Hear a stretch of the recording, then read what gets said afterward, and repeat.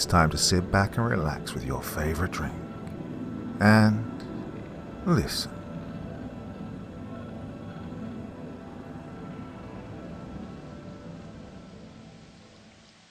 The gate to Xoran. He sat in a small, half-darkened booth, well over in the corner, the man with the strangely glowing blue-green eyes. The booth was one of a score that circled the walls of the Maori Hut, a popular nightclub in the San Fernando Valley some 5 miles over the hills from Hollywood. It was nearly midnight. Half a dozen couples danced lazily in the central dancing space. Other couples remained tete-a-tete in the secluded booths. In the entire room, only 2 men were dining alone. One was a slender, grey-haired little man with weirdly glowing eyes. The other was Blair Gordon, a highly successful young attorney of Los Angeles. Both men had the unmistakable air of waiting for someone. Blair Gordon's college days were not so far distant that he'd yet lost any of the splendid physique that had made him an all-American tackle. In any physical combat with a slight grey-haired stranger, Gordon knew that he should be able to break the other in 2 with one hand. Yet, as he studied the stranger from behind the potted palms that screened his own booth, Gordon was amazed to find himself slowly being overcome by an emotion of dread so intense that it verged upon sheer fear. There was something indescribably alien and utterly sinister in that dimly seen figure in the corner booth. The faint, eerie light that glowed in the stranger's deep-set eyes was not the lambent flame seen in the chatoyant orbs of some night-prowling jungle beast. Rather, it was the blue-green glow of phosphorescent witchlight that flickers and dances in the night mists above steaming tropical swamps. The stranger's face was classically perfect in its rugged outline as that of a Roman war god, yet those perfect features seemed utterly lifeless. In the 20 minutes that he had been intently watching the stranger, Gordon could have sworn that the other's face had not moved by so much as the twist of an eyelash. Then a new couple entered the Maori hut, and Gordon promptly forgot all thought of the puzzlingly alien figure in the corner. The new arrivals were a vibrantly beautiful blonde girl and a plump, sallow-faced man in the early 40s. The girl was Leah Keith, Hollywood's latest screen sensation, and the man was Dave Redding, her director. A waiter seated Leah and her escort in a booth directly across the room from that of Gordon. It was a maneuver for which Gordon had tipped lavishly when he first came to the hut. A week ago, Leah Keith's engagement to Blair Gordon had been abruptly ended by a trivial little quarrel that 2 volatile temperaments had fanned into flames which apparently made reconciliation impossible. A miserably lonely week had finally ended in Gordon's present trip to the Maori hut.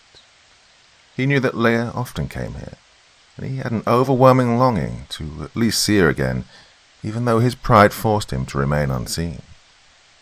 Now, as he stared glumly at Leah through the palms that effectively screened his own booth, Gordon heartily regretted that he'd ever come.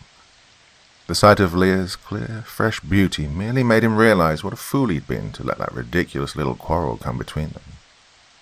Then, with a sudden tingling thrill, Gordon realized that he was not the only one in the room who was interested in Leah and her escort. Over in the half-darkened corner booth, the eerie stranger was staring at the girl with an intentness that made his weird eyes glow like miniature pools of shimmering blue-green fire. Again, Gordon felt that vague impression of dread, as though he were in the presence of something utterly alien to all human experience. Gordon turned his gaze back to Leah, then caught his breath sharply in sudden amazement. The necklace about Leah's throat was beginning to glow with the same uncanny blue-green light that shone in the stranger's eyes. Faint, yet unmistakable, the shimmering radiance pulsed from the necklace in an aura of nameless evil. And with the coming of that aura of weird light around her throat, a strange trance was swiftly sweeping over Leah. She sat there now as rigidly motionless as some exquisite statue of ivory and jet. Gordon stared at her in stark bewilderment. He knew the history of Leah's necklace. It was merely an oddity and nothing more, a freak piece of costume jewelry made from fragments of Arizona meteorite. Leah had worn the necklace a dozen times before without any trace of the weird phenomena that was now occurring. Dancers again thronged the floor to the blaring music, while Gordon was still trying to force his whirling brain into a decision. He was certain that Leia was in deadly peril of some kind, yet the nature of that peril was too bizarre for his mind to imagine. Then the stranger with the glowing eyes took matters into his own hands. He left his booth and began threading his way through the dancers toward Leia. As he watched the progress of that slight grey-haired figure, Gordon refused to believe the evidence of his own eyes. The thing was too utterly absurd, and yet Gordon was positive that the strong oak floor of the dancing space was visibly swaying and creaking beneath the stranger's mincing tread. The stranger paused at Leia's booth only long enough to utter a brief, low-voiced command. Then Leia, still in the grip of that strange trance, rose obediently from her seat to accompany him. Dave Redding rose angrily to intercept her. The stranger seemed to barely brush the irate director with his fingertips, and yet Redding reeled back as though struck by a pile driver. Leia and the stranger started for the door. Redding scrambled to his feet again and hurried after them. It was only then that Gordon finally shook off the stupor of utter bewilderment that had held him. Springing from his booth, he rushed after the trio. The dancers in his way delayed Gordon momentarily. Leia and the stranger were already gone when he reached the door. The narrow little entrance hallway to the hut was deserted, save for a figure sprawled there on the floor near the outer door. It was the body of Dave Redding. Gordon shuddered as he glanced briefly down at the huddled figure. A single mighty blow from some unknown weapon had crumpled the director's entire face in, like the shattered shell of a broken egg. Gordon charged on through the outer door just as a heavy sedan came careening out of the parking lot. He had a flashing glimpse of Leia and the stranger in the front seat of that big car. Gordon then raced for his own machine, a powerful, low-slung roadster. A single vicious jab at the starting button, and the big motor leaped into roaring life. Gordon shot out from the parking lot onto the main boulevard. 100 yards away, the sedan was fleeing toward Hollywood. Gordon tramped hard on the accelerator. His engine snarled with the unleashed fury of 100 horsepower. The gap between the two cars was swiftly lessening. Then the stranger seemed to become aware for the first time that he was being followed. The next second, the big sedan accelerated with the hurtling speed of a flying bullet. Gordon sent his own foot nearly to the floor. The roadster jumped at 80 miles an hour, and yet the sedan continued to leave it remorselessly behind. Two cars started up the northern slope of Cahuenga Pass, with the sedan nearly 200 yards ahead, and gaining all the time. Gordon wondered briefly if they were to flash down the other side of the pass and on into Hollywood at their present mad speed. Then, at the summit of the pass, the sedan swerved abruptly to the right and fled west along the Mulholland Highway. Gordon's tires screamed as he swerved the roadster in hot pursuit.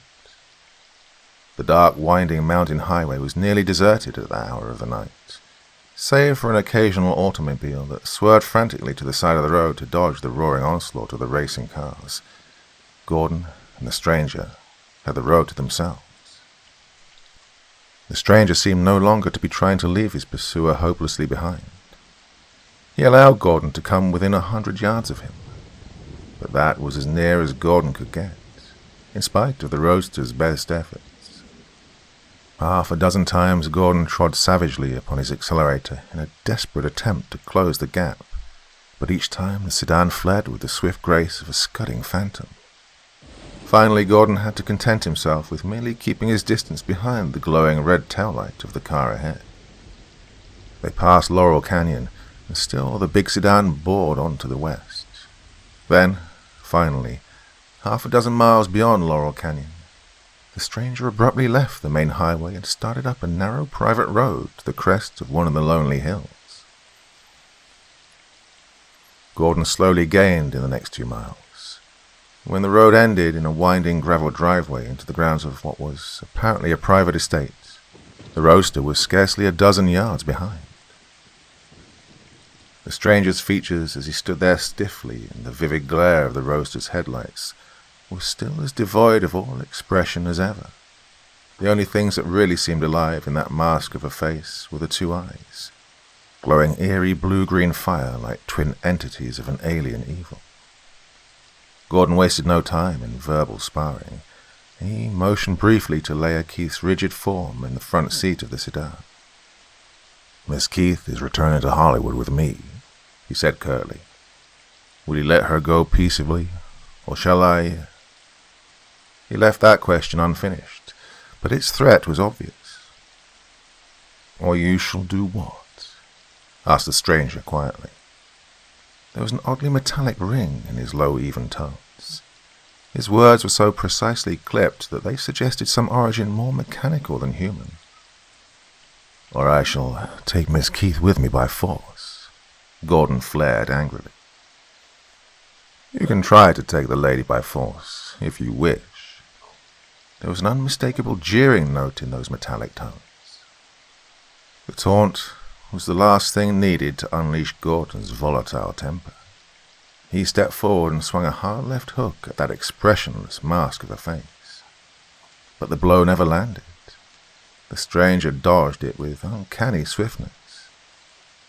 His answering gesture seemed merely the gentlest possible push with an outstretched hand, and yet Gordon was sent reeling backward a full dozen steps by the terrific force of that apparently gentle blow. Recovering himself, Gordon grimly returned to the attack. The stranger again flung out one hand in the contemptuous gesture which one would brush away a troublesome fly. But this time Gordon was more cautious. He neatly dodged the stranger's blow, then swung a vicious right squarely for his adversary's unprotected jaw.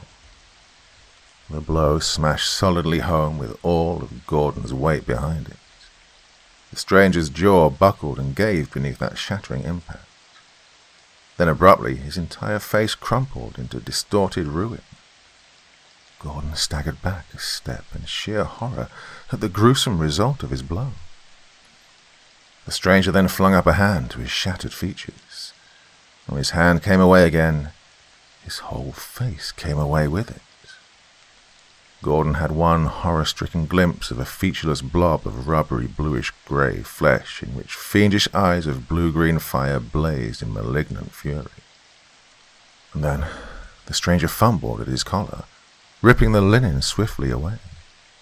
Something lashed out from beneath his throat, a loathsome, snake-like object, slender and forked at the end.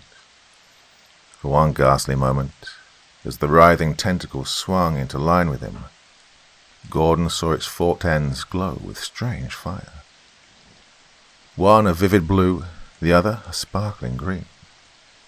And then the world was abruptly blotted out for Blair Gordon. Consciousness returned to Gordon as swiftly and painlessly as it had left him. For a moment he blinked stupidly in a dazed effort to comprehend the incredible scene before him. He was seated in a chair, over near the wall of a large room that was flooded with livid red light from a single globe overhead. Beside him sat Leia Keith, also staring with dazed eyes in an effort to comprehend her surroundings. Directly in front of them stood a figure of stark nightmare horror.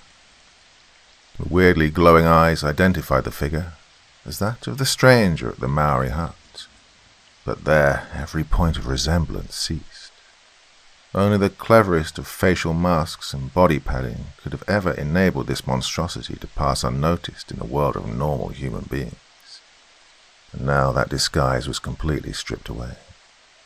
His slight frame was revealed as a grotesque parody of that of a human being, with arms and legs like pipe stems, a bald oval head that merged with necklace rigidity directly into a heavy-shouldered body that tapered into an almost wasp-like slenderness at the waist.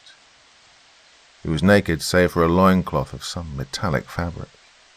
His bluish-grey skin had a dull, oily sheen strangely suggestive of fine-grained, flexible metal. The creature's face was hideously unlike anything human. Beneath the glowing eyes was a small circular mouth orifice with a cluster of gill-like appendages on either side of it. Patches of lighter-colored skin on either side of the head seemed to serve as ears. From a point just under the head, where the throat of a human being would have been, dangled the 1.5-foot-long tentacle whose forked tip had sent Gordon into oblivion. Behind the creature, Gordon was dimly aware of a maze of complicated and utterly unfamiliar apparatus ranged along the opposite wall, giving the room the appearance of being a laboratory of some kind. Gordon's obvious bewilderment seemed to amuse the bluish-grey monstrosity. "May I introduce myself?" he asked with a mocking note in his metallic voice. "I am Arlok of Xoran. I am an explorer of space, and more particularly, an opener of gates. My home is upon Xoran, which is one of the 11 major planets that circle about the giant blue-white sun that your astronomers call Rigel. I am here to open the gate between your world and mine." Gordon placed a reassuring hand over Leia. All memory of their quarrel was obliterated in the face of their present peril. He felt her slender fingers twined firmly with his. Warm contact gave both of them new courage. "We of Xoran need your planet and intend to take possession of it," Arlok continued. "But the vast distance which separates Rigel from your solar system makes it impracticable to transport any considerable number of our people here in space cars, for though our space cars travel with practically the speed of light, it requires over 540 years for them to cross that great void. So I was sent as a lone pioneer to your Earth to do the necessary work here in order to open the gate that will enable Xoran to cross the barrier in less than a minute of your time. That gate is the one through the 4th dimension. For Xoran and your planet, in a 4-dimensional universe, are almost touching each other, in spite of the great distance separating them in a 3-dimensional universe. We of Xoran, being 3-dimensional creatures like you Earthlings, cannot even exist on a 4-dimensional plane. But we can, by the use of apparatus, open a gate, pass through a thin sector of the 4th dimension, and emerge in a far distant part of our 3-dimensional universe. The situation of our 2 worlds," Arlok continued, "is somewhat like that of 2 dots on opposite ends of a long strip of paper that is curved almost into a circle. To 2-dimensional beings capable of only realizing and traveling along the 2 dimensions of the paper itself, those dots might be many feet apart, yet in the 3rd dimension, straight across free space, they might be separated by only the 1,000th part of an inch. In order to take that shortcut across the 3rd dimension, the 2-dimensional creatures of the paper would have only to transform a small strip of the intervening space into a 2-dimensional surface like their paper. They could do this, of course, by the use of proper vibration-creating machinery, for all things in a material universe are merely a matter of vibration. We of Xoran plan to cross the barrier of the 4th dimension by creating a narrow strip of vibrations powerful enough to exactly match and nullify those of the 4th dimension itself. The result will be that this narrow strip will temporarily become an area of 3 dimensions only, an area over which we can safely pass from our world to yours." Arlok indicated one of the pieces of the apparatus along the opposite wall of the room. It was an intricate arrangement of finely wound coils with wires leading to scores of needle-like points which constantly shimmered and crackled with tiny blue-white flames. Thick cables ran to a bank of concave reflectors of some gleaming greyish metal. "There is the apparatus which will supply the enormous power necessary to nullify the vibrations of the 4th-dimensional barrier," Arlok explained. "It is a condenser and adapter of the cosmic force that you call the Millikan rays. In Xoran, a similar apparatus is already set up and finished, but the gate can only be opened by simultaneous actions from both sides of the barrier. That is why I was sent on my long journey through space to do the necessary work here. I am now nearly finished. A few more hours will see the final opening of the gate, and then the fighting hordes of Xoran can sweep through the barrier and overwhelm your planet. When the gate from Xoran to a new planet is first opened," Arlok continued, "our scientists always like to have at least 1 pair of specimens of the new world's inhabitants sent through to them for experimental use. So tonight, while waiting for one of my final castings to cool, I improved the time by making a brief raid upon the place you call the Maori hut. The lady here seemed an excellent type of your Earthling women, and the meteoric iron in her necklace made a perfect focus for electric hypnosis. Well, her escort was too inferior a specimen to be of value to me, so I killed him when he attempted to interfere. When you gave chase, I lured you on until I could see whether you might be usable. You proved an excellent specimen, so I merely stunned you. Very soon now I shall be ready to send the two of you through the gate to our scientists in Xoran. A cold wave of sheer horror swept over Gordon. It was impossible to doubt the stark and deadly menace promised in the plan of this grim visitor from an alien universe. A menace that loomed not only for Gordon and Leia, but for the teeming millions of a doomed and defenseless world. "Let me show you Xoran," Arlok offered. "Then you may be better able to understand." He turned his back carelessly upon his two captives and strode over to the apparatus along the opposite wall. Gordon longed to hurl himself upon the unprotected back of the retreating Xoranian, but he knew that any attempt of that kind would be suicidal. Arlok's deadly tentacle would strike him down before he was halfway across the room. He searched his surroundings with desperate eyes for anything that might serve as a weapon. Then his pulse quickened with sudden hope. There on a small table near Leia was the familiar bulk of a .45 caliber revolver, loaded and ready for use. It was included in a miscellaneous collection of other small earthly tools and objects that Arlok had apparently collected for study. There was an excellent chance that Leia might be able to secure the gun unobserved. Gordon pressed her fingers in a swift attempt at signaling, then jerked his hand ever so slightly toward the table. A moment later, the quick answering pressure of Leia's fingers told him that she'd understood his message. From the corner of his eye, Gordon saw Leia's other hand begin cautiously groping behind her for the revolver. Then, both Gordon and Leia froze into sudden immobility as Arlok faced them again from beside an apparatus slightly reminiscent of an earthly radio set. Arlok threw a switch, and a small bank of tubes glowed pale green. The yard-square plate of bluish-grey metal on the wall above the apparatus glowed with milky fluorescence. "It is easy to penetrate the barrier with light waves," Arlok explained. "That is a gate that can readily be opened from either side. It was through it that we first discovered your Earth." Arlok then threw a rheostat on to more power. The luminous plate cleared swiftly. "And there, Earthlings, is Xoran," Arlok proclaimed proudly. Leia and Gordon gasped in sheer amazement as the glowing plate became a veritable window into another world, a world of utter and alien terror. The livid light of a giant red sun blazed mercilessly down upon a landscape from which every vestige of animal and plant life had apparently been stripped. Naked rocks and barren soil stretched endlessly to the far horizon in a vast monotony of utter desolation. Arlok twirled the knob of the apparatus, and another scene flashed into view. In this scene, great gleaming squares and cones of metal rose in towering clusters from the starkly barren land. Hordes of creatures like Arlok swarmed in and around the metal buildings. Giant machines whirled countless wheels in strange tasks. From 1,000 great needle-like projections on the buildings spurted shimmering sheets of crackling flame, bathing the entire scene in a whirling mist of fiery vapors.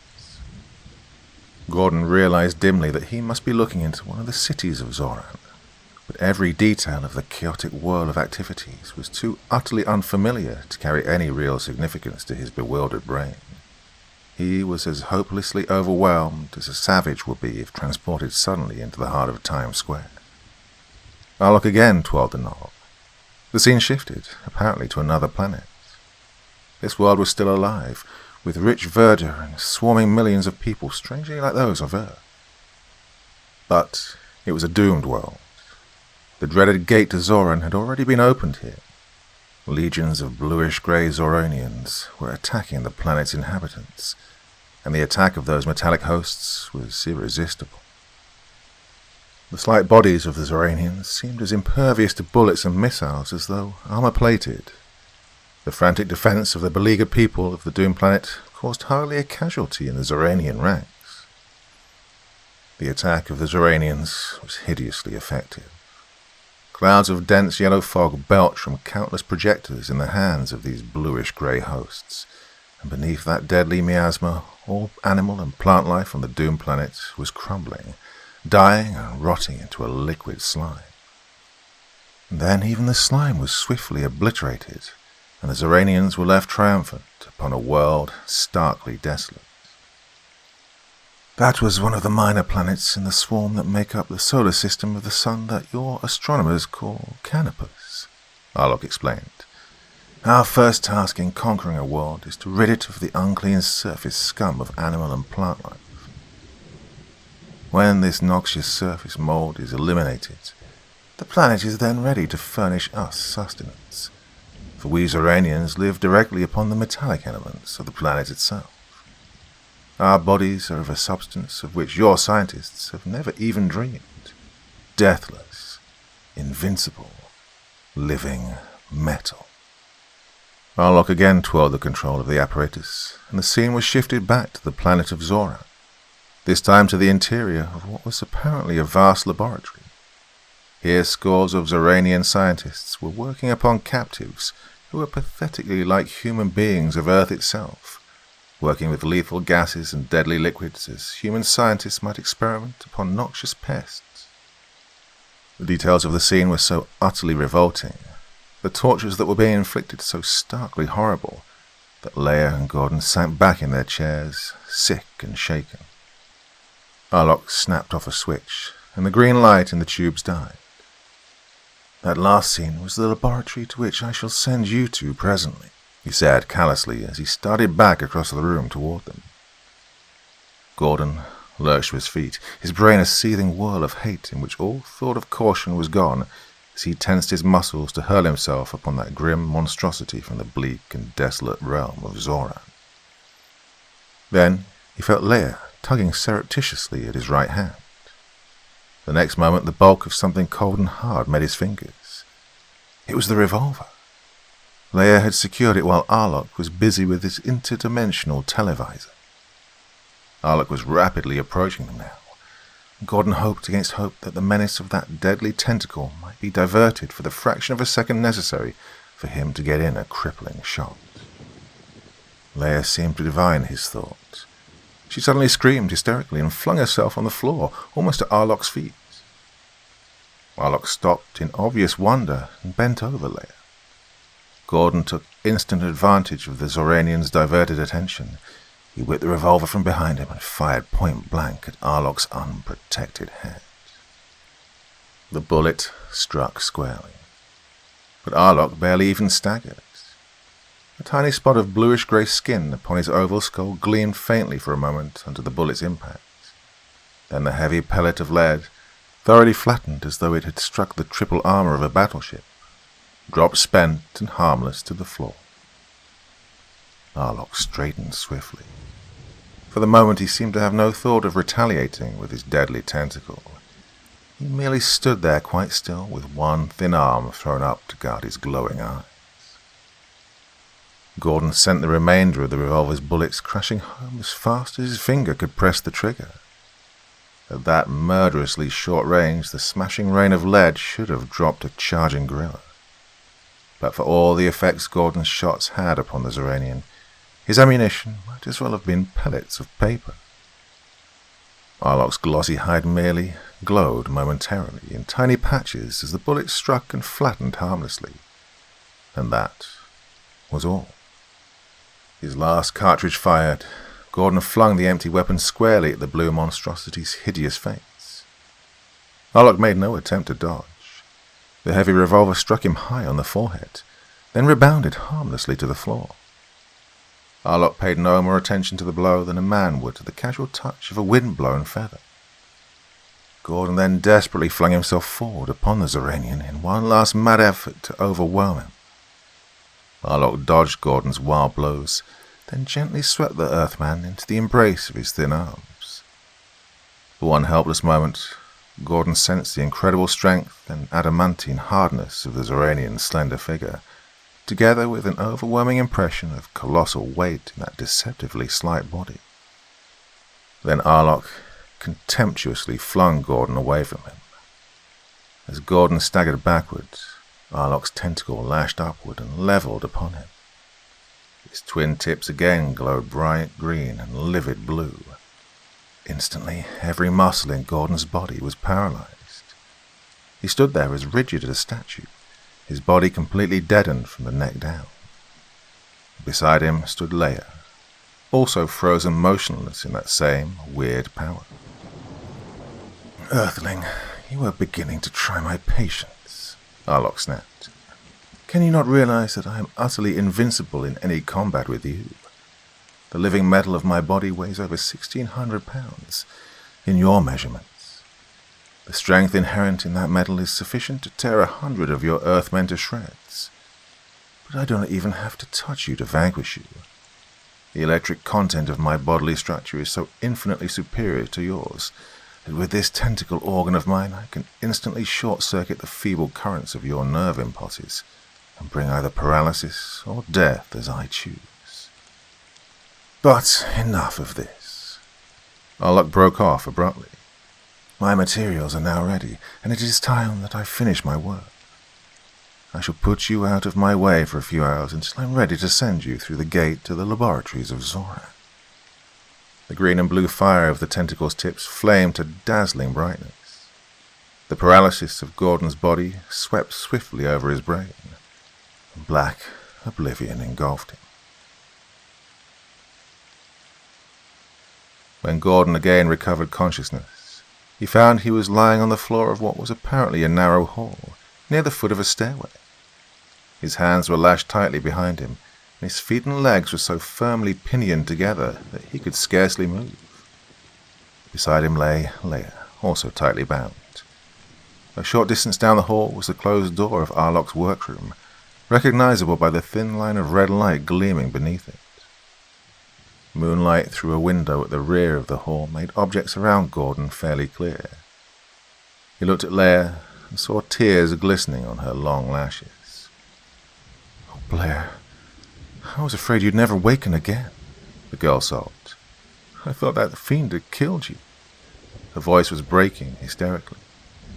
"Steady, darling," Gordon said soothingly. "We simply can't give up now, you know. If that monstrosity ever opens that accursed gate of his, then our entire world is doomed. There must be some way to stop him. We've got to find that way and try it, even if it seems only one forlorn chance in a million." Gordon shook his head to clear the numbness still lingering from the effect of Arlok's tentacle. The Xoranian seemed unable to produce a paralysis of any great duration with his weird natural weapon. Accordingly, he'd been forced to bind his captives like two trussed fowls while he returned to his labors. Lying as close together as they were, it was a comparatively easy matter for them to get their bound hands within reach of each other. But after 15 minutes of vain work, Gordon realized that any attempt at untying the ropes was useless. Arlok's prodigious strength had drawn the knots so tight that no human power could ever loosen them. Then Gordon suddenly thought of one thing in his pockets that might help them. It was a tiny cigarette lighter, of the spring trigger type. It was in his vest pocket, completely out of reach of his bound hands. But there was a way out of that difficulty. Gordon and Leia twisted and rolled their bodies like two contortionists, until they succeeded in getting into such a position that Leia was able to get her teeth into the cloth of the vest pocket's edge. A moment of desperate tugging, and the fabric gave way. The lighter dropped from the torn pocket to the floor, where Leia retrieved it. Then they twisted their bodies back to back. Leia managed to get the lighter flaming in her bound hands. Gordon groped in an effort to guide the ropes on his wrists over the tiny, flickering flame. Then there came the faint, welcome odor of smoldering rope, as the lighter's tiny flame bit into the bonds. Gordon bit his lips to suppress a cry of pain as the flame seared into his skin as well. The flame bit deeper into the rope, and a single strand snapped. Then another strand gave way. To Gordon, the process seemed endless as the flame scorched rope and flesh alike. A long minute of lancing agony that seemed hours, and then Gordon could stand no more. He tensed his muscles in one mighty agonized effort to end the torture of the flame. The weakened rope gave way completely beneath that pain-maddening lunge. Gordon's hands were free. It was now an easy matter to use the lighter to finish freeing himself and Leia. They made their way swiftly back to the window at the rear of the hall. It slid silently upward. Then, a moment later, they were out in the brilliant moonlight.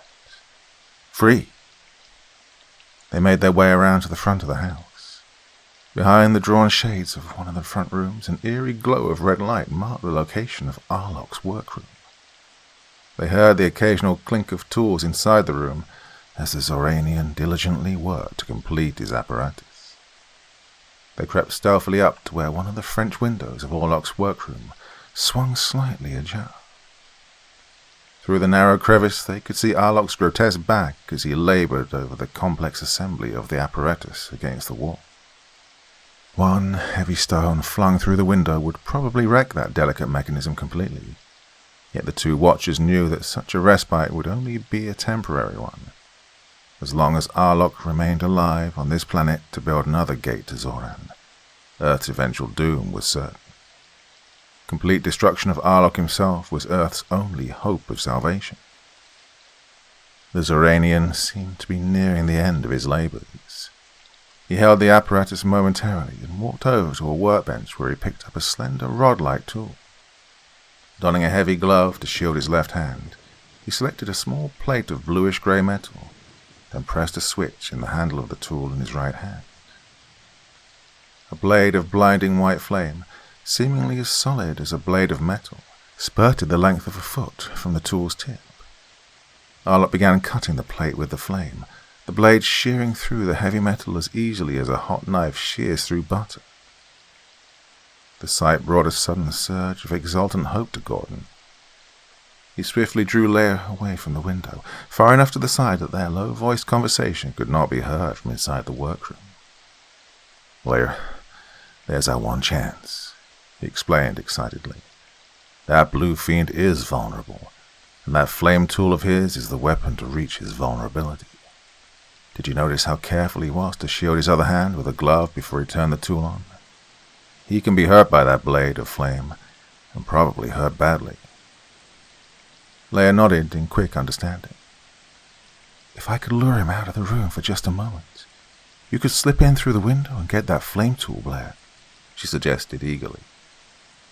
That might work," Gordon agreed reluctantly. "But Leia, don't run any more risks than you absolutely have to." He then picked up a small rock. "Here, take this with you. Open the door into the hall and attract Arlock's attention by throwing the rock at his precious apparatus. Then the minute he sees you, try to escape through the hall again. He'll leave his work to follow you. When he returns to his workroom, I'll be in there waiting for him. And I'll be waiting with a weapon that can stab through even that armor-plated hide of his." They separated then, Leia to enter the house, Gordon to return to the window. Arlock was back over in front of the apparatus, fitting into place the piece of metal he'd just cut. The flame tool, its switch now turned off, was still on the workbench. Gordon's heart pounded with excitement as he crouched there with his eyes fixed upon the closed hall door. The minutes seemed to drag interminably. Then suddenly, Gordon's muscles tensed. The knob of the hall door had turned ever so slightly. Leia was at her post. The next moment the door was flung open with a violence that sent it slamming back against the wall. The slender figure of Leia stood framed in the opening, her dark eyes blazing as she flung one hand up to hurl her missile. Arlock whirled around just as Leia threw the rock straight to the intricate gate-opening apparatus. With incredible speed, the Xoranian flung his own body over to shield his fragile instruments. The rock thudded harmlessly against his metallic chest. And then Arlock's tentacle flung out like a striking cobra, its fork tip flaming blue and green fire as it focused upon the open door. But Leia was already gone. Gordon heard her flying footsteps as she raced down the hall. Arlock promptly sped after her in swift pursuit. As Arlock passed through the door into the hall, Gordon flung himself into the room and sped straight for the workbench. He snatched the flame tool up, then darted over to the wall by the door. He was not a second too soon. The heavy tread of Arlok's return was already audible in the hall just outside. Gordon prepared to stake everything upon his one slim chance of disabling that fearful tentacle before Arlok could bring it into action.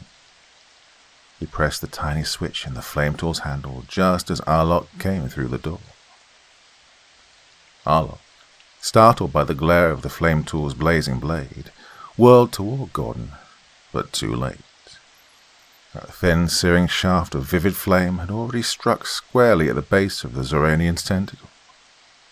A seething spray of hissing sparks marked the place where the flame bit deeply home. Arlok screamed, a ghastly metallic note of anguish like nothing human. The Xoranian's powerful hands clutched at Gordon, but he leaped lithely backward out of their reach.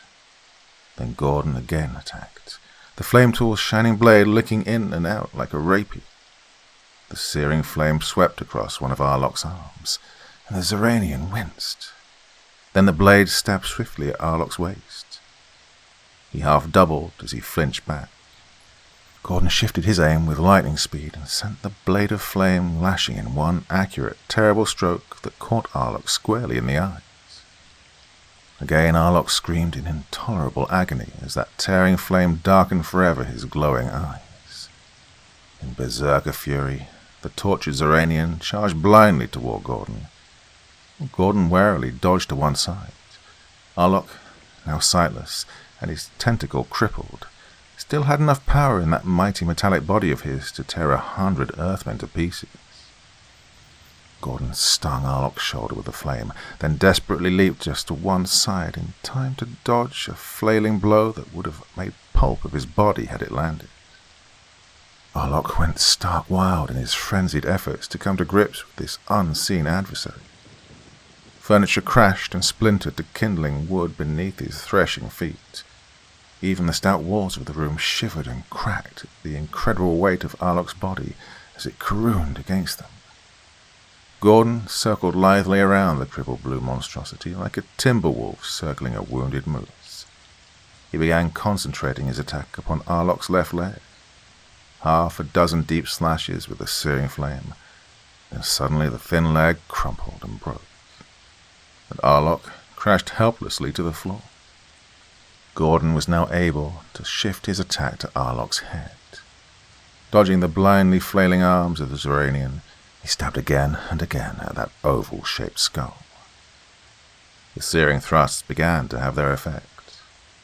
Arlok's convulsive movements became slower and weaker. Gordon sent the flame stabbing in a long final thrust in an attempt to pierce through to that alien metal brain. With startling suddenness, the flame burned its way home to some unknown center of life force in the oval skull. There was a brief but appalling gush of bright purple flame from Arlok's eye sockets and mouth orifice, and then his twitching body stiffened. His bluish-grey hide darkened with incredible swiftness into a dull black. Arlok was dead. Gordon, sickened at the grisly ending to the battle, snapped off the flame tool and turned to search for Leia. He found her already standing in the hall door, alive and unhurt. "I escaped through the window at the end of the hall," she explained. "Arlok quit following me as soon as he saw that you too were gone from where he'd left us tied." She shuddered as she looked down at the Xoranian's mangled body. "I saw most of your fight with him, Blair. It was terrible, awful. But Blair, we've won." "Yeah, and now we'll make sure of the fruits of our victory," Gordon said grimly, starting over toward the gate-opening apparatus with the flame tool in his hand. Only a few minutes' work with the shearing blade of flame reduced the intricate apparatus to a mere tangled pile of twisted metal. Arlok, gate-opener of Xoran, was dead, and the gate to that grim planet was now irrevocably closed. "Blair, did you feel it too? That eerie feeling of countless eyes still watching us from Xoran?" There was frank awe in Leia's half-whispered question. You know, Arlok said that they'd watched us for centuries from their side of the barrier. I'm sure they're watching us now. Will they send another opener of gates to take up the work where Arlok failed? Gordon took Leia into his arms. I don't know, dear, he admitted gravely. They may send another messenger, but I doubt it. This world of ours has had its warning, and we'll heed it. The Watchers of Xoran must know that in the 540 years it would take their next messenger to get here, the Earth will have done more than enough to prepare an adequate defense for even Xoran's menace. Well, I doubt if there'll ever again be an attempt made to open the gate of Xoran.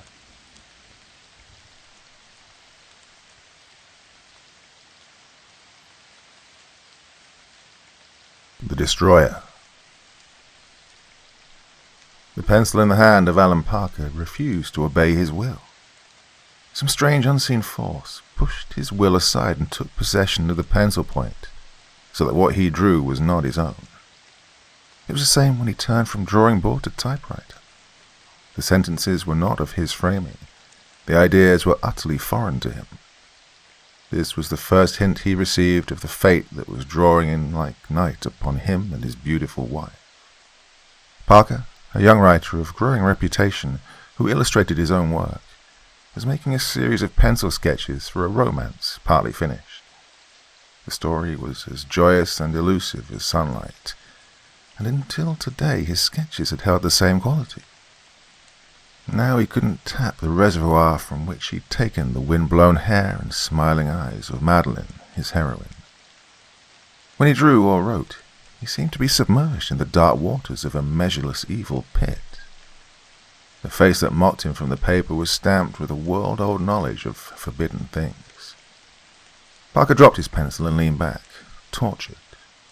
He and his wife, Betty, had taken this house in Pine Hills, a small and extremely quiet suburban village, solely for the purpose of concentration on the book which was to be the most important work he'd ever done. He went to the door of the room that he used for a studio and called out. "Betty, can you come here a moment, please?" There was a patter of running feet on the stairs, and then a girl of 20 or thereabouts came into the room. Oh, any man would have said she was a blessing. Her hair was yellow like ripe corn, and her vivid blue eyes held depth and character and charm. Look," exclaimed Parker. What do you think of this stuff?" For a moment there was silence. Then Alan Parker saw something he'd never seen before in his wife's face, for him or for his work. A look of complete disgust. "Well, I wouldn't have believed you capable of doing anything so horrid," she said coldly. "How could you?" I don't know." His arms, which had been ready to take her to him for comfort, dropped. "The work has been difficult lately. It's as though something was pulling at my mind. But not like this. It isn't me." "Well, it must be you since it came out of you." She turned away and moved restlessly to one of the windows. "Look through me," muttered Parker. "Ideas come through me." "You'll have to do something." "Yeah, what? I don't know what to do." "Why not go see that new doctor?" asked Betty over her shoulder. "You know, Dr. Friedrich von Stein." "Von Stein?" repeated Parker vaguely. "Don't know him. Anyhow, I don't need a doctor. What in the world made you think of that?" "Nothing, except I can see his house from here. He's taken what they call the old Reynolds place, opposite the church. We looked at it and thought it was too large for us. Oh, he's made a lot of alterations." Yeah." Parker had placed the newcomer, more recent than himself. "Yeah, I had an idea that he was a doctor of philosophy, though, not medicine." "Oh, he has half a dozen degrees, they say. Certainly he's a stunning-looking man. I saw him on the street." "Maybe he doesn't practice." The artist was gazing, baffled and sick at heart, upon what he'd wrought. "And what could he do, unless it's my liver?" "Well, he might be a psychoanalyst or something like that," she replied slowly. Yeah, but why the wild interest in this particular doctor? Parker got up and looked at her. He felt irritable and was ashamed of it. Only for your work, said Betty. A faint pink touched her cheeks. Alan Parker had a sudden feeling of certainty that his wife was lying to him. To one who knew the Parkers, it would have been equally impossible to think of Betty as lying, or of her husband as believing such a thing. And Parker was outraged by his own suspicion. He sprang up and began to pace the floor. "All right then," he exploded. "My work is going to the dogs. There's an appointment with Cartwright tomorrow to show him these sketches, and the last few chapters I've done. Look, we'll go now. If this man can't do anything for me, I'll try somebody else." In 10 minutes they were walking up the quiet street toward the present home of Dr. Friedrich von Stein. Despite his self-absorption, Parker could not help noticing that his wife had never looked more attractive than she did at this moment. Her colour had deepened. Little wisps of hair curled against her cheeks, and there was a sparkle in her eyes which he knew came only on very particular occasions. Even from the outside, it was apparent that many strange things had been done to the dignified house of Reynolds. A mass of aerials hung above the roof. Some new windows had been cut at the second floor and filled with glass of a peculiar reddish-purple tinge. A residence had been turned into a laboratory, in sharp contrast to the charming houses up and down the street, and the church of grey stone that stood opposite. Beside the door at the main entrance, a modest plate bore the legend, Dr. Friedrich von Stein. Parker pressed the bell. Then he squared his broad shoulders and waited. A very miserable, very likeable young man with a finely shaped head and a good set of muscles under his well-cut clothes. Well, he brought his sketches, but he was uncomfortable with the portfolio under his arm. It seemed like it was contaminating him. The door opened to reveal a blocky figure of a man in a workman's blouse and overalls. The fellow was pale of eye, tow-headed, and he appeared to be good-natured but of little intelligence. The only remarkable thing about him was a livid welt that ran across one cheek from nose to ear. Beside him a glossy-coated dachshund wagged furiously, after having barked once as a matter of duty. "May we see Dr. von Stein?" asked Parker. "If he's in."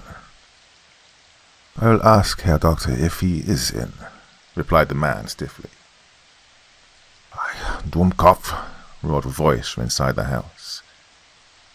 An instant later, the man and the dog shrank back along the hall, and there appeared in their place one of the most striking personalities Alan Parker had ever seen. Dr. Friedrich von Stein was inches more than 6 feet tall, and he stood perfectly upright, with the unmistakable carriage of a well-drilled soldier. He was big-boned but lean, and every movement was made with military precision. More than any other feature, his eyes impressed Parker. They were steady, penetrating, and absolutely black. But through a thread of grey hair here and there, his well-kept beard and hair were black. He might have been any age from 40 to 60, so deceptive was his appearance. "Come in, if you please," he said before Parker could speak. Von Stein's voice was rich and deep, but with a metallic quality which somehow corresponded with his mechanical smile. Except for the guttural R's, there was hardly a hint of the foreigner in his speech. "It is Mr. and Mrs. Parker, I believe. I am Dr. von Stein." He stood aside for them to pass into the hallway, and while they murmured their thanks, he shot a volley of German at the man, whom he called Heinrich. The frightened servant vanished, and the Parkers were taken into a living room furnished carelessly, but in good enough taste. Betty took her place on a couch, to which the doctor led her with a bow. Parker sank into an overstuffed chair not far from the window. "I learned your names because of the beauty of the madame," said von Stein, as he stood looming above the mantel. Again he bowed. One could not see her without wishing to know how such a charming woman was called. You're my neighbors from down the street, I believe. Yes, replied Alan. He wanted to be agreeable, but found it difficult. And I think Mrs. Parker has developed a great admiration for you. She persuaded me to come here today. Listen, are you by chance a psychoanalyst? I don't even know that you're a doctor of medicine, but, I know a very great deal about the human mind, interrupted Dr. von Stein calmly. I know a great deal about many things. I'm not going to practice medicine here in Pine Hills because I have research work to do, but I will help you if I can. Now, what is your trouble? The question brought back to Parker the mood of half an hour ago. Almost savagely, he snapped the portfolio open and spread out a few of his recent drawings, with some of the earlier ones for comparison. Look, he cried, these vicious things are what I'm doing now. I can't help myself. The pencil does not obey me. Apparently I have no emotional control. It's as though my normal ideas were shouldered aside like people in a crowd. And my writing today was as bad as these illustrations. I'm doing a book. Consider these things carefully, Doctor. They're not obscene, except by inference. They can't be censored. The book will go through the mails, but they are deadly. Look at my heroine in these two pictures. In one she's like Violet's, and in the other she looks capable of any crime. God, what is she? A vampire? If there is such a thing. A witch? I can almost believe in demonology since I made these last drawings. Parker, in spite of his excitement, tried to read the face of Dr. Friedrich von Stein. He found nothing but the automatic smile upon that mask. Yet it seemed to the artist that this time there was a hint of real pleasure in the curve of his lips. Was it possible that anyone could like those drawings? Parker began to think that he was going insane. "Oh, this is most unfortunate for you," rumbled the doctor. "I understand, but I trust that the condition can be remedied if it persists. You, Mr. Parker, and you, Madame, do you understand something of physics, of psychology, or metaphysics?" "Oh, I fear that I am rather ignorant," answered Betty. "Certainly I am in comparison with a man of your attainments." Dr. von Stein once again bowed. He then turned his black eyes upon Parker. "And you, sir, I must adjust my explanation to, what shall I say, to your knowledge of the higher reaches of scientific thought." "Well, I majored in philosophy in college," said Parker hesitatingly.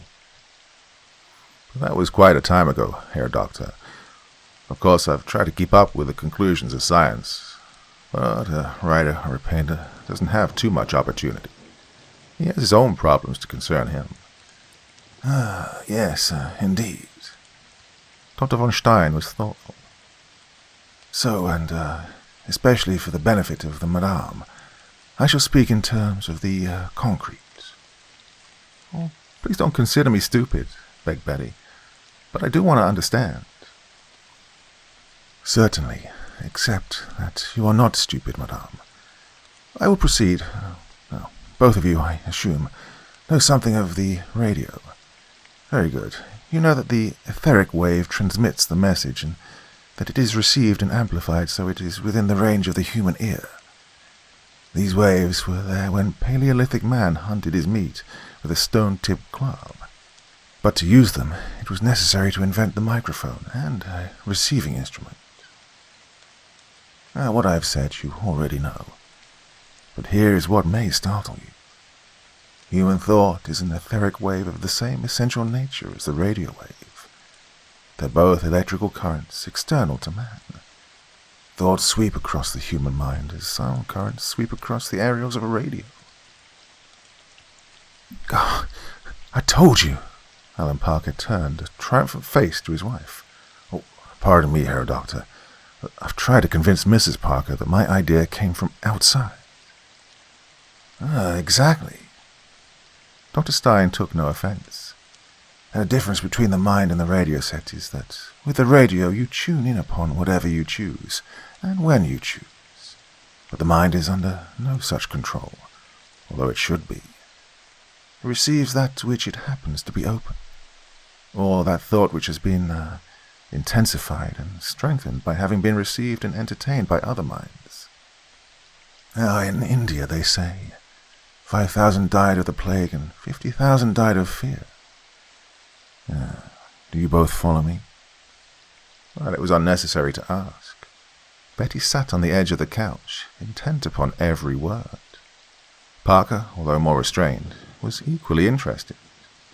Moreover, he was delighted to have what he had felt instinctively confirmed, in a way, by a man of science.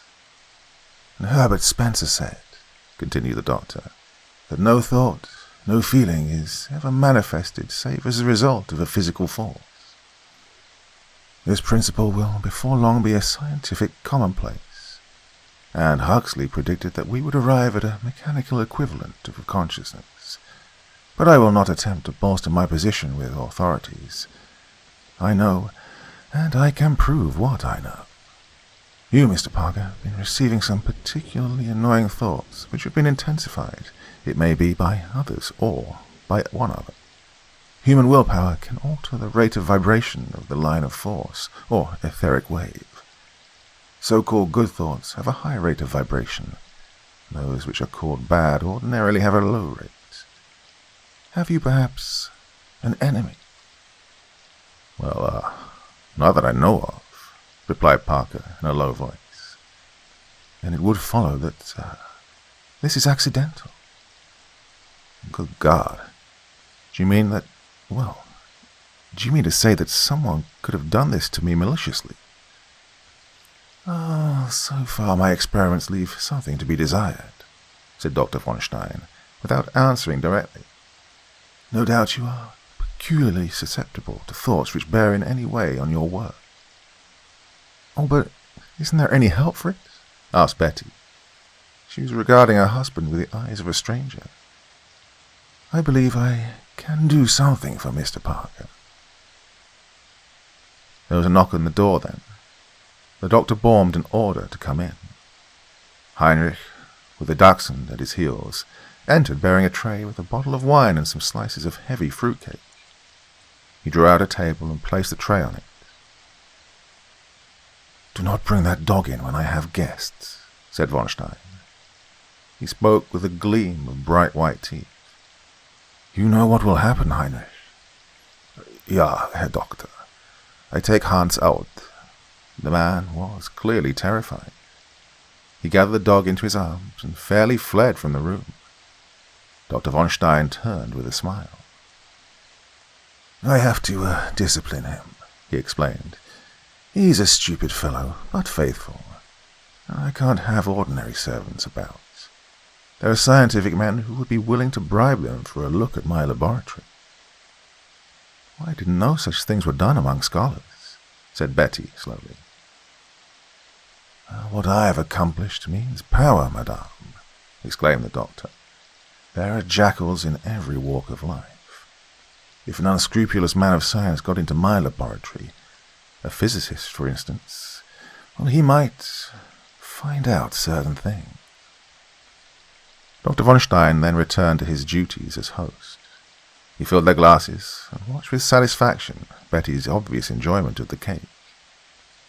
A box of mellow Havanas appeared from a cabinet, imported cigarettes from a smoking stand.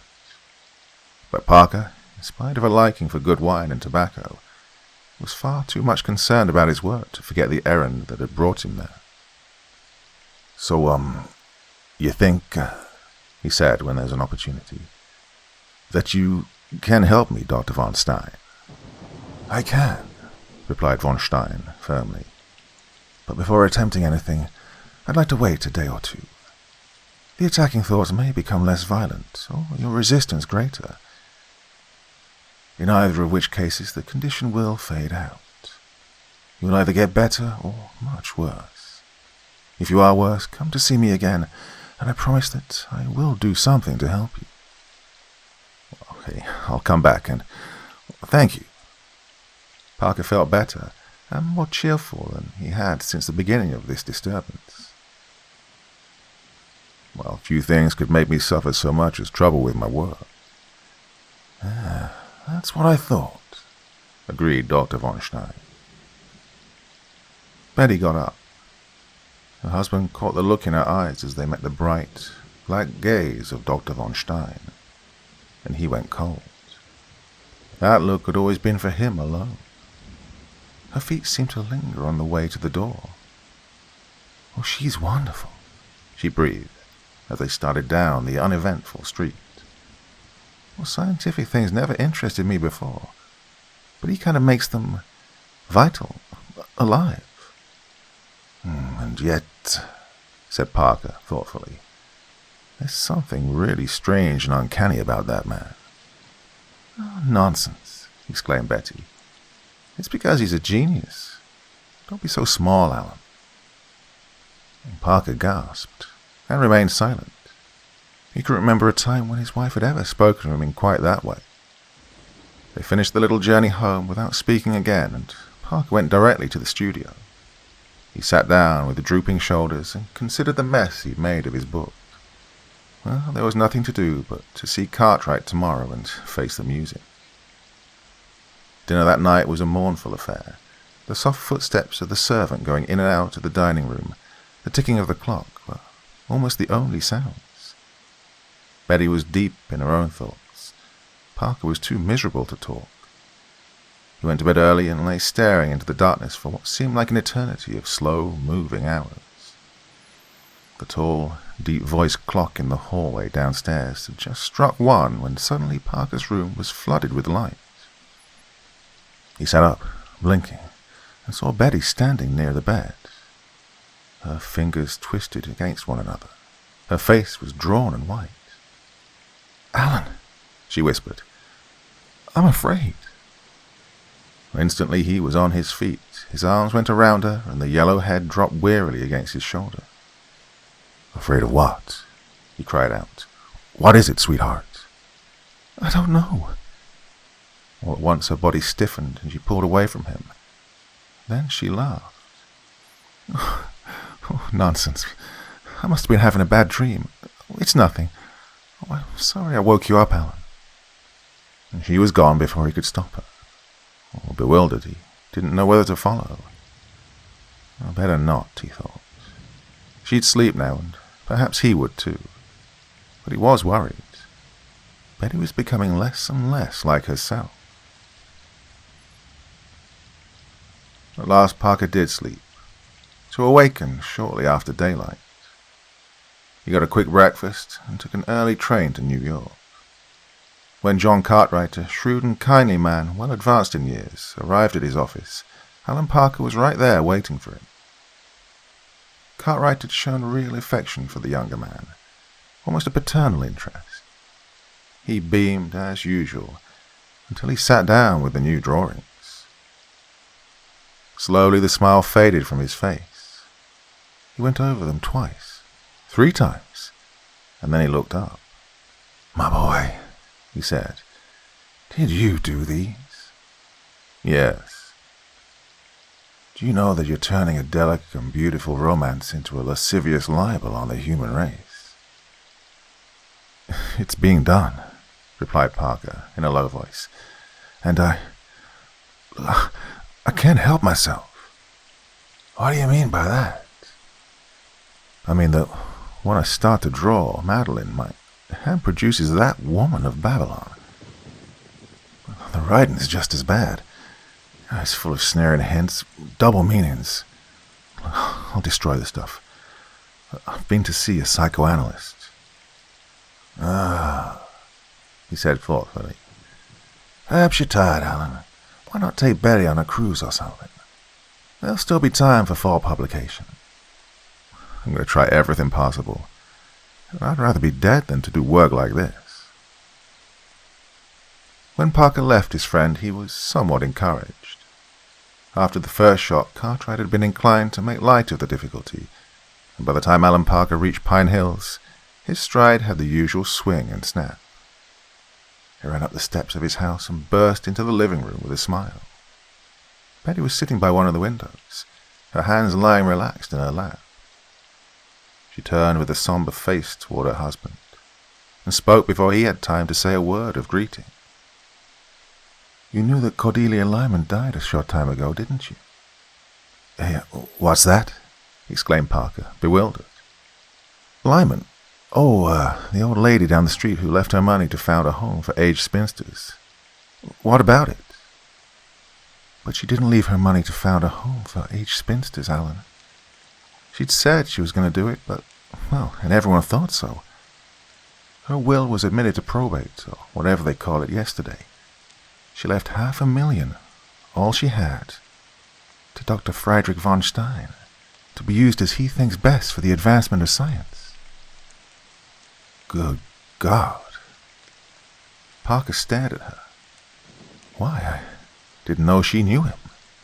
He'd only been here a week or so when she died." "Well, there isn't a flaw in the will, they say. Well, you can imagine that all the Pine Hills is talking." "Well," said Parker philosophically, "well, he's lucky. I hope he does something good with it." "He will," replied Betty with conviction. "He'll do many good things." Parker told her of his interview with Cartwright, but she seemed little interested.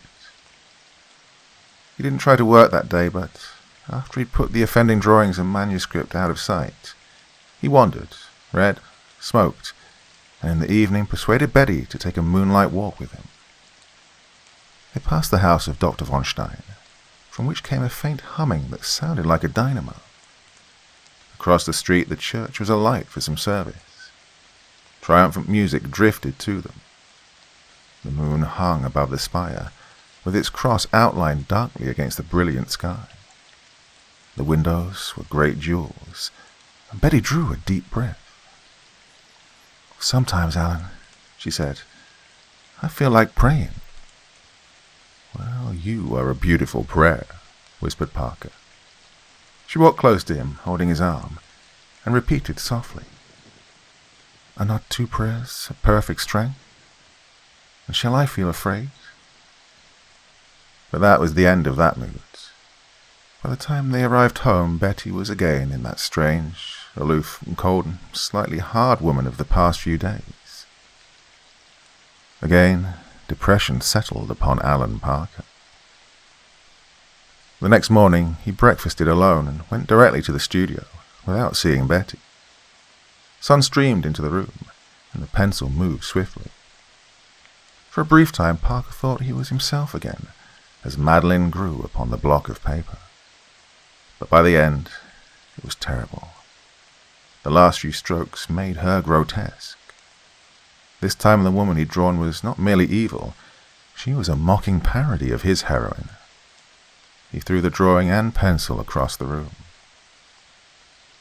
But no real artist can be discouraged, short of death. So he went to work again and labored until lunchtime. The results were no better, although they varied. Now it seemed that some malevolent power was playing with him, torturing him to the accompaniment of devilish laughter. He was haggard, and actually stooped of body when he bathed his face and went down to the dining room. From across the table, Betty regarded him curiously. "Fleming Proctor shot himself last night," she announced calmly. "This morning they found him dead in his office." "Proctor? You don't mean the president of the Pine Hills National Bank?" "Yes." The expression on Betty's face did not change. There was a note saying that he was sorry. It seems he'd made a large loan without security to an unknown person, and the bank examiner was coming today. Proctor said he couldn't help what he did. The note was confused, as though he were trying to tell something and just couldn't. I think his mind must have given way, particularly as they can't trace the loan, although the money is undoubtedly gone. Wait, what? That kind of thing doesn't happen. Parker was stunned. He'd known Fleming Proctor and liked him. They met often at the country club. Oh, Proctor was honest and a fine businessman. Well, it did happen, Alan. I'd like to know more about it. That would have been another case for Dr. von Stein to take in hand. "Perhaps," said Betty, in a voice like ice. "But I'm more interested in finding out how soon you're going to return to normal. Frankly, I'm beginning to get bored." Without a word, Parker rose and left the room. Never before had his wife hurt him like this. Doubly sensitive just now, he was suffering alone in the studio when the telephone rang. "Dr. von Stein speaking. Are you better, Mr. Parker?" "Worse. Much worse." "Then come to my house this evening at 9. May I expect you, and alone?" "Yeah." There was much Parker wanted to say, but he choked the words back. "Yeah, I'll be there, and alone. And I shall be ready for you. Goodbye." Alan Parker hung up the phone. He didn't leave the studio again until evening. As Parker approached the house of Dr. Friedrich von Stein, he saw that the church was lighted as it had been the night before. In a clear sky, the moon rode above the spire.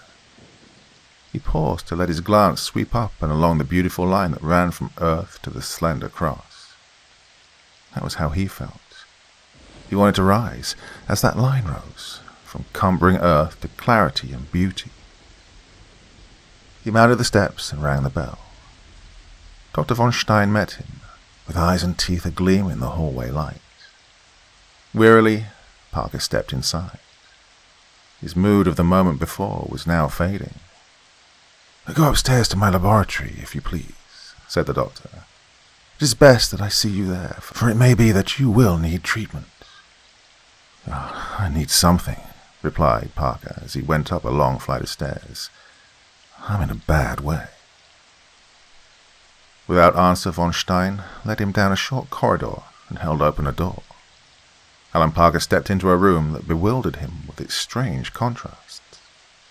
At a glance, he saw that nearly the whole upper floor of the building had been converted into one gigantic room. There was a big stone fireplace where burning driftwood sent up its many tinted flames. Heinrich stood rigidly at attention. Hans, the dachshund, crouched at his feet. When the dog started to meet Parker, a guttural command stopped him. Here there were bearskins on the floor, huge stuffed chairs, footrests, little tables, humidors, pipe racks, and all that one could desire for absolute comfort. 2 German dueling swords were crossed above the mantel. But beyond this corner, everything was different. Parker saw the massed windows of reddish-purple glass. He saw apparatus for which he had no name, as well as some of the ordinary paraphernalia of the chemical laboratory. There was wiring everywhere, and a multitude of lighting fixtures. Utilitarian tables, desks, and chairs were placed about with mathematical precision.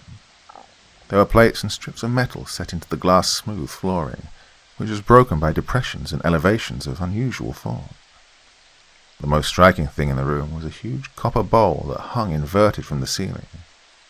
In it, and extending down below the rim, was what seemed to be a thick and stationary mist. It looked as though the bowl had been filled with a silver-grey mist and then turned bottom-side up, but the cloud did not fall or float away. "I can think and speak best from my desk," von Stein was saying. "Please sit down facing me in the chair which Heinrich will place for you, and then we will talk." Heinrich rolled one of the overstuffed chairs noiselessly to a position about 6 feet from the desk.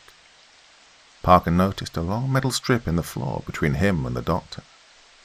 Just then Hans wriggled forward, and the artist scratched his ears, to be rewarded by a grateful tongue. Again a command from Heinrich brought the dog to heel, but the voice was not so gruff this time. Together they returned to the fireplace. Von Stein let his hands rest upon the desktop, the surface covered with levers, electric switches, push-buttons, and contrivances the nature of which Parker could not guess. The doctor leaned forward.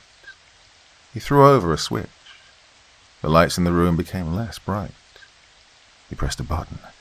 The Danse Macabre of Saint-Saëns floated weirdly upon the air, as though the music came from afar off. Is that part of the treatment?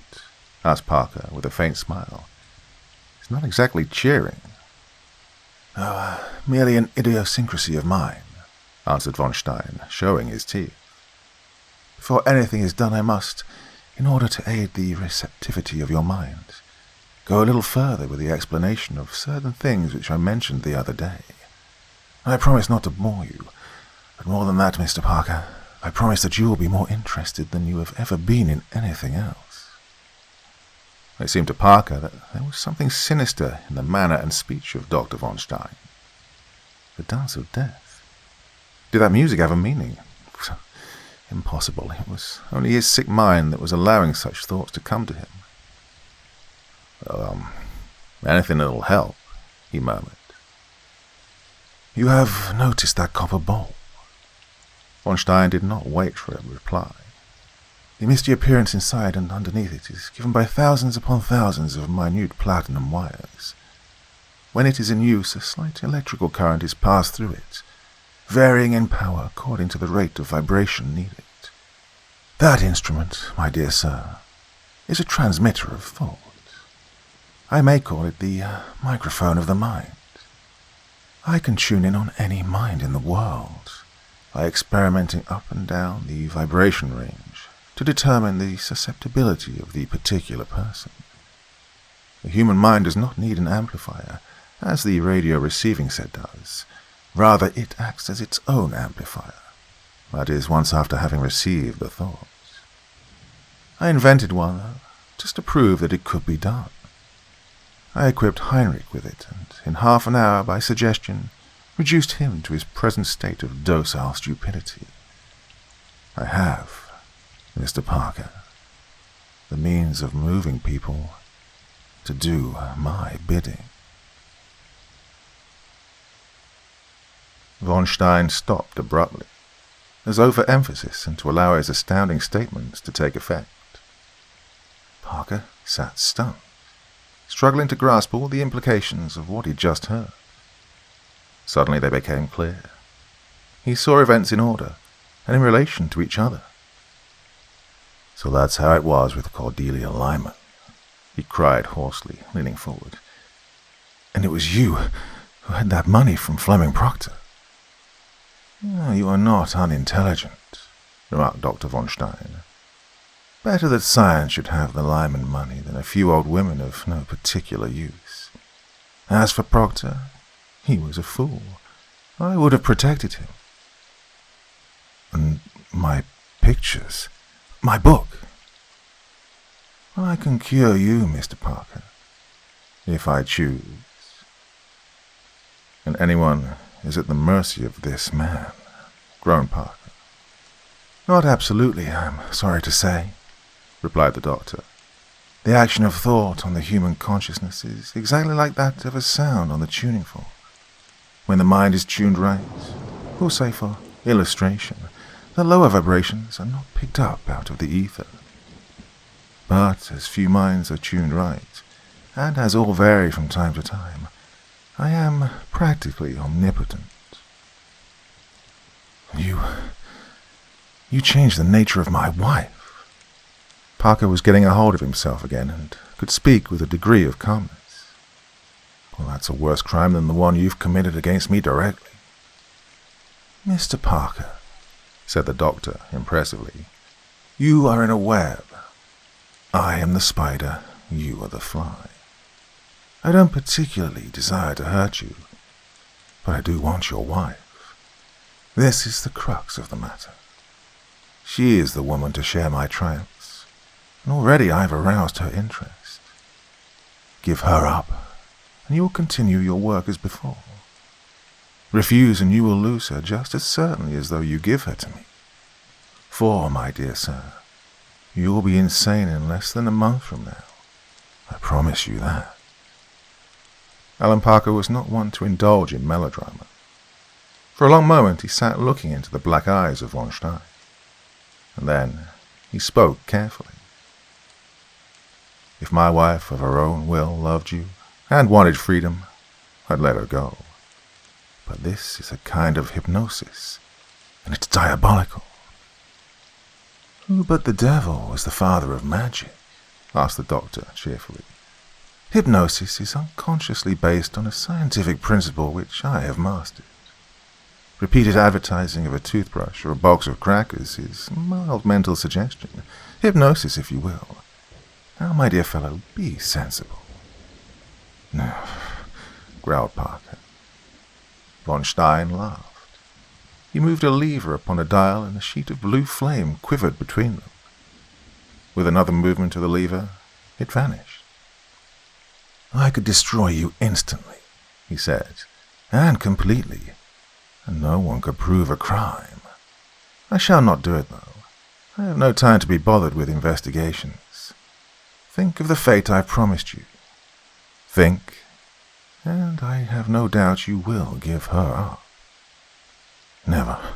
I won't." Parker wiped cold drops from his forehead, but the doctor frowned thoughtfully. "I'll intensify her desire to come here tonight," he said.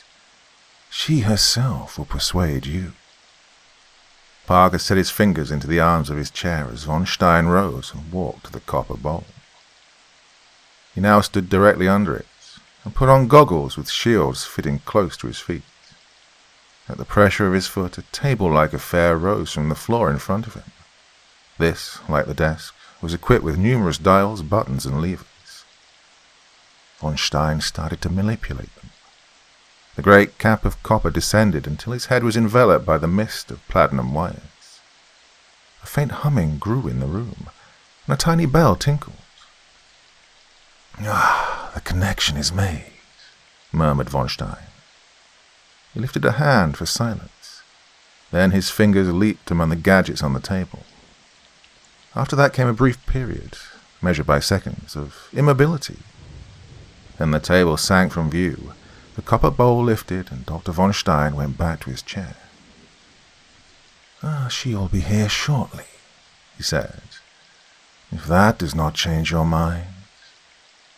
He then shrugged. Parker knew what that shrug meant. He searched his mind for a plan and found none. Better to die fighting than yield, or risk the vengeance of Friedrich von Stein. If he could get the doctor away from the desk where he controlled the blue-white flame, there might be a chance to do something. Von Stein was by far the larger man, but Parker had been an athlete all of his life. So that mass of copper and platinum, he said tentatively. "That'll make you the master of the world?" "My brain, my intelligence has made me master of the world," corrected von Stein proudly. He was touched in the right spot now. "You have not seen it all yet." He sprang up and went to one of the tables. From his pocket he took a piece of paper and crumbled it into a ball while, with the other hand, he made some electrical connections to a plate of metal set into the surface of the table. Next, he placed the wad of paper on the plate. Then, standing at arm's length from the apparatus, he pressed a button. Instantly, the paper disappeared behind a screen of the colors of the spectrum, from red to violet. The banded colors were there for a minute fraction of a second, and then there was nothing where the paper had been on the plate. Von Stein smiled as he stepped away from the table. "The electron is formed by the crossing of two lines of force," he said, "and the interaction of positive and negative polarity. The electron is a stress in the ether, nothing more, but it is the stuff of which all matter is made. Thought is vibration in one dimension, matter in two. You've just seen me untie the knot. Dissociate the electrons, as you will. In plain language, I have caused matter to vanish utterly. That paper is not burned up. No, it no longer exists in any form. The earth upon which we stand, Parker, can be dissolved like mist before the sun." Appalled as he was at this man who boasted and made good on his terrible boasts, Alan Parker had not forgotten the purpose that was in him. Now was his chance, while von Stein stood smiling triumphantly between the table and desk. Parker shot from his chair with the speed of utter desperation. He feinted and drove a vicious uppercut to the jaw of Dr. Friedrich von Stein. The doctor reeled, but he did not go down. His fists swung. But Parker found him to be no boxer, and beat a tattoo upon his midriff. Von Stein began to slump. But then two thick-muscled arms closed around the artist from behind, and he was lifted clear of the floor. He kicked, tried to turn, but it was useless. The doctor recovered himself, and his eyes blazed in fury. "Put him in the chair, Heinrich," he roared. "For this I will show you what I can do, Herr Parker." At that instant, little Hans, who had been yelping on the edge of the battle, suddenly dashed in.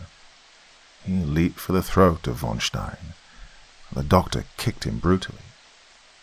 A shriek of agony from Hans loosened the arms of Heinrich, though, and Parker got his footing again. He saw the clumsy serving man spring forward and gather his dog up to his chest. So again, Parker rushed for his enemy. It was clear now that von Stein was cut off from the controls he wanted, and without Heinrich he could no longer master Parker in a fight. For an instant he stood baffled. Then he retreated the length of the room, taking what blows he couldn't beat off. He staggered upon a plate of metal set in the floor, righted himself, and failed in an attempt to catch hold of Parker. Suddenly he bowed in the direction of the distant doorway. Alan turned. It was Betty. She was coming down the room, staring and breathless. "Leben Sie wohl," cried von Stein. "Farewell, madam. I should like to take you with me." A great flash of colors from the spectrum sent Parker reeling back. Dr. Friedrich von Stein had gone the way of the crumpled ball of paper. There was a long moment of silence. Then Alan Parker found his wife in his arms, clinging to him. "Are not two prayers of perfect strength?" she murmured, sobbing gently against his heart.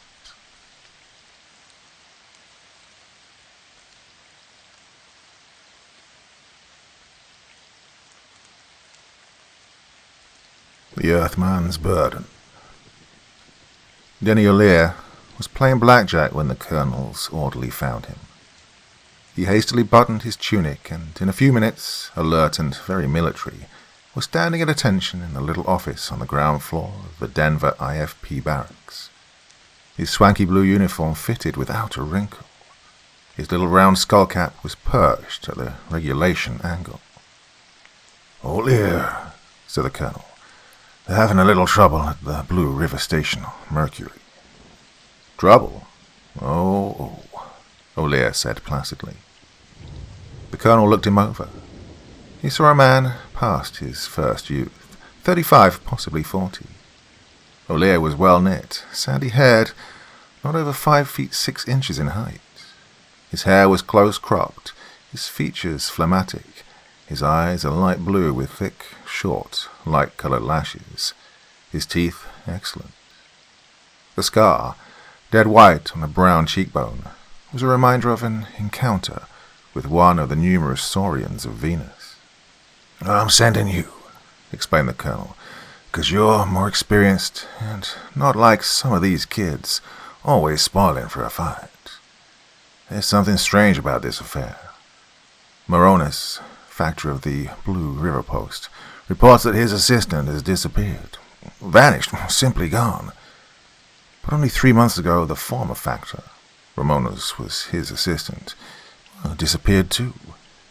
No hide nor hair of him. Moronis reported to the company, the Mercurian trading concession, and they called me. Something, they think, is definitely rotten." "Yes, sir." "I guess I needn't tell you," the Colonel went on, "that you have to use tact. People don't seem to appreciate the falls. What with the lousy politicians begrudging every cent we get, and a bunch of suspicious foreign powers afraid we'll get too good." "Yeah, I know. Tact. That's my motto. No rough stuff." He saluted, turned on his heel. "Hey, just a minute." The Colonel had arisen. He was a fine, ascetic type of man. He held out his hand. "Goodbye, O'Lear. You watch yourself." When O'Lear had taken his matter-of-fact departure, the Colonel ran his fingers through his whitening hair. In the past several months, he'd sent 5 of his best men on dangerous missions requiring tact, courage, and, so it seemed, very much luck. And only 2 of the 5 had come back. In those days, the interplanetary flying police did not enjoy the tremendous prestige it does now. The mere presence of a member of the force is enough, in these humdrum days of interplanetary law and order, to quell the most serious disturbance anywhere in the solar system. But it was not always thus. This astounding prestige had to be earned with blood and courage, in many a desperate and lonely battle. It had to be snatched from the dripping jaws of death. O'Lear checked over his flying ovoid, got his bearings from the port astronomer, set his coordinate navigator, and shoved off. 2 weeks later, he plunged into the thick, misty atmosphere on the dark side of Mercury. Ancient astronomers had long suspected that Mercury always presented the same side to the sun, though they were ignorant that the little planet had water and air. Its sunward side is a dreary, sterile, hot and hostile desert. Its dark side is warm and humid, and resembles to some extent the better-known jungles and swamps of Venus. But it has a favoured belt, some hundreds of miles wide, around its equator, where the enormous sun stays perpetually in one spot on the horizon. Sunward is the blinding glare of the desert. On the dark side, enormous banks of lowering clouds. On the dark margin of this belt are the rainstorms, violent thunderstorms that never cease. They are the source of the mighty rivers which irrigate the tropical habitable belt and plunge out, boiling, far into the desert.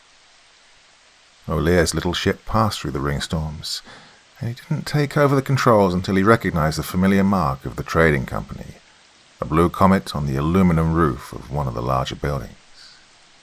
Visibility was good that day, but despite the unusual clarity of the atmosphere, there was a suggestion of the sinister about the lifeless scene.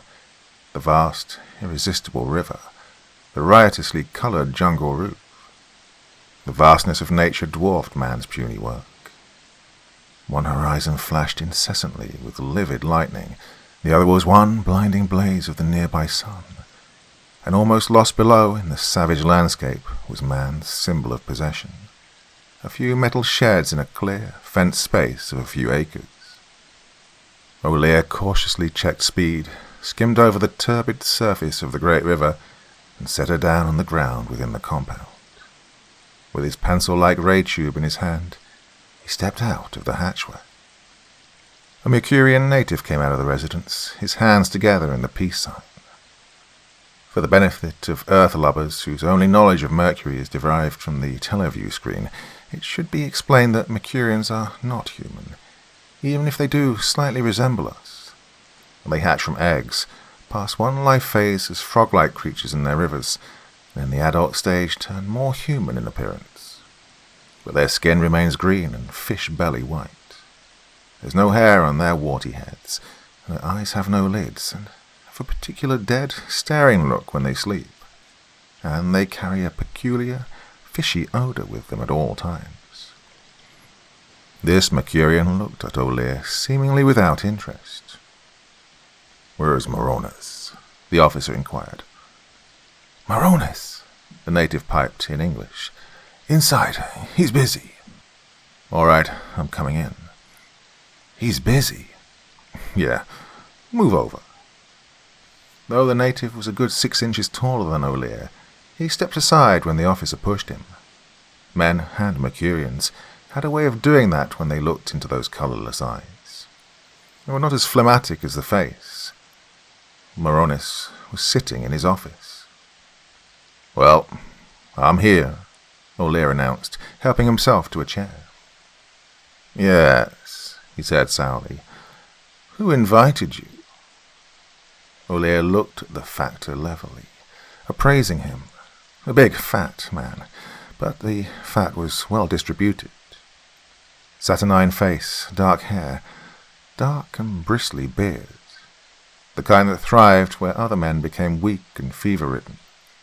Also, to judge by his present appearance, an unpleasant companion and a nasty enemy. Well, I don't see what difference it makes to you, Olea answered in his own good time. But the company invited me. They would, Moronis growled. His eyes flickered to the door, and, quick as a cat, Olea leapt to one side, his ray pencil in his hand. Moronis hadn't moved. In the door stood the native, motionless and without expression. Moronis laughed nastily. Kind of jumpy, eh? What is it, Nargil? Nargil burst into a burbling succession of native phrases, which Olea had some difficulty following. Nargil wants you to move your ship into one of the sheds, but the activator key's gone. Yeah, I know, Olea assented casually. I've got it. Leave the ship until I get ready, and I'll put it away. Right, get out, Nargil. The native hesitated. Then, on the lift of Moroni's eyebrows, he departed. Olea shifted a chair so that he could watch both Moroni's and the door. He reopened the conversation easily. Well, we understand each other. You don't want me here, I'm here. So what are you going to do about it? Moroni's flushed. He struggled to keep his temper down. What do you want to know? What happened to the factor who was here before you? I don't know. The Translucian wasn't coming in like it should. Samus went out into the jungle for a palaver with the chiefs to find out why, and he didn't come back. You didn't find out where he went? I just told you, Moronis said impatiently. He went out to see the native chiefs. Alone? Of course alone. There are only 2 of us Earthmen here. Well, couldn't abandon this post to the Wogglies, could we? Not that it'd make much difference. Well, except for Nargil, none'll come near. And, you never heard of him again? No, damn it, no. Say, didn't they have any dumber strappers around than you? I told you once, I'll tell you again. I never saw hide nor hair of him after that. All right. Olea regarded Moronis placidly. So you took the job of factor and radioed for an assistant. And when the assistant came, he disappeared too. Moronis grunted. He went out to get acquainted with the country and didn't come back. Olea masked his close scrutiny of the factor under his idle and expressionless gaze. He wasn't ready to jump to the conclusion that Moronis' uneasiness sprang from a sense of guilt. Well, guilty or not, he had a right to feel uneasy. The man would be dense indeed if he didn't realize he was in line for suspicion, and he didn't look dense. Indeed, he was obviously a shrewd character. Let me see your Lucine. Moronis rose. Despite his bulk, he stepped nimbly. He had the nimbleness of a Saturnian bear, which is great, as some of the earlier explorers learned to their dismay. That's the first sensible question you've asked, Moronis snorted. Take a look at our Lucine. Have a good look. He led the way across the compound, waved his hand before the door of a strongly built shed in a swift, definite combination, and the door opened, revealing the interior. He waved him in invitingly. Well, you go first, Olea said. With a sneer, Moronis stepped in. You're safe, boy, you're safe. Olea looked at the small pile on the floor in astonishment. Instead of the beautiful, semi-transparent chips of translucine, the dried sap of a Mercurian tree which is invaluable to the world as the source of an unfailing cancer cure, well, there were only a few dirty, dried-up shavings, hardly worth shipping back to Earth for refining. The full significance of the affair began to dawn on the officer. The translucine trees grew only in this favored section of Mercury, and the Earth Company had a monopoly on the entire supply. Justly, for only Earth was cancer known, and it was on the increase. That small, almost useless pile on the floor connoted a terrible drug famine for the human race. Morones' smile might have been a grin of satisfaction at Olea's question. "Is that all you've brought since the last freighter was here?" "It is," he replied. "The last load went off 6 months ago, and this here shed should be full to the eaves. There'll be hell to pay." "Well, it may not be tactful," Olea remarked, "but if you've got your takings cached away somewhere to hold up the earth for a big ransom, you'd better come across right now. You can't get away with that, fellow. You should have close to $6 million worth of it, and you can't get away. You just can't." At this, Morones controlled his anger with some effort. "Like any dumbstrapper, you've made your mind up, ain't you? Oh, go ahead. Get something on me. Here I was almost set to give you a lead that might get you somewhere. And you're coming off, well, trying to make out I stole the Lucine and killed those 2 fellas, eh? Go ahead. Get something on me. But not on company grounds, no. You're leaving now." And with that, he made a lunge at the officer, quite beside himself with rage. Olea could have burnt him down, but he was far too experienced for such an amateurish trick. Instead, he ducked to evade Morones' blow, but the big man was as agile as a panther. In midair, so it seemed, he changed his direction of attack.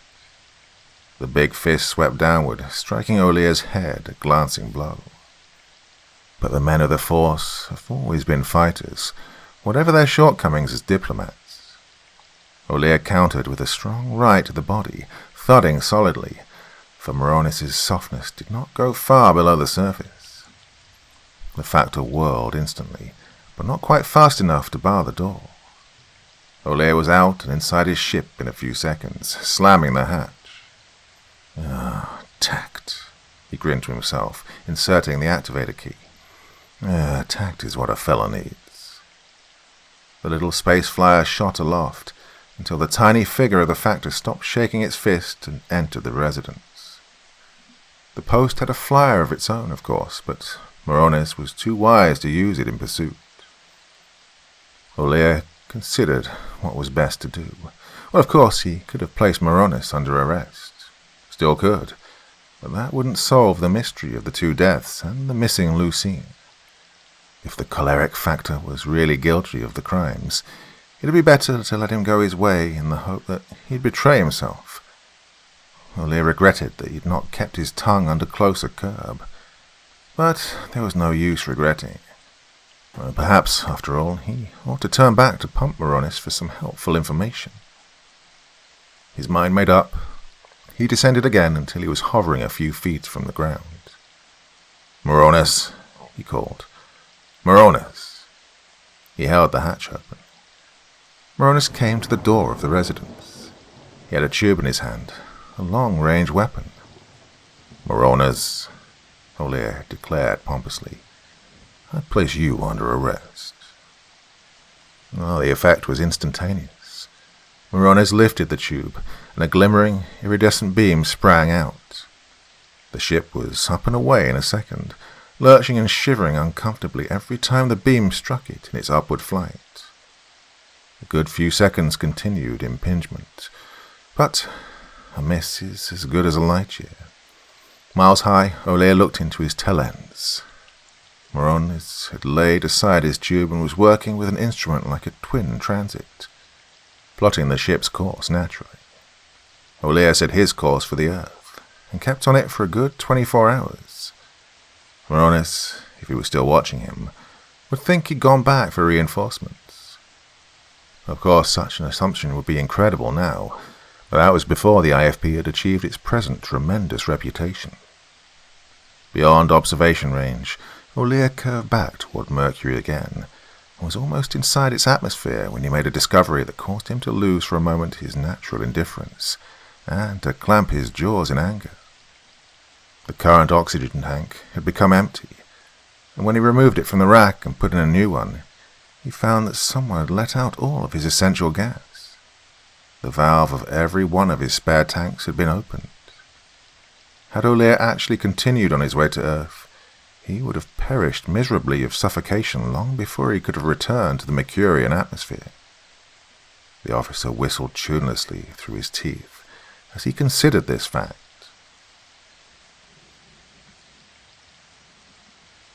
The visibility was by this time normal, or that is, so poor it would not have been possible to land very close to the trading station. But O'Lear was taking no chances. It came down a good 3 Earth miles away. The egg-shaped hull sank through the glossy, brilliant treetops, through twisted vines, and was buried in the dank gloom of the jungle. Here it might remain hidden for 100 years. The twilight of the jungle was almost darkness. There were no landmarks, but O'Lear made a few small inconspicuous marks on the trees with his knife until he came to an outcropping of rock. He'd noticed the scar-like white of its slashing through the jungle from the air, and used it as a guide to direct his stealthy return to the trading post. His belt chronometer told him it would be about time for Moronis to get up from his night's sleep. A little discreet observation might tell much. Long before he reached the compound, O'Lear heard the rushing of the great blue river in its headlong plunge to the corrosive heat of the desert. And then, through the mists, he glimpsed the white metal walls of the company sheds. He climbed a tree and for a long time watched patiently, lying prone on a limb. Blood-sucking insects tortured him, and flat tree lice resembling discs with legs crawled over him inquisitively. O'Lear tolerated them with stoic indifference until at last his patience was rewarded. Moronis was coming out of the compound. He was alone and obviously did not suspect that he was being watched, but he stepped out briskly. Once in the jungle, he walked even faster, watching out warily for the panther-like carnivora that were the most dangerous to man on Mercury. O'Lear shinned to the ground and followed cautiously. Moronis had his ray tube with him, as any traveller in these jungles should. O'Lear could and did draw fast, but a dead trader would be valueless to him in this investigation. So he stalked him with every faculty strained to maintain complete silence. Often, in occasional clearings where the brown darkness grew less, he had to grovel on the slimy ground, picking up large bacteria that could be seen with the naked eye, and which left tiny, festering red marks on his skin. The trader seemed to be heading for the higher ground, for the path led ever upward, though not far from the tossing waters of the river. And then, suddenly, he disappeared. O'Lear didn't immediately hurry after him. The canny fugitive, catching sight of his pursuer, might suddenly drop to the ground and squirm to the side of the trail, there to wait and catch his pursuer as he passed. So O'Lear sidled into the all but impenetrable underbrush and slowly, with infinite caution, wormed his way along. Presently he came to the little rise of ground where Moronis had disappeared. But a painstaking search did not reveal the fact. There were, however, a number of other trails that joined the very faint trail that he'd been following. Now there was a well-defined track which continued to lead upward. With a grimace of disgust, O'Lear again plunged into the odorous underbrush and travelled parallel to the trail. It was well he did so, for several Mercurians passed swiftly, intent, so it seemed, in answering to a shrill call that at times came faintly to the ear. They carried slender spears. Several more Mercurians passed. The growth was thinning out, and O'Lear did not dare to proceed further. However, from his hiding place he could discern a number of irregular cave openings, apparently leading downward. They were apparently the entrances to one of the native cavern colonies, or perhaps a meeting place. No Earthman had ever entered one, but it was thought that they had underground openings into the river. As the cave openings were obviously natural, O'Lear conjectured that there might be others that were not used. After an anxious search he found one, narrow and irregular, well hidden under the broad glossy leaves of some uncatalogued vegetation. As it showed no evidence of use, O'Lear unhesitatingly slid down into it. It was very narrow and irregular, so that often he was barely able to squeeze through. The roots of trees choked the passage for a dozen feet or so, requiring the vigorous use of a knife. bathed in sweat, his uniform a filthy mass of rags, O'Lear at last saw light. The passage ended abruptly near the roof of a large natural cavern. Lights glistened on stalactites which cut off O'Lear's larger view, and voices came from below. By craning his neck, the officer could look between the pendant icicles of rock and see a fire burning on a huge oblong block of stone. Figures were sitting on the floor around this block, hundreds of Mercurians. The leaping flames made their white and green faces and bodies look frog-like and less human than usual. But the figure that dominated the whole assemblage, both by its own hugeness and the magnetic power that flowed from it, was not of Mercury, but of Pluto. For the benefit of those who have never seen a stuffed Plutonian in our museums, and they are very rare, let me refer you to the pious books still to be found in ancient library collections. The ancients personified their fears and hates in a being they called the devil. The resemblance between the devil of their imagination and a Plutonian is really astounding. Horns, hooves, tail, almost to the smallest detail, the resemblance is clearly there. Philosophers have written books on the coincidence in appearance of the ancient devil and the modern decadent Plutonians. The Plutonians were once numerous and far advanced in science, and no doubt they called on the earth many times in prehistoric days, and the so-called devil was a true picture of those vicious invaders, who were somewhat less human than usually portrayed. What was once classed as superstition was therefore a true racial memory. Long before our ancestors came out of their caves to build houses, Plutonians had mastered interplanetary travel, only to forget the secret until human ingenuity should reveal it once more. The modern Plutonian in that dank cave was over 10 feet tall, and it's easy to see why he dominated the assemblage. His black visage was set in an evil smile. His ebony body glistened in the firelight. He held a 3-pronged spear in one hand and sat on a pile of rocks, a sort of rough throne, so that he towered magnificently above all others. He spoke the Mercurian language, although the liquid intonations came harshly from his sneering lips. Ye assembled, frog folk, that ye may hear the decision of your thinking ones, he asked. A respectful, peeping chorus signified assent. But in that there was a hint of unrest, even of fear. Speak, ye thinking one, your commands. Hear me first. An old Mercurian, unusually tall, faded and dry-looking, his thick hide wrinkled like crushed leather, rose slowly to his feet and stepped before the oblong stone. His back was to the Plutonian, his face to the crescent of chiefs. The wise one. A twittering murmur went around the assemblage. Hear the old wise one. My people, I like this not, began the ancient. The lords of the Green Star have dealt with us fairly. Each phase they have brought us the things we wanted. He touched his spear and a few gaudy ornaments on his otherwise naked body, in exchange for the worthless white sap of our trees. If we longer offend the lords of the Green Star. A raucous laugh interrupted the Mercurian's feeble voice, and it echoed eerily from the walls of the chamber. Valueless you call the white sap, sneered the Plutonian. You hear me.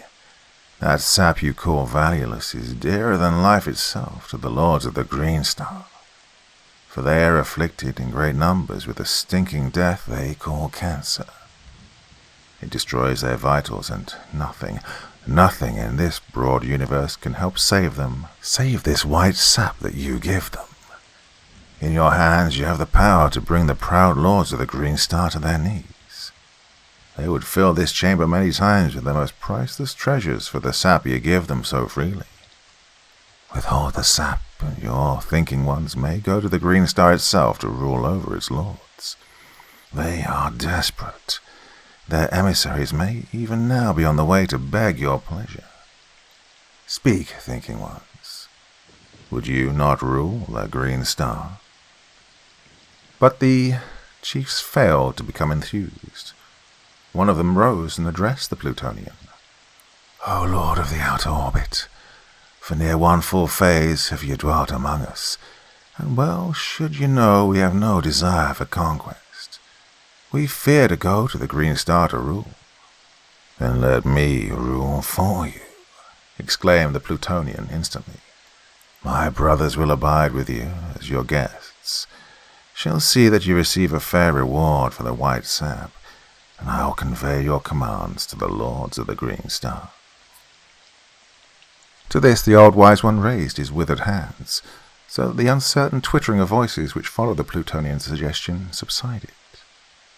"My children," piped the feeble old voice, "the Black Lord has spoken cunning words, but they are false. It's plain to see he desires to rule the Green Star, and our welfare does not concern him. If so it be that the white sap is of great value to the lords of the Green Star, it is still of no value to us. And if the gifts they bring us are of no value to them, they are dear to us." The Plutonian sneered at this. "Dearer than the paste of strange dreams?" A startled hush fell among the assembled Mercurians. They looked guiltily at one another, avoiding the eyes of the old wise one. "What is this?" he shrilled, turning furiously to the Plutonian. "Have you brought the paste of evil to our abode, knowing well the strict prescription of our tribe? Fool, your death is now upon you." But the Plutonian only grinned and spread his glistening black hands in a careless gesture. High overhead, peering through the stalactites, O'Lear instantly understood the Plutonian's strange power, the paste of strange dreams, a fearsome narcotic of that far-swinging dark planet. More insidious and devastating than any drug ever produced on Earth, it had wrought frightful havoc among many solar races. The Earthman had opened the lanes, broken the age-old barriers of distance, so that the harpies of evil could traffic their poison from planet to planet. And so the paste of strange dreams was added to the Earthman's burden. "Seize him, the evil one!" shrieked the old chief, but the Mercurian sat sullen and silent, and the Plutonian sneered. Finally, one of the chiefs arose, and with an effort faced the old wise one and said, "The strange dreams are dearer to us than all else. Do as he says." The piping voices rose in eager acclamation, but the old wise one held up his claws, waiting until silence returned. Wait, before you commit this folly, hear the Green Star Man. Many times has he demanded audience. Let him come in." "It's not permitted," demurred one of the chiefs. "You permitted this being of evil to enter. Let him enter also." "He is in the outer chambers now," one of the guards spoke. "His face is like the center of a rainstorm." "Let him enter." And so Moronis strode into the room angrily. Blinded by the fire after the darkness of the antechambers, he didn't at first see the Plutonian. He strode up to the ancient chief and glared at him. "Does the old wise one learn wisdom at last?" he rasped. The ancient shrank away from him, as did the nearer of the lesser chiefs. "The old wise one thinks less of his wisdom," he replied wearily. "Behold!" And he pointed to the enthroned Plutonian. Moronis started. His hand flashed to his side and came away empty. Deft fingers had extracted his ray tube. But he was a man of courage, and never could it be said to his shame that an Earthman cringed in the sight of lesser races. "So, it's you, my friend," he snarled in English. The Plutonian, accomplished linguist, replied, "As you see. Oh, you don't look very happy, Mr. Moronis." Moronis regarded him impassively, his eyes frosty. "That explains everything," he said at last with cold deliberation. "First Samus, then Boyd. Gonna finish me next, I suppose." The Plutonian twisted the end of an eyebrow and smiled. Interested in them? What'd you do with their bodies? The Plutonian jerked his thumb carelessly. The river you call the Blue is swift and deep. But before you follow them, there is certain information I wish to get from you. Where is the soldier who came to visit you? A crafty light came into Moronis' face. Oh, he's not far from here, and waiting for me. O'Lear, in his cramped hiding place, could not help feeling a warm glow of admiration for Moronis' nerve, because Moronis thought him well on his way to Earth. Nargil, what did your master do with the visitor? Drove him back to the Green Star, Nargil said promptly. And the oxygen tanks, did you empty them? I let them hiss. Nargil's grin was sharkish. News to you, Moronis. Your officer's corpse has probably dropped into the sun by this time. Tell me, why did you drive him off? Moronis sagged perceptibly. To gain a little more time, he said truthfully. I knew I should be blamed and ruined for life. I didn't know you were here, damn you. I hope to get this mess with the natives straightened up before he'd come back with reinforcements. Yes, well, you owe some months of life already. Your presence here has been more or less embarrassing, but I had to let you live or I'd have the whole IFP here to investigate. Now that you've failed in keeping them from getting interested, you may do me one more service. The black giant then grinned. I often wondered at the Earthman's prestige all over the solar system. Even tonight, soft and helpless as you are, these natives fear you. You will, therefore, be an object lesson in the helplessness of Earthman. Moronis was pale but courageous. With contempt in every line of him, he watched some of the less frightened chiefs, at the command of the Plutonian, push aside some of the blazing blocks of fungus on the stone to make room for his body. At last he raised his hand. Frogfolk, he cried, if you do this thing, the lords of the Green Star will come. They'll come with fires hotter than the sun, and they'll blast your rivers with a power greater than the thunder of the ringstorms. They'll fill your caves with a purple smoke that turns your bones to water. Shrill cries of fear almost drowned out his words. All the Mercurians had seen evidence of the dreadful power of the Earthmen. They began milling around, and then stood rooted by the roar of the Plutonian's voice. Lies, all lies, he bellowed. See, they are weak as eglets. He stepped down, picked Moronis up by one shoulder, and held him dangling high over the heads of all. Moronis clawed and tore at the brawny arm, but he made a ludicrous picture. Soon the simple natives made a sniffling sound of mirth, and the Plutonian, satisfied at last, set him down again. He tells the truth, the old wise one had climbed to the top of the stone block. The lords of the Green Star have their power, not in their bodies, but it is great. It's greater far than the frogfolk. It's greater than the lords of the outer orbit. Oh, they will come, even as the surly one has said, and great shall be our sorrow. It's not too late yet. Release him and deliver to him the white sap. Seize this evil one. And so the feeble, fickle minds were being swayed again. In a gust of impatience, the Plutonian stepped down, seized the aged chief's skinny body in his great black hands, and snapped him in two. There was a rough tearing of cords and tissue, and the two halves fell into the fire. For an instant the Mercurians were stunned. Then some of them vented hissing sounds of rage, while others prostrated themselves on the floor. The black giant watched them narrowly for a moment, then turned his attention back to Moronis. He seized him by the arm and drew him slowly and irresistibly to him. The murder of the old wise one had been done so quickly that O'Lear was unable to prevent it. Had he been able to use his ray weapon, he could have burned the Plutonian down, but it had been bent at one of the narrow turns of the crevice he'd come down. So it was that the need for extreme lightness in weapons was rather overdone in those early times, and just a little rough handling made them useless. So now O'Lear, weaponless except for the service knife at his belt, began the hazardous undertaking of climbing among the stalactites to a position approximately above the Plutonian's head. This job required judgment.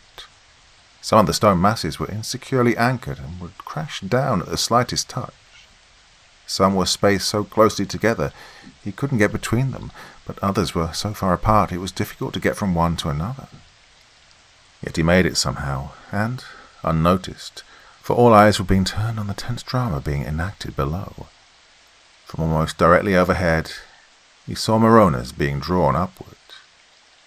"You saw," the Plutonian was saying triumphantly in Mercurian. "You saw me unmake your old fool. Now you'll see that a Lord of the Green Star is even softer, even weaker." Moronas, in that pitiless grasp, turned his face to the hateful, grinning visage above him. In his last extremity, he was still angry. "You devil!" Moronas shouted. "You may murder me, but they'll get you. They will get you." "Who'll get me?" the Plutonian purred silkily, deferring the pleasure of the kill for another moment. Moronas was having trouble with his breathing. His face was red, lolling from side to side, his eyes rolled in agony. But suddenly, he saw O'Lear. Unbelieving, he relaxed. "Oh, I'm seeing things," he breathed. "Oh, get me," persisted the Plutonian, applying a little more pleasure. "The IFP," Moronas gasped. "Oh, you little son of a—" O'Lear thought, and then he jumped. He landed astraddle the neck of the Plutonian, which was almost like forking a horse. One brawny arm seized a horn, the other, with a lightning-swift dart, brought the point of the long service knife to the pulsating black throat. "Put him down," O'Lear spoke in the great pointed ear. "Easy now." Back on his feet, Moronas began bellowing at the Mercurians. Utterly demoralized, they fled pell-mell. But Moronas came back and said, "Oh, nothing to tie him up with?" "That's all right," O'Lear replied, studiously keeping the knife point at exactly the right place. "I'll ride him in. Now you get going and be tactful when you go through the door, or this sticker of mine might slip." With extreme care, the Plutonian did exactly as O'Lear had ordered him to. It was necessary to radio for one of the larger patrol ships to take O'Lear's enormous prisoner back to Earth for his trial. The officer testified, of course, and the Plutonian was duly sentenced to death for the murder of the old Mercurian. Execution by dehydration was decreed, so that the body would be uninjured for scientific study, and today it's considered one of the finest specimens extant. In his testimony, however, O'Lear so minimized his own connection with the case that he received no public recognition. It wasn't until some months afterward, when Moronas, on leave, rode back with a shipload of translucine, that the whole story came out, emphatically and profanely. O'Lear finally consented to speak a few words for the Telephoto News Corporation, and as he stepped off the little platform, deferential hands tried to push him back. "You haven't told them who you are," protested the announcer. "Give them your name and rank." They don't have to do that," O'Lear rejoined, keeping on going. "They know it's one of the Force, and that's all they have to know. Besides, there's a blackjack game going on, and I'm losing money every minute I'm out of it."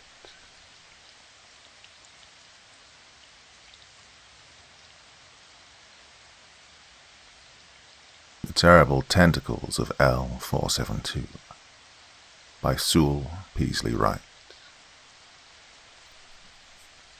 Commander John Hanson of the Special Patrol Service records another of his thrilling interplanetary assignments. Oh, it was a big mistake. I shouldn't have done it. By birth, by instinct, by training, by habit, I am a man of action. Or, well, I was. Strange that an old man cannot remember that he's no longer young. It was a mistake for me to mention that I'd recorded for the archives of the Council the history of a certain activity of the Special Patrol, a bit of secret history which may not be mentioned here. And now they insist, and by they I refer to the chiefs of the Special Patrol Service, that I write of other achievements of the service, other adventures worthy of note. Perhaps that's the penalty of becoming old. From commander of the Booty, one of the greatest of the Special Patrol ships, to the duties of recording ancient history for younger men to read and dream about. Well, that's a shrewd blow to one's pride. But if I can, in some small way, add luster to the record of my service, it will be a fitting task for a man grown old and grey in that service. Work for hands too weak and palsied for sterner duties. But I shall tell my stories in my own way. After all, they are my stories. And I shall tell the stories that appeal to me most. The universe has had enough and too much of dry history. These shall be adventurous tales to make the blood of a young man who reads them run a trifle faster, and perhaps the blood of the old man who writes them. This, the first, shall be the story of the star L472. Oh, you know it today as Ibis, port of call for interplanetary ships, and the source of ocrite for the universe. But to me, it'll always be L472. The world of terrible tentacles. Well, my story begins nearly 100 years ago, reckoned in terms of Earth time, which is proper since I am a native of Earth, when I was a young man. I was a sub-commander at the time of the Khalid, one of the early ships of the Space Patrol. We'd been called to Xenia on special orders, and Commander Jameson, after an absence of some 2 hours, returned to the Khalid with his face shining, one of his rare smiles telling me in advance that he had news, and good news. He hurried me up to the deserted navigating room and waved me to a seat. "Hanson," he said, "I'm glad to be the first to congratulate you. You are now Commander John Hanson of the Special Patrol Ship Khalid."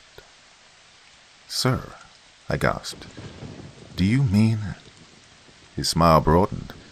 From the breast pocket of the trim blue and silver uniform of our service, he drew a long, crackling paper. "Your commission," he said. "I'm taking over the Borealis." It was my turn to extend congratulations then. The Borealis was the newest and greatest ship of the service. We shook hands, that ancient gesture of good fellowship on Earth. But as our hands unclasped, Jameson's face grew suddenly grave. "I have more than this news for you, though," he said slowly. "You're to have a chance to earn your comet hardly." I smiled broadly at the mention of the comet, the silver insignia worn over the heart that would mark my future rank as commander, replacing the 4-rate star of a sub-commander which I now wore on my tunic. Tell me more, sir," I said confidently. "You've heard of the Special Patrol ship Philanus?" asked my late commander gravely. "Reported lost in space," I replied promptly. "And the Dorlos?" "Why, yes, she was at base here at our last call," I said, searching his face anxiously. "Peter Wilson was second officer, one of my best friends. Why'd you ask about her, sir?" "The Dorlos is missing also," said Commander Jameson solemnly.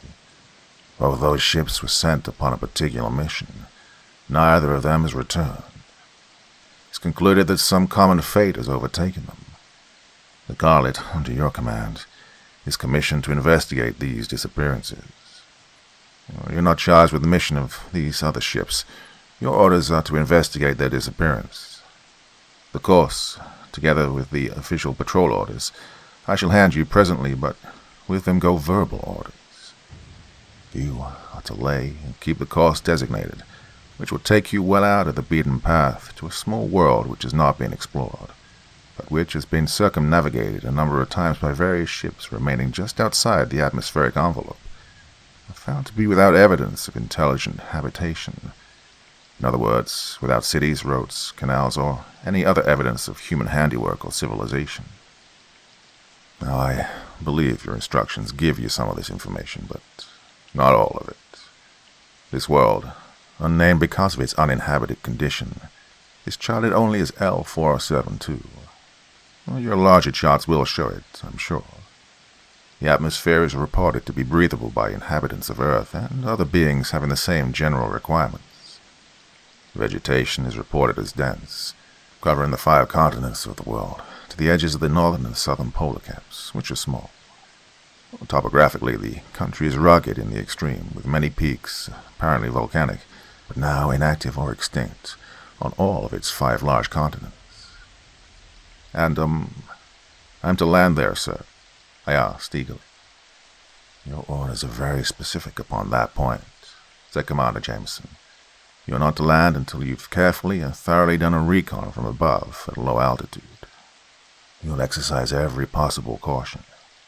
Your specific purpose is simply this: to determine, if possible, the fate of the other 2 ships, and report your findings at once. The chiefs of the service will then consider the matter and take whatever action may seem advisable to them. Jameson then rose to his feet and thrust out his hand in Earth's fine old salute of farewell. Now I must be going, Hansen, he said. I wish this patrol were mine instead of yours. You are a young man for such a responsibility. But, I replied with the glowing confidence of youth, I have the advantage of having served under Commander Jameson. He smiled as we shook again, and shook his head. Discretion can be learned only by experience, he said. But I wish you success, Hansen, on this undertaking and on many others. Supplies are on their way now. The crew will return from leave within the hour. A young Xenian by the name of Duval, I believe, is detailed to accompany you as scientific observer. Purely unofficial capacity, of course. He's been ordered to report to you at once. You are to depart as soon as feasible. You know what that means. Oh, I believe that's all. Oh, yeah, I'd almost forgotten. Here in this envelope are your orders and your course, as well as all available data on L472. And this little casket is your comet, Hansen. I know you'll wear it with honor. Thank you, sir, I said, a bit huskily. I saluted then, and Commander Jameson acknowledged the gesture with stiff precision. Commander Jameson always had the reputation of being something of a martinet. When he'd left, I picked up the thin blue envelope he'd left me. Across the face of the envelope, in the, to my mind, jagged and unbeautiful universal script, was my name, followed by the proud title, Commander, Special Patrol Ship Khalid. My first orders. There was a small oval box of blue leather with a silver crest of the service in bas relief on the lid. I opened the case and gazed with shining eyes at the gleaming silver comet that nestled in there. And slowly I unfastened the 4-8 star on my left breast and placed in its stead the insignia of my commandership. Worn smooth and shiny now, it's still my most precious possession. Kincaid, my second officer, turned and smiled as I entered the navigating room. L472 now registers maximum attraction, sir, he reported. Dead ahead and coming up nicely. My last figures, completed about 5 minutes ago, indicate that we should reach the gaseous envelope in about 10 hours. Kincaid was also a native of Earth, and we commonly used Earth time measurements in our conversation. As is still the case, ships of the Special Patrol Service were commanded without exception by natives of Earth, and the entire office of personnel hailed largely from the same planet, although I have had several Xenian officers of rare ability and courage. I nodded and thanked him for the report. Maximum attraction, eh? Well, that, considering the small size of our objective, meant we were much closer to L472 than to any other regular body. Mechanically, I studied the various dials about the room.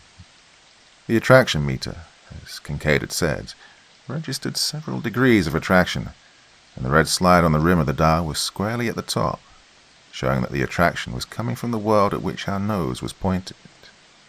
The surface temperature gauge was normal. Internal pressure, normal. Internal moisture content, a little high. Kincaid, watching me, spoke up. "I've already given orders to dry out, sir," he said. "Very good, Mr. Kincaid. Well, it's a long trip, and I want the crew in good condition." I studied the two charts, one showing our surroundings laterally, the other vertically, all bodies about us represented as glowing spots of green light of varying sizes. The ship itself is a tiny scarlet spark. Everything's ship-shape, perhaps a degree or two of elevation when we were a little closer. "May I come in, sir?" broke in a gentle, high-pitched voice. "Certainly, Mr. Duval," I replied, answering in the universal language in which the request had been made. "You're always very welcome."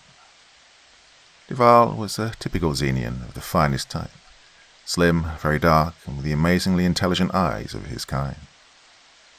His voice was very soft and gentle, and like the voice of all his people, clear and high-pitched. "Thank you," he said. "I guess I'm over-eager, but there's something about this mission of ours that worries me. I seem to feel—" He broke off abruptly and began pacing back and forth across the room. I studied him, frowning. The Xenians have a strange way of being right about such things. Their high-strung, sensitive natures seem capable of responding to these delicate, vagrant forces which even now are only incompletely understood and classified. "You're not used to work of this sort," I replied, as bluffly and heartily as possible. "There's nothing to worry about." "The commanders of the two ships that disappeared probably felt the same way, sir," said Duval. "I should have thought the chiefs of the Special Patrol Service would have sent several ships on a mission such as this." "Easy to say," I laughed bitterly. "Well, if the Council would pass the appropriations we need, we might have ships enough so that we could send a fleet of ships when we wished. And instead of that, the Council, in its infinite wisdom, builds greater laboratories and schools of higher learning, and lets the Patrol get along as best it can." "It was from the laboratories and the schools of higher learning that all these things sprang," replied Duval quietly, glancing around at the array of instruments which made navigation in space possible. "True," I admitted rather shortly. "We must work together. And as for what we shall find upon the little world ahead, we shall be there in 9 or 10 hours. You may wish to make some preparations." 9 or 10 hours? That's Earth time, isn't it? Let's see. It's about 2.5 Inaros. "Correct," I smiled. The universal method of reckoning time had never appealed to me. For those of my readers who may only be familiar with Earth time measurements, an Inar is about 18 Earth days, an Inaran a little less than 2 Earth days, and an Enaro nearly 4.5 hours. Well, the universal system has the advantage, I admit, of a decimal division, and I found it clumsy always. I may be stubborn and old-fashioned, but a clock face with only 10 numerals and 1 hand still strikes me as being unbeautiful and inefficient.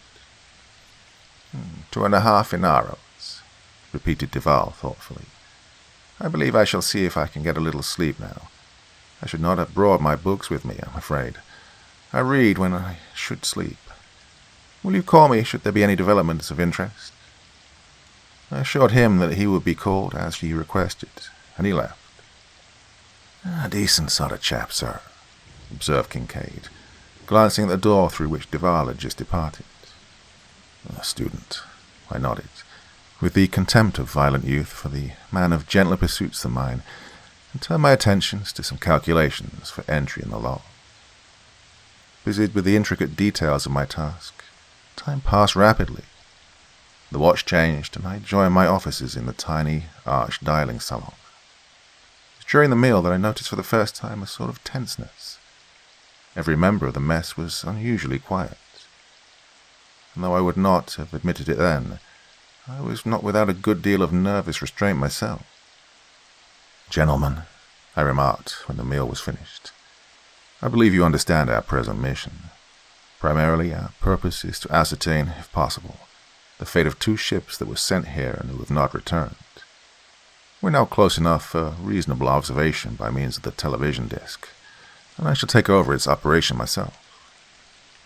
There's no gainsaying the fact that whatever fate overtook the 2 other patrol ships might also lay in wait for us. My orders are to observe every possible precaution and to return with a report. And I'm going to ask that each of you proceed immediately to his post and make ready, so far as possible, for any eventuality. Warn the watch, which has just gone off, to be ready for instant duty. The disintegrator ray generators should be started and be available for instant emergency use, maximum power, and have the bombing crews ready for standby. "What do you anticipate, sir?" asked Corey, my new sub-commander. The other officers waited tensely for my reply. "I don't know, Mr. Corey," I admitted reluctantly. "We have no information upon which to base an assumption. We do know that 2 ships have been sent there, and neither of them have returned. Something prevented that return. We must endeavor to prevent that same fate from overtaking the Khalid and ourselves." Part 2. Hurrying back to the navigating room, I posted myself beside the cumbersome, old-fashioned television instrument. 472 was near enough now to occupy the entire field, with a range hand at maximum. 1 whole continent and parts of 2 others were visible. Not many details could be made out, though. I waited grimly while an hour, then 2 hours went by. My field narrowed down to 1 continent, then to a part of 1 continent. I glanced up at the surface temperature gauge and noted that the hand was registering a few degrees above normal. Corey, who had relieved Kincaid as navigating officer, followed my gaze. "Shall we reduce speed, sir?" he asked crisply. "To twice atmospheric speed," I nodded. "When we enter the envelope proper, reduce to normal atmospheric speed. Order your course upon entering the atmosphere proper, and work back and forth along the emerging twilight zone, from the North Polar Cap to the Southern Cap, and so on." "Yes, sir," he replied, and repeated the orders to the control room forward. I pressed the attention signal of Duval's cubicle and informed him that we were entering the outer atmospheric fringe. "Thank you, sir," he said eagerly. "I shall be with you immediately." In rapid succession, I called various officers and gave terse orders. Double crews on duty in the generator compartment, the ray projectors, the atomic bomb magazines, and the release tubes. Observers at all observation posts.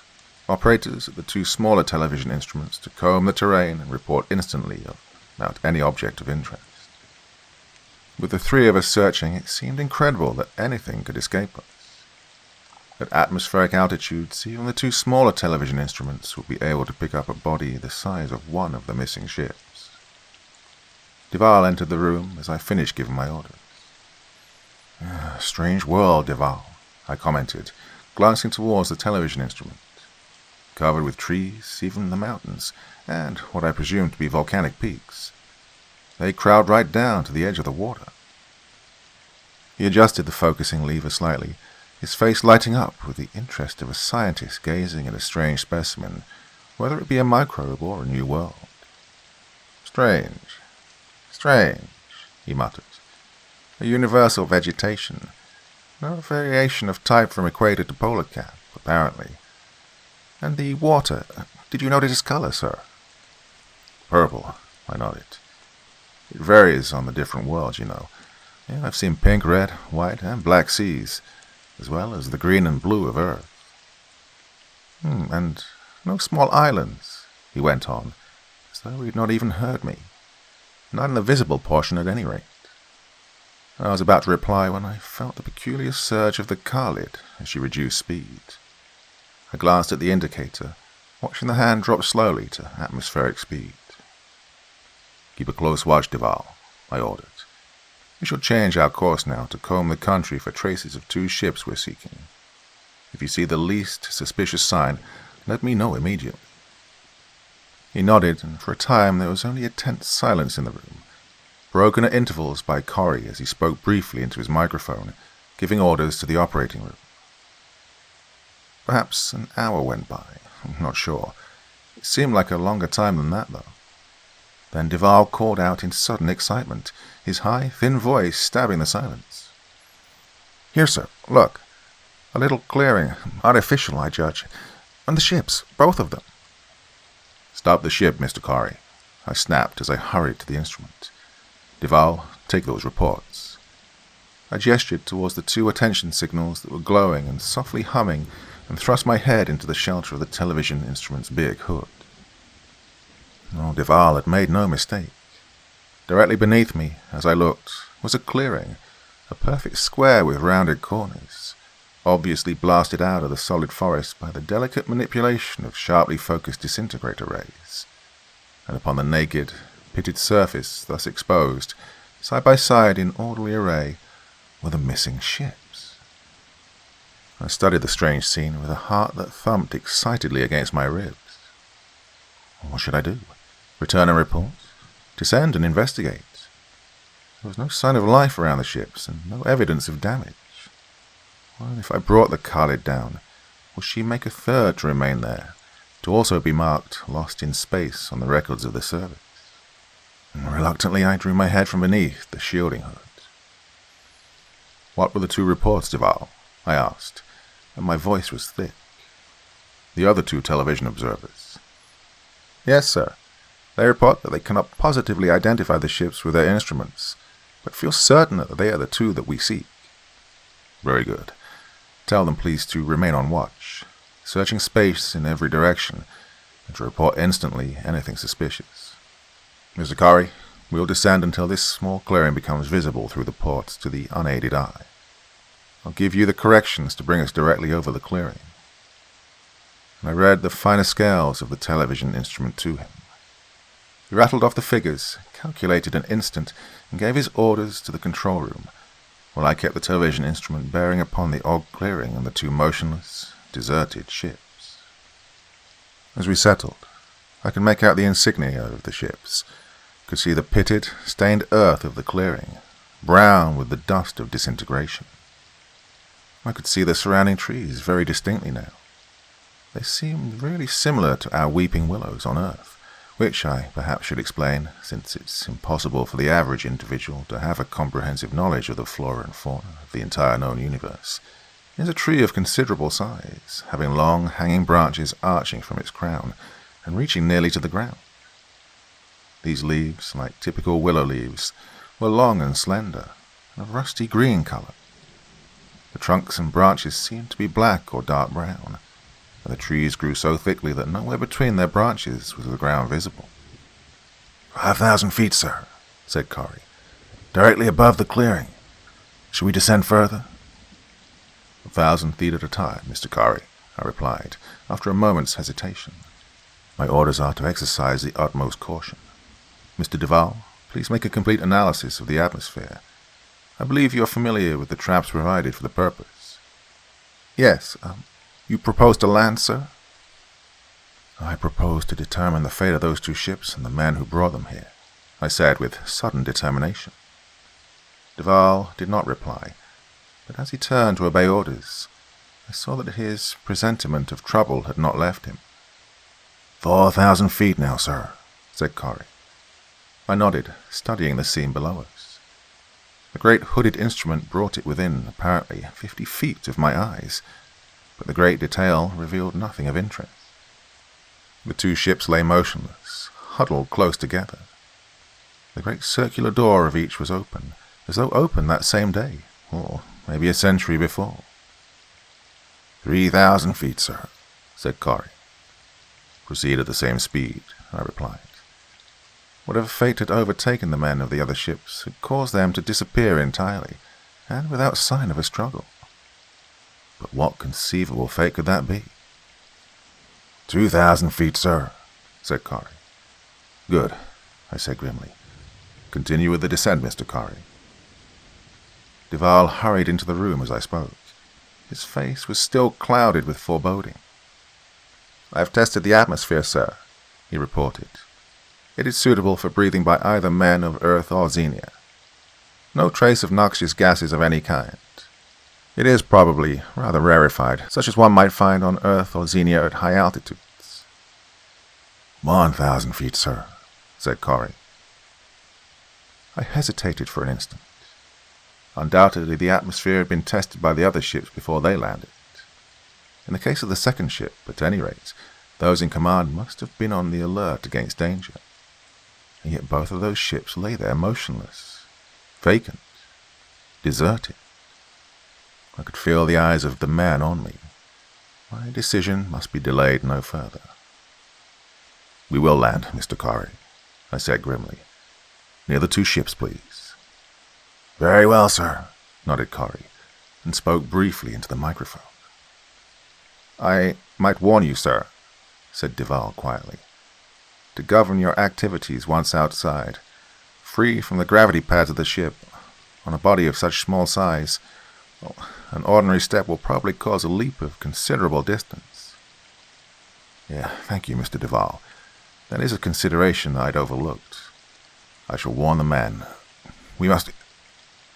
And at that instant I felt the slight jar of landing. I glanced up, met Corey's grave glance squarely. Grounded, sir, he said quietly. Very good, Mr. Corey. Keep the ship ready for instant action, please, and call the landing crew to the forward exit. Will you accompany us, Mr. Duval? Certainly, sir. Good. You understand your orders, Mr. Corey? Yes, sir. I then returned his salute and led the way out of the room, Duval close on my heels. The landing crew was composed of all men not at regular stations, nearly half of the Khalid's entire crew. They were equipped with the small atomic power pistols as sidearms, and there were 2 3-man disintegrator ray squads. We all wore menores, which were unnecessary in the ship, but decidedly useful outside. Oh, I might add that the menore of those days was not the delicate, beautiful thing that it is today. It was comparatively crude, a clumsy band of metal in which were embedded the vital units in the tiny atomic energy generator, and was worn upon the head like a crown. But for all its clumsiness, it conveyed and received thought, and, after all, that was all we demanded of it. I caught a confused jumble of questioning thoughts as I came up, and took command of the situation promptly. It will be understood, of course, that in those days men had not learned to blank their minds against the menore, as they do today.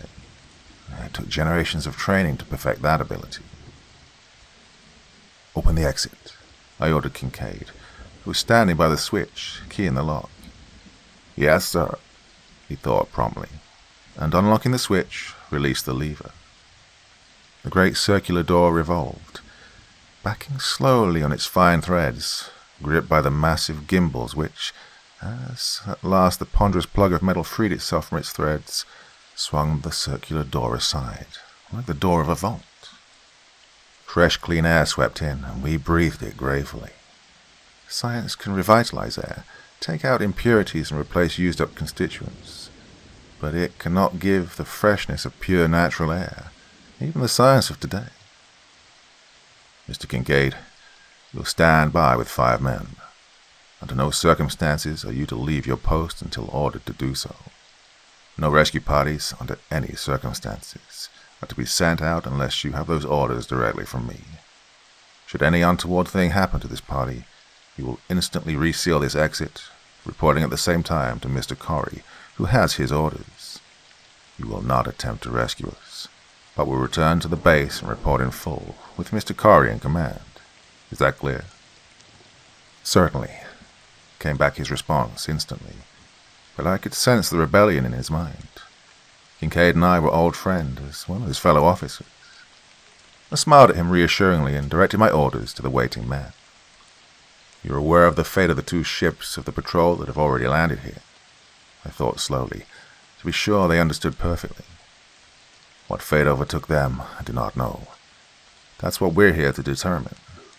Now, it's obvious that this is a dangerous mission. I'm not ordering any of you to go. Any man who wishes to be relieved from landing duty may remain inside the ship, and without reproach. Those who do go should be constantly on the alert and keep information, the usual column of twos. Be very careful when stepping out of the ship to adjust your stride to the lessened gravity of this small world. Watch this point. And then turned to Duval, motioned him to fall in at my side. With a backward glance, we marched out of the ship, treading very carefully to keep from leaping into the air with each step. 20 feet away, I glanced back.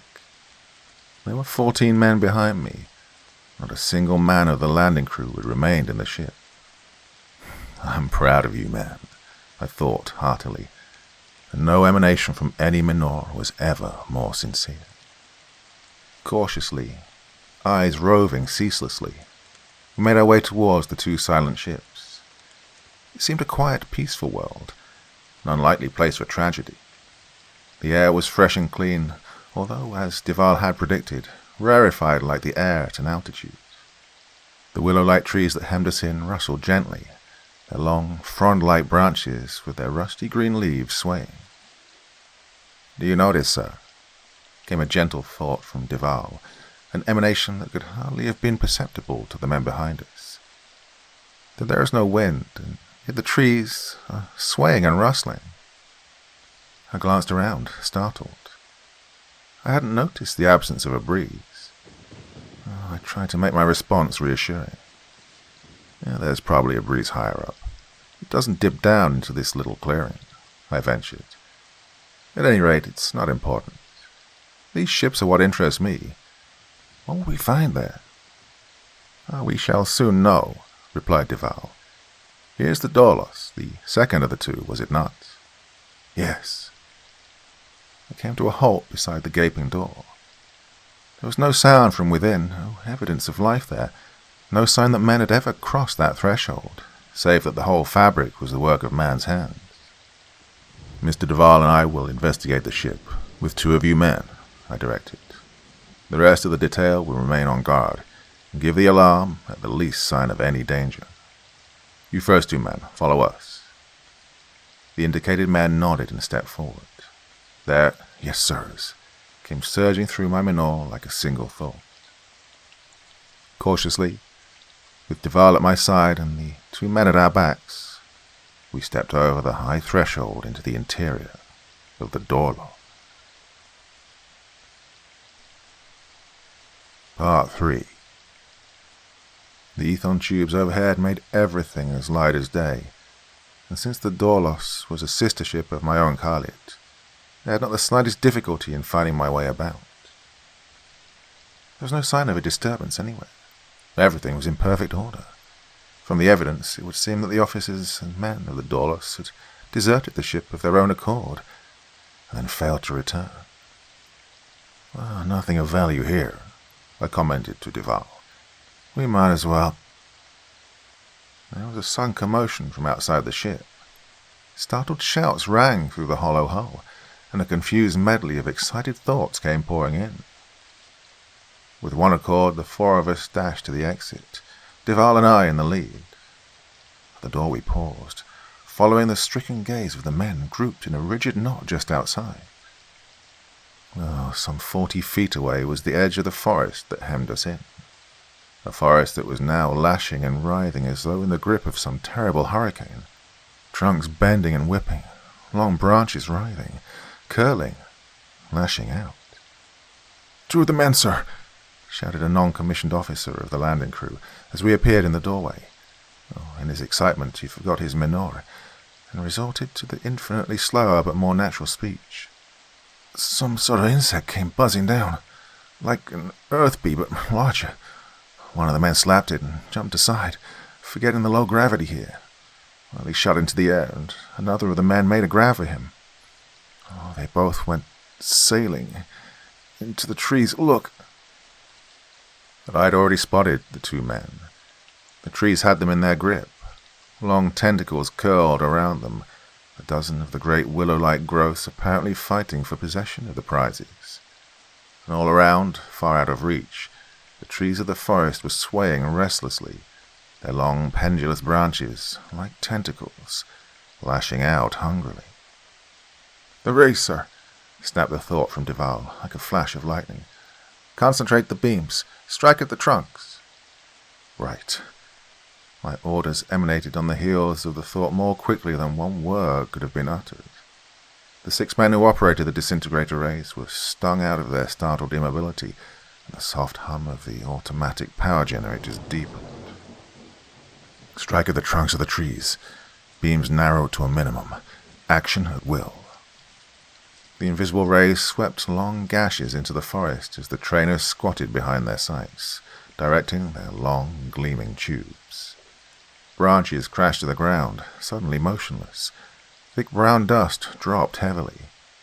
A trunk, shortened by 6 inches or so, dropped into its stub and fell with a prolonged sound of rending wood. The trees against which it had fallen tugged angrily at their trapped tentacles. One of the men rolled free, staggered to his feet, and came lurching toward us. Trunk after trunk dropped onto its severed stub and fell among the lashing branches of its fellows. The other man was caught for a moment in a mass of dead and motionless wood, but a cunningly directed ray dissolved the entangling branches around him, and he lay there, free but unable to arise. The rays played on ruthlessly. The brown heavy powder was falling like greasy soot. Trunk after trunk crashed to the ground, slashed into fragments. "Right, cease action," I ordered, and instantly the eager whine of the generators softened to a barely discernible hum. 2 of the men, under orders, raced out to the injured man, while the rest of us clustered around the first of the 2 to be freed from the terrible tentacles of the trees. His menorah was gone. His tight-fitting uniform was in shreds and blotched with blood. There was a huge crimson welt across his face, and blood dripped slowly from the tips of his fingers. "God!" he muttered unsteadily as kindly arms lifted him with eager tenderness. "They're alive, like snakes, and they're hungry." "Take him to the ship," I ordered. "He's to receive treatment immediately." I turned to the detail that was bringing in the other victim. The man was unconscious and moaning, but suffering more from shock than anything else. A few minutes under the helio emanations and he'd be fit for light duty. As the men hurried him to the ship, I turned to Duval. He was standing beside me, rigid, his face very pale, and his eyes fixed on space. "What do you make of it, Mr. Duval?" I questioned him. "Of the trees?" He seemed startled, as though I'd aroused him from deepest thought. "They are not difficult to comprehend, sir. There are numerous growths that are primarily carnivorous. We have the fintal vine on Xenia, which coils instantly when touched, and thus traps many small animals which it wraps about with its folds and digests through sucker-like growths. On your own Earth there are, we learn, hundreds of varieties of insectivorous plants. The Venus flytrap, known otherwise as Dionia muscipula, which has a leaf hinged in the median line with teeth-like bristles. The 2 sections of the leaf snap together with considerable force when an insect alights upon the surface, and the soft portions of the catch are digested by the plant before the leaves open again. The pitcher plant is another native of Earth, and several varieties of it are found on Xenia and at least 2 other planets. It traps its game without movement, but is nevertheless insectivorous. You have another species on Earth that is, or was, very common, the Mimosa pudica. Perhaps you know it as the sensitive plant. It doesn't trap insects, but it has a very distinct power of movement, and is extremely irritable. So it's not at all difficult to understand a carnivorous tree, capable of violent and powerful motion. This is undoubtedly what we have here, a decidedly interesting phenomena, but not difficult to comprehend. Well, it seems like a long explanation as I record it here, but emanated as it was, it took but an instant to complete it. Mr. Duval went on without a pause. "I believe, however, that I have discovered something far more important. How is your menorah adjusted, sir?" "At minimum."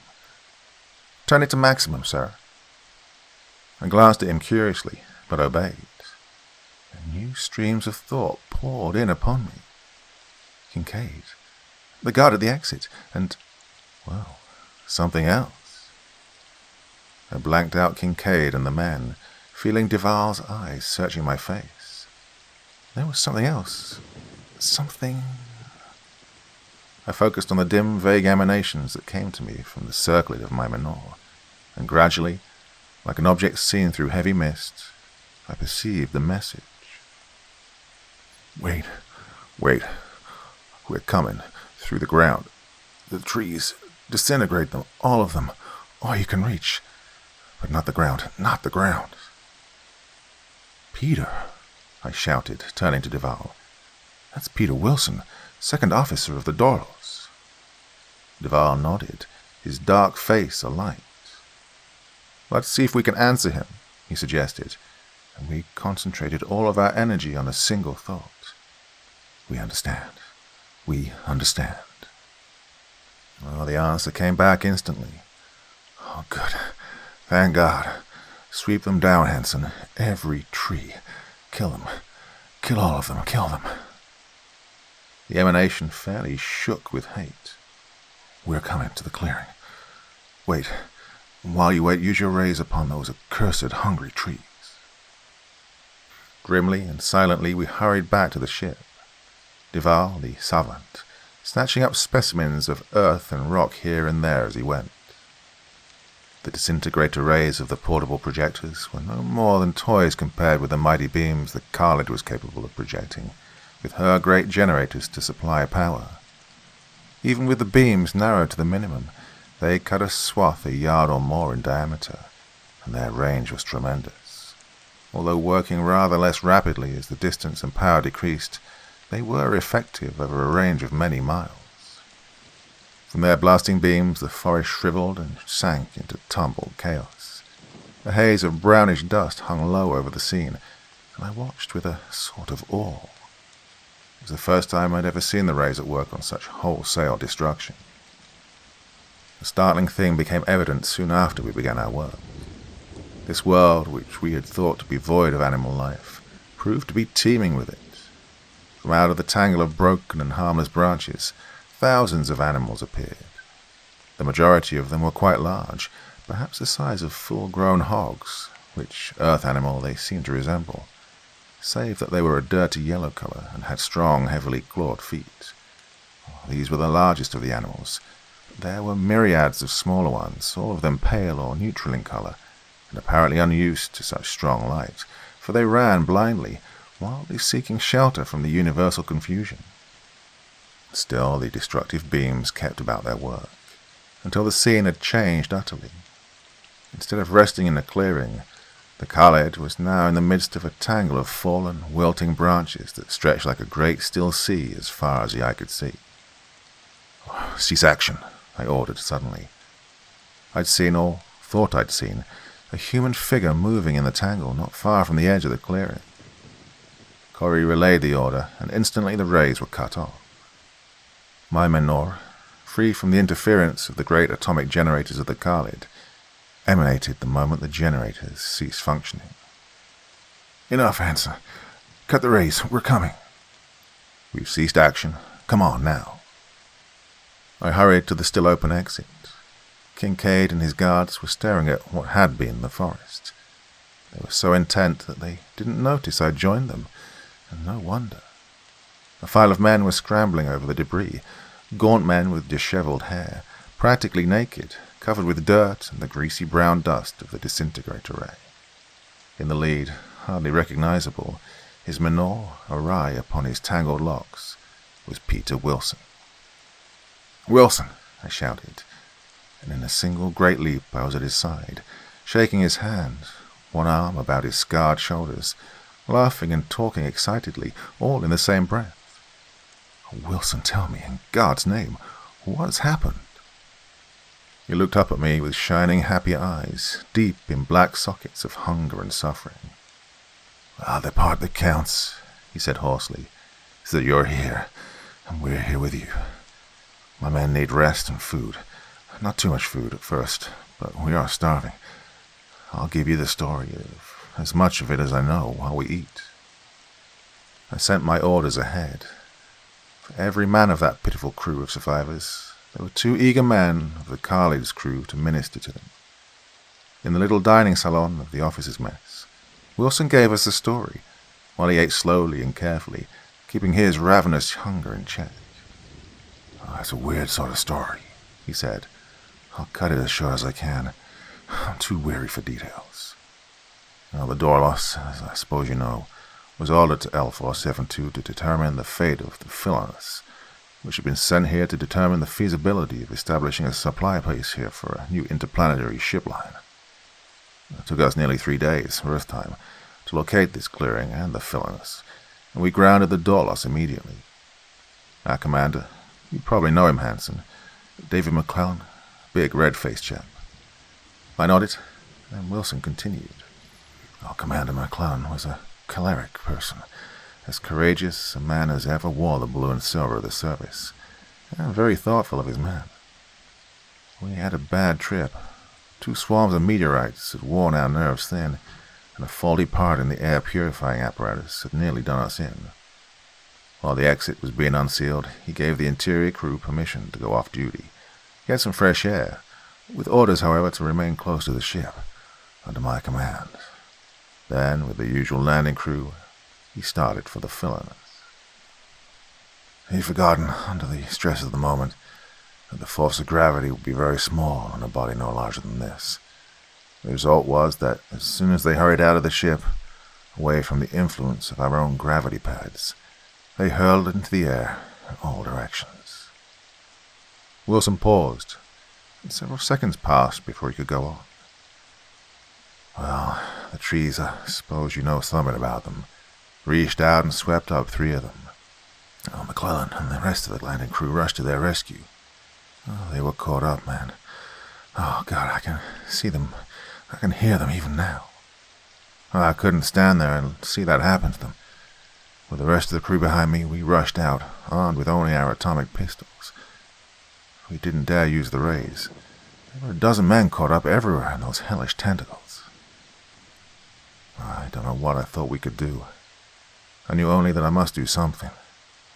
Our leaps carried us over the tops of the trees that were fighting for the bodies of McClellan and the rest of the landing crew.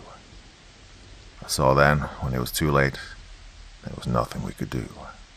The trees had done their work. They were feeding. Oh, perhaps that's why we escaped. We came down in a tangle of whipping branches. Several of my men were snatched up. The rest of us saw how helpless our position was, and that there was nothing we could do. We saw, too, that the ground was literally honeycombed, so we dove down these burrows, out of the reach of the trees. Oh, there were 19 of us that escaped.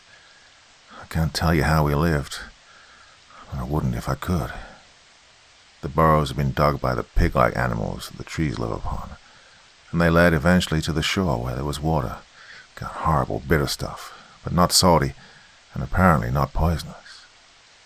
We lived on these pig-like animals, and we learned something of their way of life. The trees seem to sleep, or at least become inactive at night. Not unless they're touched do they lash out with their tentacles. At night the animals feed, largely upon the large, soft fruit of these trees. Of course, large numbers of them make a fatal step each night, but they are prolific, and their ranks don't suffer. Well, of course, we tried to get back to the clearing and the Dorlos, first by tunneling. Well, that was impossible, we found, because the rays used by the Villainous in clearing a landing place had acted somewhat upon the earth beneath. They had turned to powder. Our burrows fell in upon us faster than we could dig them out. Well, 2 of my men lost their lives that way. Then we tried creeping back by night, but we couldn't see as can the other animals here, and we quickly found out it was suicide to attempt such tactics. 2 more of the men were lost in that fashion, and that left 14 of us. Well, we decided then to wait. We knew there'd be another ship along sooner or later. Luckily, one of the men had somehow retained his menore, and we treasured that as we treasured our lives. Today, when deep in our runways beneath the surface we felt, or heard, the crashing of the trees, we knew the service had not forgotten us. So I put on the menore. Well, I think you know the rest now, gentlemen. There were 11 of us left. Here we are, all that's left of the Dorlos crew. We found no trace of any survivor of the Villainous. Unaware of the possibility of danger, they were undoubtedly all victims of the trees. Wilson's head dropped forward on his chest. He straightened up with a start and an apologetic smile. "I believe, Hanson," he said slowly, "I'd better get a little rest." And he slumped forward on the table in the death-like sleep of utter exhaustion. And there the interesting part of the story ends.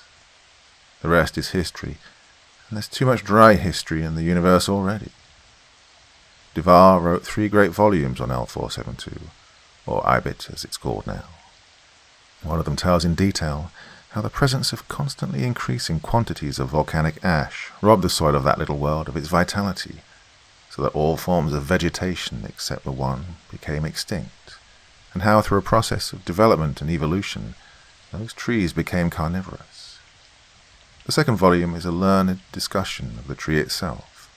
It seems that a few specimens were spared for study, isolated on a peninsula on one of the continents, and turned over to Duval for observation and dissection. All I can say for the book is that it's probably accurate. Certainly it's neither interesting nor comprehensible. And then, of course, there is his treatise on oakite. How he happened to find the ore, the probable amount available on L472, or IBIT if you prefer, and an explanation of his new method of refining it. I saw him frantically gathering specimens while we were getting ready to leave, but it wasn't until after we'd departed that he mentioned what he'd found. I have a set of these volumes somewhere. Duval autographed them and presented me with them. They established his position, I understand, in this world of science, and of course the discovery of this new source of oakite was a tremendous find for the whole universe. Interplanetary transportation wouldn't be where it is today if it weren't for this inexhaustible source of power. And yes, Duval became famous and very rich. I received the handshakes and the gratitude of the 11 men we rescued, and exactly 9 words of commendation from the chief of my squadron. "You are a credit to the service, Commander Hanson." Well, perhaps, to some who read this, it will seem that Duval fared better than I. But to men who have known the comradeship of the outer space, the heartfelt gratitude of 11 friends is a precious thing. And to any man who has ever worn the blue and silver uniform of the Special Patrol Service, those 9 words from the Chief of Squadron will sound strong. Chiefs of squadrons in the Special Patrol Service, at least in those days, gave scant praise. But it might be different in these days of soft living and political pull.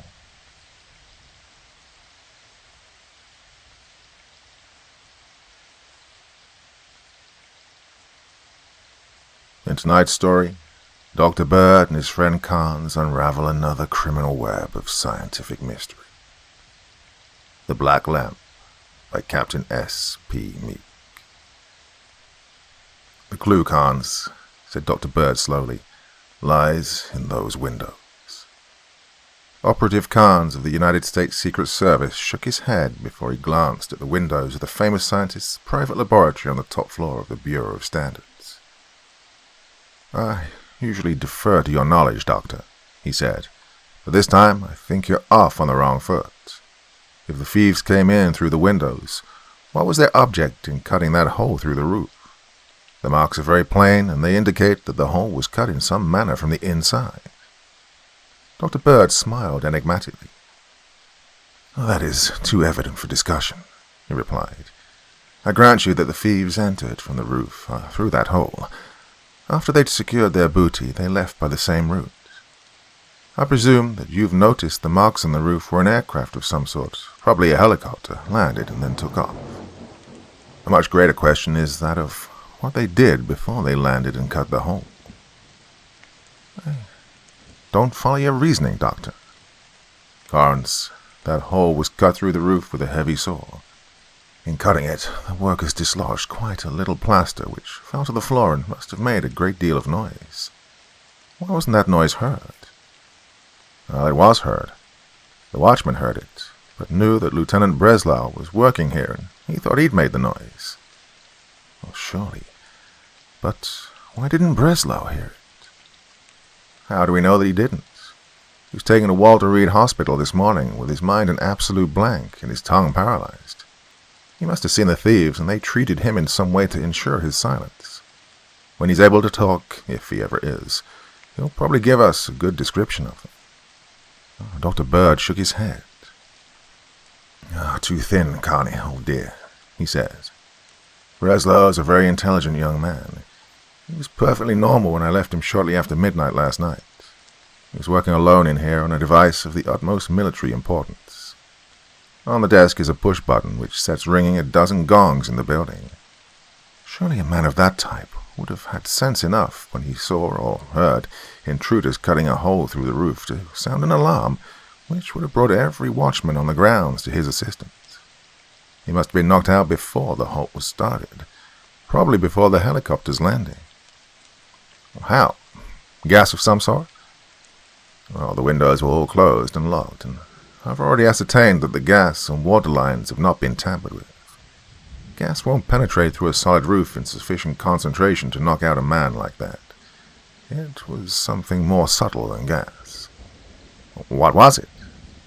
"I don't know yet. The clue to what it was lies, as I told you, in those windows." Carnes moved over and surveyed the windows closely. "I see nothing unusual about them except that they need washing rather badly." "Well, they were washed last Friday, but they do look rather dirty, don't they? Suppose you take a rag and some scouring soap and clean up a pane." The detective took the proffered articles and started his task. He wet a pane of glass, rubbed up a thick lather of scouring soap, and applied it and rubbed vigorously. With clear water he washed the glass and then gave an exclamation of astonishment and examined it more closely. "This isn't dirt, Doctor," he cried. "The glass seems to be fogged." Dr. Bird chuckled. "So it seems," he admitted. "Now look at the rest of the glass around the laboratory." Carnes looked around and then walked to a table littered with apparatus and examined a dozen pieces carefully. "It's all fogged in exactly the same way, Doctor," he said. "The only piece of clear glass in the room is that piece of plate glass on your desk." Dr. Bird picked up a hammer and struck the plate on his desk a sharp blow. Carnes ducked instinctively, but the hammer rebounded harmlessly from the plate. "This isn't glass, Carnes," said the doctor. "That plate is made of vitrolene, a new product which I have developed. It looks like glass, but it has entirely different properties. It's of enormous strength and is quite insensitive to shock. It has one most peculiar property. While ultraviolet and longer rays will penetrate it quite readily, it's a perfect screen for X-rays and other rays of shorter wavelength. It appears to be the only piece of transparent substance in my laboratory which has not been fogged, as you call it." "Do short waves fog glass, Doctor?" "Oh, not as far as I know at present. But you must remember that very little work has been done with the short wavelengths. In the vast range of waves whose lengths lie between 0 and that of the X-ray, only a few points have been investigated and definitely plotted. There may be in that range a wavelength which will fog glass." "Well, then your theory is that some sort of ray machine was put in operation before the helicopter landed?" "Oh, it's too early to attempt any theorizing, Carnes. Let us confine ourselves to the known facts. Lieutenant Breslau was normal at midnight and was working in this room. Sometime between then and 7 this morning, he underwent certain mental and physical changes which prevent him from telling us what he observed. During the same period, a hole was cut in the roof and things of great importance stolen. At the same time, all the glass in the laboratory became semi-opaque. The problem is to determine what connection there is between the three events. I'll handle the scientific end here, but there is some outside work to be done, and that'll be your share." "Give your orders, Doctor," said the detective briefly. "Well, to understand what I'm driving at, I'll have to tell you what's been stolen. Now, naturally, this is highly confidential. Some rumors have leaked out as to my experiments with radite, as I've named the new radium-containing disintegrating explosive on which I've been working. But no one short of the Secretary of War and the Chief of Ordnance and certain of their selected subordinates knows that my experiments have been successful and that the United States is in a position to manufacture radite in almost unlimited quantities from the pitch-blende ore deposits of Wyoming and Nevada. The effects of radite will be catastrophic on the unfortunate victim on whom it is first used. The only thing left to do was to develop a gun from which radite shells could be fired with safety and precision. Ordinary propellant powders are too variable for this purpose, but I found that radite B, one form of my new explosive, can be used for propelling the shells from a gun. The ordinary gun will last only 2 or 3 rounds due to the erosive action of the radite charge on the barrel, and ordinary ordnance is heavier and more cumbersome than is necessary.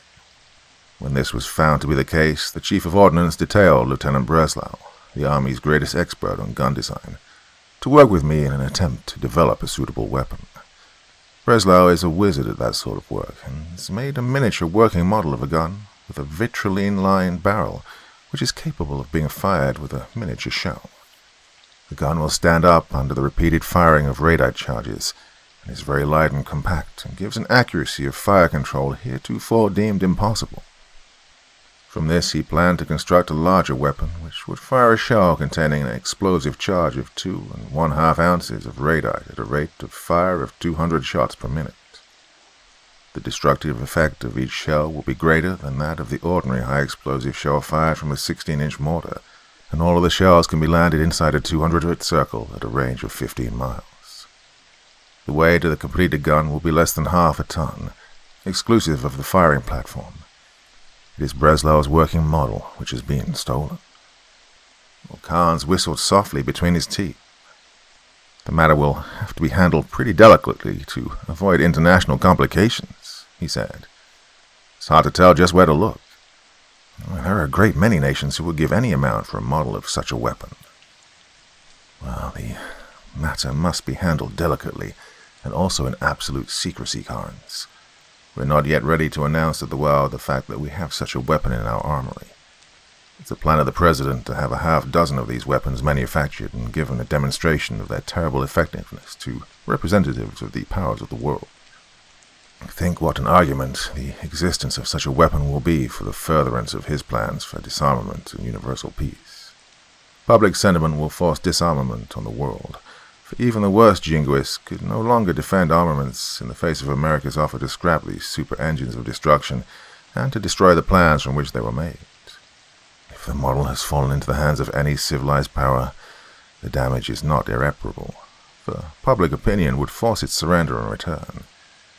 It is among the uncivilized powers that our search must first be made. Well, that makes the problem of where to start more complicated. On the contrary, it simplifies it immensely. At the head of the uncivilized powers stands one which has the brains, the scientific knowledge, and the manufacturing facilities to make terrible use of such a weapon. In addition, the aim of that power is to overthrow all world governments and set up in their stead its own tyrannical disorder. Need I name it? You refer to Russia? No, not to Russia, the great slumbering giant who will someday take her place in the sun in fellowship with the other nations, but rather to Bolsheviki, that empire within an empire, that horrible power which is holding sleeping Russia in chains of steel and blood. It is there that our search must first be made. Well, of course, they have no official representative in America. No, but the Young Labour Party is as much their accredited representative as the British ambassador is of Imperial Britain. Your first task will be to trail down and locate every leader of that group and to investigate his present activities. Well, I can tell you where most of them are without investigation. Denberg, Semensky, and Karuskar are in Atlanta. Fedorovich and Kaspar are in Leavenworth. Saranov is dead, well, presumably. My doctor, I saw with my own eyes the destruction of the submarine in which he was riding. Did you see his dead body? No. Neither did I, and I'll never be sure until I do. Once before we were certain of his death, and he bobbed up with a new fiendish device. We cannot eliminate Saranov. All right, I'll include him in my plans. Do so. Besides, a hypothetical Saranov, there are half a dozen or more of the old leaders of the gang who are alive and at liberty, so far as we know. They fled the country after the Coast Guard broke up their alien smuggling scheme, but some of them may have returned.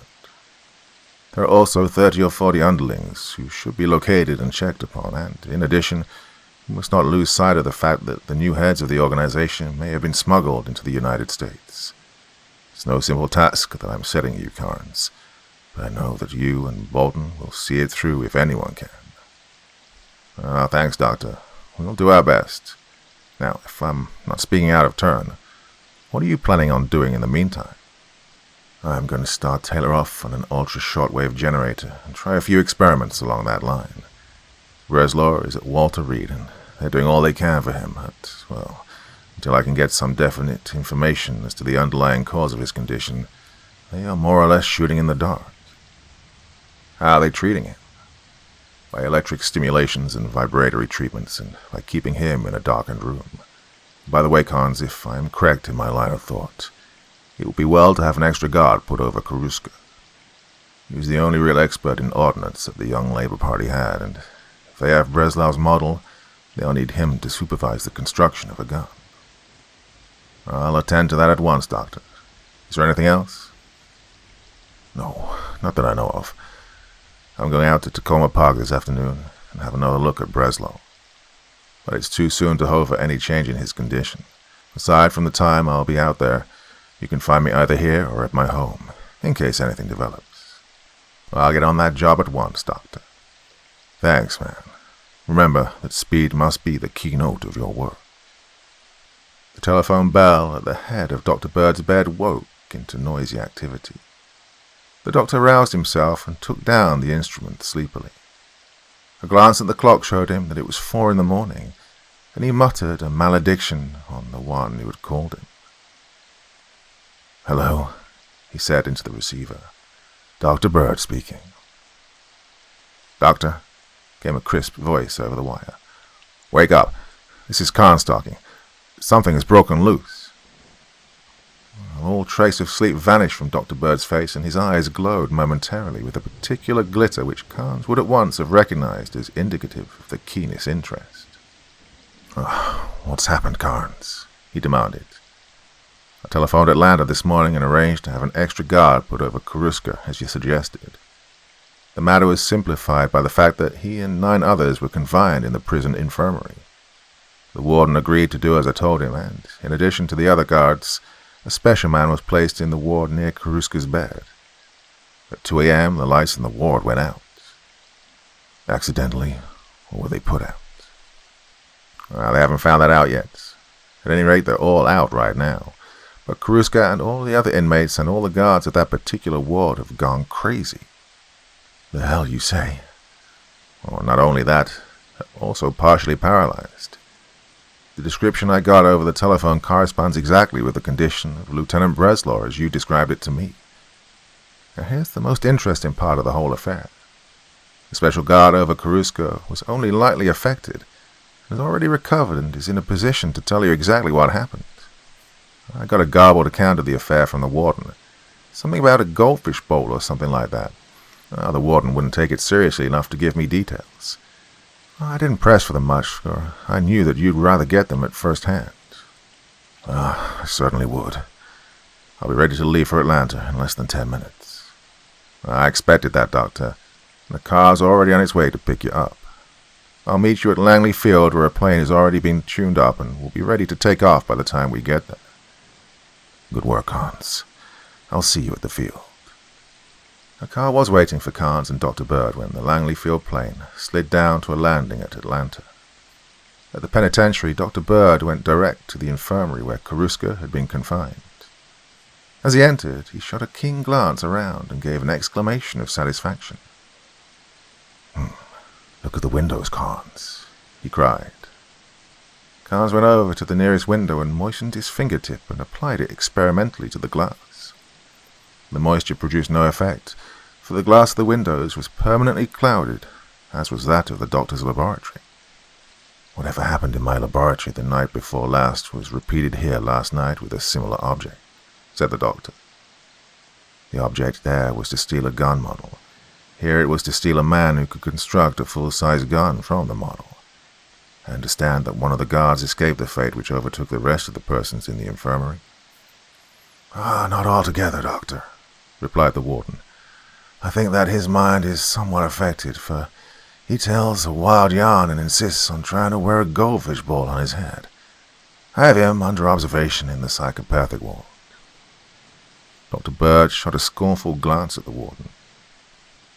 "There are none so blind as those who will not see," he murmured. "Yeah, by all means, I wish to see him," he went on aloud. "Will you have him brought here at once, please?" The warden nodded and spoke to one of the attendants. In a few moments, a tall, fair-haired young giant stood before the doctor. Dr. Bird pushed back his unruly shock of black hair with his fingers, those long, slim, mobile fingers which alone betrayed the artist in his makeup. I shot a piercing glance from his black eyes into the blue ones, which returned the gaze unabashed. "What's your name?" he asked. "Bailey, sir." "You were on guard here last night?" "Yes, sir. I was detailed as a special guard over number 9764. "Tell me in your own words what happened. Don't be afraid to speak out. I'm not going to disbelieve you. And above all, tell me everything, no matter how unimportant it may seem to you. I'll judge the importance of things for myself. I'm Dr. Bird of the Bureau of Standards." The guard's face lit up at the doctor's words. "I've heard of you, Doctor," he said in a relieved tone, "and I'll be glad to tell you everything. 10 o'clock last night, I received Carragher as special guard over number 9764. Carragher reported that the prisoner was somewhat restless and hadn't been asleep as of yet. I sat down about 15 feet from his bed and prepared to keep an eye on him until I was relieved at 6 o'clock this morning. Well, nothing happened until about 2 o'clock. Number 9764 was restless, as Carragher had said. But toward midnight, he quieted down and apparently went to sleep. Well, I was sleepy myself, and I got up and took a turn around the room every 5 minutes to be sure that I kept awake. And that's how I'm so sure of the time, sir." Dr. Bird nodded. At 5 minutes to 2, just as I got up, I heard a noise outside like a big electric fan. Sounded like it came from directly overhead, and I went to the window and looked out. I couldn't see anything, but I could hear it pretty plainly. And then I heard a noise like someone had fallen on the roof. Almost at the same time there came a sort of high-pitched whine, a good deal like the noise an electric motor makes when it's running at high speed. I thought of giving an alarm. I didn't want to stir things up unless I was sure that there was some necessity for it. So I started for the door to ask one of the outside guards if he'd heard anything. As I turned toward number 9764, I saw that he'd been sitting up in bed while my back was turned. As soon as he saw that I'd noticed him, he lay back real quick and pulled the covers over his head. He moved pretty quick, but not so quick that I couldn't see that he had something that glittered like glass before his face. I started over toward his bed to see what he was doing, and then it was that the light started to get dim. "Go on," said the doctor as Bailey paused. His eyes were glittering brightly now. "Well, sir, Doctor, I don't hardly know how to describe what happened next. The lights were getting dim, but not as they ordinarily do when the current starts to go off. The filaments were shining as bright as they ever did, but, well, the light didn't seem to be able to penetrate the air. The whole room seemed to be filled with a blackness that stopped the light. No, sir, it wasn't like fog. It was more like something more powerful than the lights was in the room and was killing them. It wasn't only the lights which were affected. It was me as well. The blackness, whatever it was getting into me as well as into the room. I couldn't seem to make myself think like I wanted to. Tried to yell to give an alarm. I found that I could hardly whisper. I went toward the bed and I saw number 9764 sit up again. He had like a goldfish bowl pulled down over his head. It was evident that it was keeping the blackness away, for I could see him plainly and his eyes were as bright as ever. The nearer I got to him, the funnier I felt. I began to be afraid that I'd go out. Number 9764 got up out of bed, and I could see him grinning at me through the bowl. He reached up and adjusted that bowl, and all of a sudden I realized that whatever was knocking me out was not affecting him because he had that thing on. Well, I jumped for him with the idea of taking the bowl off and putting it on my own head. He saw what I was up to and fought like a cornered rat, but the blackness hadn't affected my muscles. Yeah, I'm a pretty big man, sir, and number 9764 is a little runt. It didn't take me long to get the ball off his head and pulled on over mine. As soon as I did that, I seemed to be able to think clearer. When I was sitting on number 9764, I was ready to tap him with a persuader if he started anything, but, well, I didn't have to. In a few minutes, he stopped struggling and lay perfectly quiet. Well, the lights kept getting dimmer and dimmer until they went out altogether, and the room became pitch dark. Well, it wasn't exactly as if the lights had gone out, sir. Well, I seemed to know that they were still there, and were burning as bright as ever, but they couldn't penetrate the blackness in the room, if you understand what I mean. I think I do, said Dr. Bird slowly.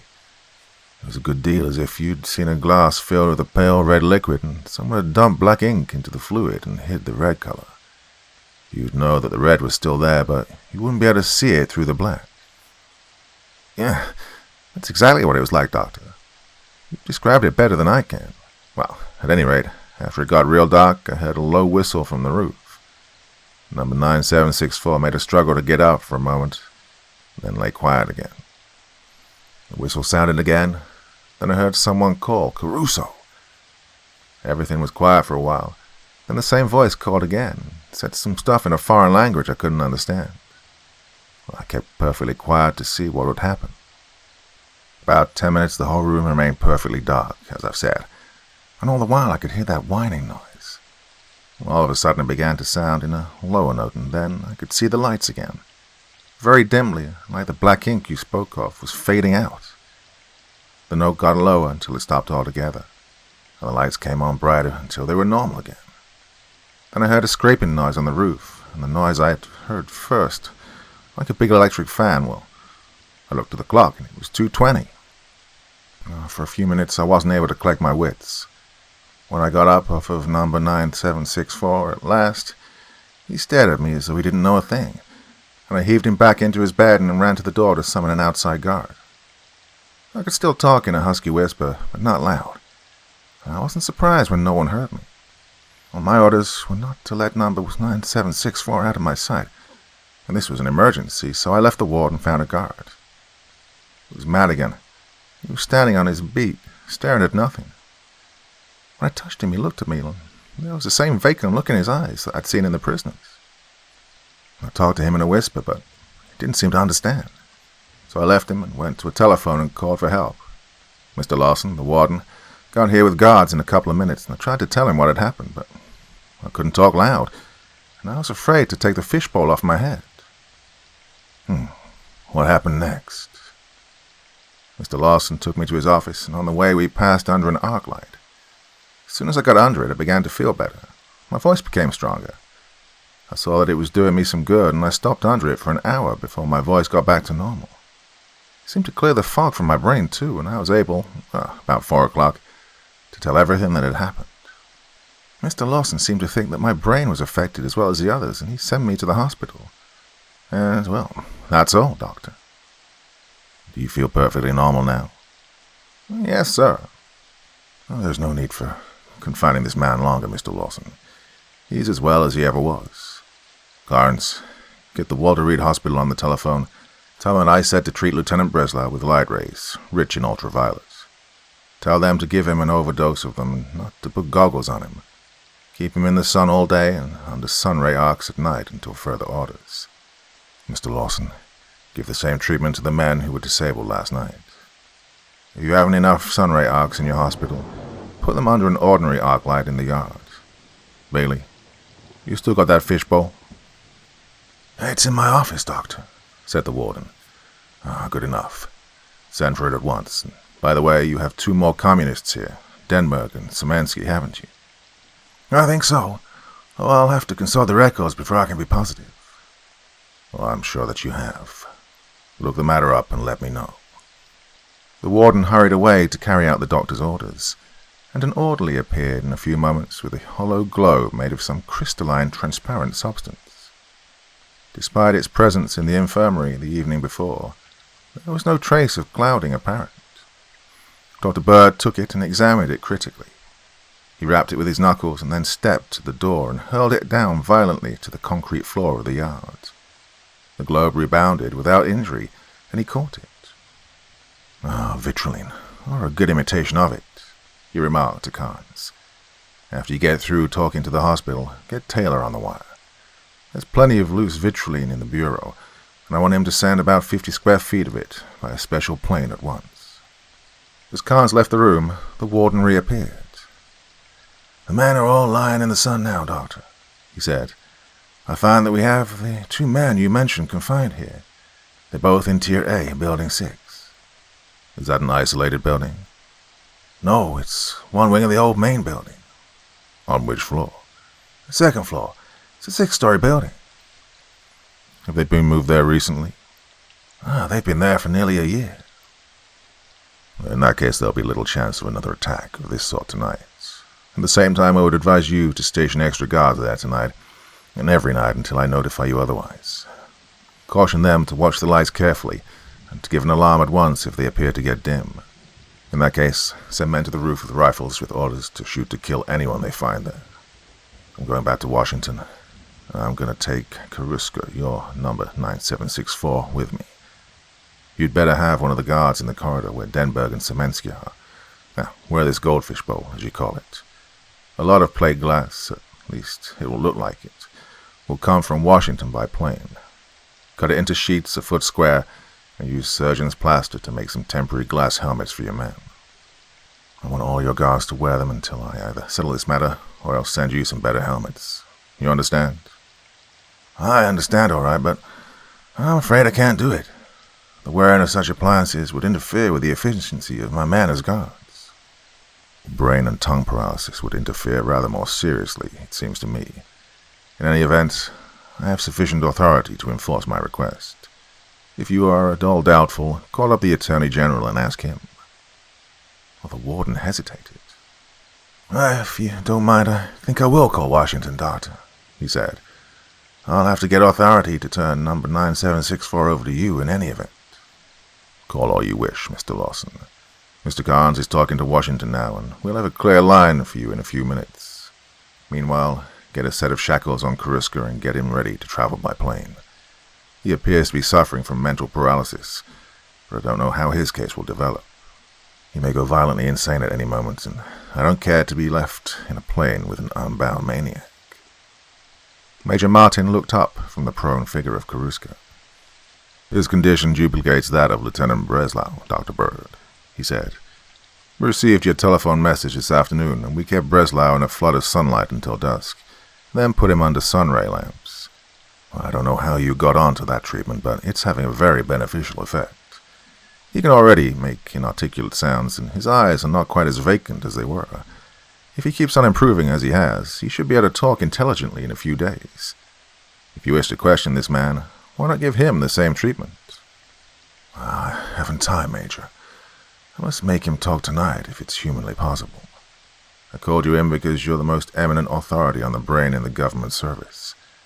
Is there any way of artificially stimulating this man's brain so that we can force the secrets of his subconscious mind from him?"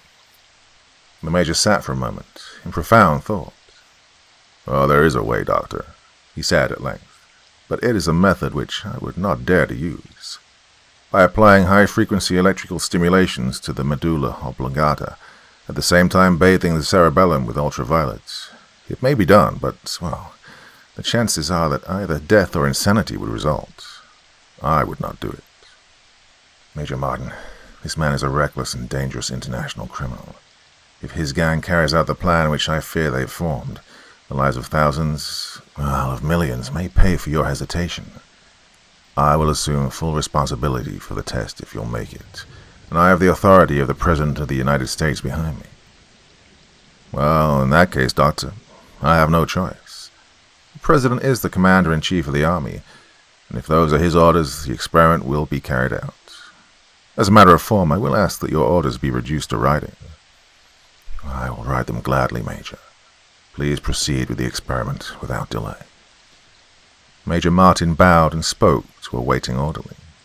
The prostrate figure of Karuska was wheeled down a corridor into the electrical laboratory, and with the aid of the laboratory technician, the surgeon made his preparations.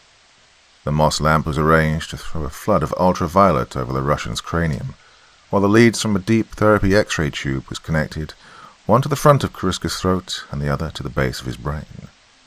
At a signal from the Major, a nurse began to administer ether. "I guarantee nothing, Dr. Bird," said the Major. "The paralysis of the vocal cords may be physical, in which case the victim will still be unable to speak, regardless of the brain stimulation. If, however, the evident paralysis is due to some obscure influence on the brain, it may work. In any event, I'll hold you blameless and thank you for your help," replied the doctor. "Please start the stimulation." Major Martin closed a switch, and the hum of a high-tension alternator filled the laboratory. The Russian quivered for a moment and then lay still. Major Martin nodded, and Dr. Bird stepped to the side of the operating table. "Ivan Karuska," he said slowly and distinctly. "Do you hear me?" The Russian's lips quivered, and an unintelligible murmur came from them. "Ivan Karuska," repeated Dr. Bird. "Do you hear me?" There was a momentary struggle on the part of the Russian, and then a surprisingly clear voice came from his lips. "I do." "Who is the present head of the Young Labour Party?" Again there was a pause before the name. "Saranov," came from the lips of the insensible figure. Carnes gave a sharp exclamation, but a gesture from the doctor silenced him. "Is Saranov alive?" "Yes." "Is he in the United States?" "No, he is in London." "Is he coming to the United States?" "Yes." "When?" "I do not know. Soon. As soon as we are ready for him." "Where is he living in London?" "I don't know." "How did you get word that you were to be rescued from Atlanta?" "A message was smuggled into me by O'Grady, a guard in our pay." "What was the vitriline helmet for?" "To protect me from the effects of the black lamp." "What's the black lamp?" "I do not know exactly. Saranov invented it. It gives a black light, and it kills all other light except sunlight, and it paralyzes the brain." "Did you know that the model of the Breslau gun had been stolen?" "Yes." "What were you going to do after you were rescued from jail?" "I was going to make a full-sized gun. We have a disappearing gun platform built in the swamps at the juncture of the Potomac and Piscataway Creek.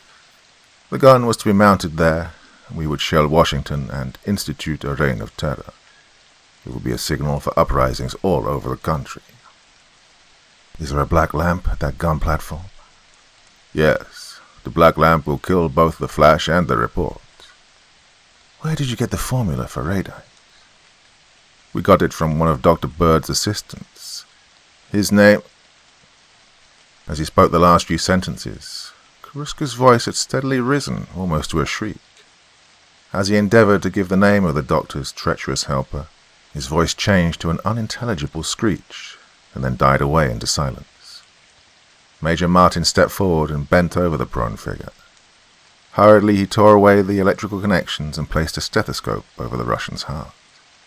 He listened for a moment, and then straightened up, his face pale. "I hope that the information you obtained is worth a life, Dr. Bird," he said, his voice trembling slightly, "because it has cost one." "It may easily save thousands of lives. I thank you, Major, and I will see that no blame attaches to you for your actions. I only wish that he'd lived long enough to tell me the name of my assistant who sold me out to Saranov. However, we'll get that information in other ways. Carnes, telephone Lawson at Atlanta to slam O'Grady into a cell pending investigation, while I get Camp Meade on the wire and order up a couple of tanks. We're going to attack that gun emplacement at daybreak." The telephone bell in the laboratory jangled sharply. Major Martin answered it and turned to Carnes. "You're wanted on the telephone, Mr. Carnes." The detective stepped forward and took the transmitter. "Carnes speaking," he said. "Yeah, oh, hello, Bolton. Yeah, we have Karuska here, or rather his body. Yes, Dr. Bird is here right now." "You've what? Great Scott. Wait a minute. Dr. Bird," he cried eagerly, turning from the telephone. "Bolton has located the Washington headquarters of the Young Labour Party." Dr. Bird sprang to the instrument. "Bird speaking, Bolton. he cried. "You've located their headquarters? Who's running it? Strensky, eh? Oh, you're on the right track. He used to be Saranov's right-hand man. Where's the place located?" "Don't seem to recollect the spot. You have it well surrounded? Where are you speaking from?" "All right, we'll join you as quickly as we can. Now, keep your patrols out and don't let anyone get away." He then hung up the receiver and turned to Carnes. "Did you have the car wait?" he asked. Good enough. We'll jump for the bureau and pick up all the vitriol laying around loose and join Bolton. He thinks he has the whole outfit bottled up." Bolton was waiting as the car rolled up and Dr. Bird leaped out. "Where are they?" demanded the doctor eagerly. "In an abandoned factory building about 300 yards from here," replied the chief of the Secret Service. "I traced them through New York. We've been watching the place ever since yesterday noon, and I know that Strensky is in there with half a dozen others. No one has tried to leave since we set our watch. Funny thing has happened. One funny thing. About an hour ago, a peculiar red glow suffused the whole building.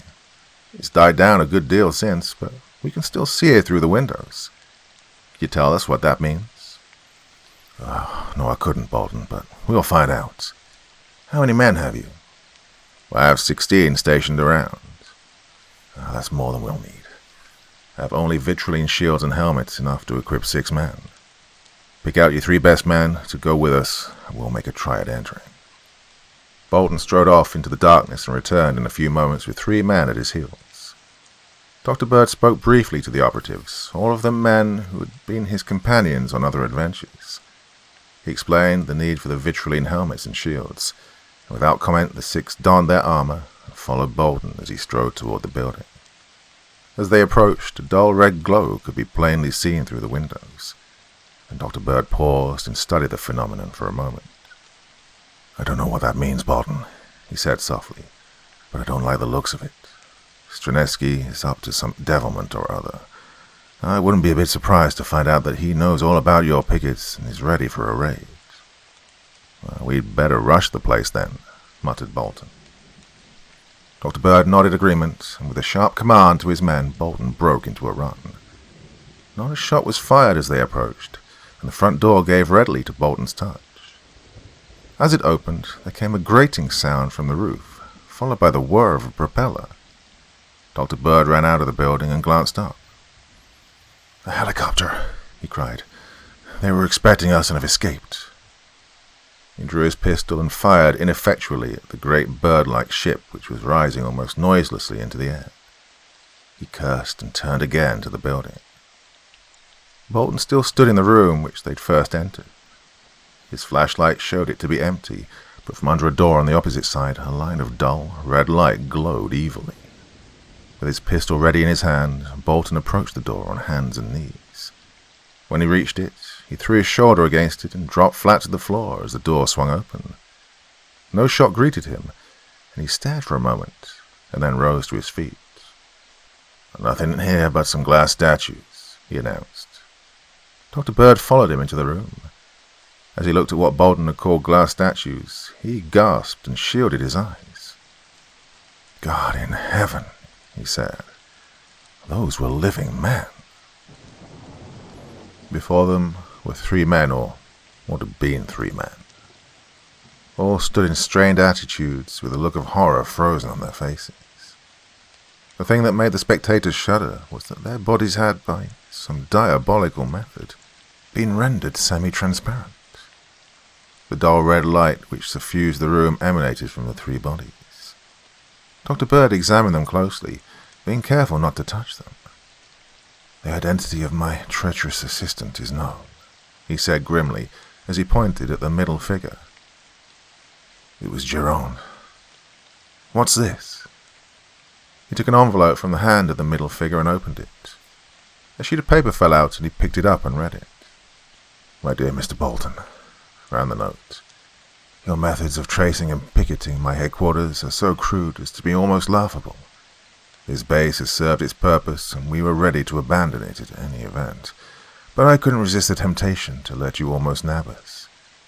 The 3 men whom you will find here are agents who failed in their duty.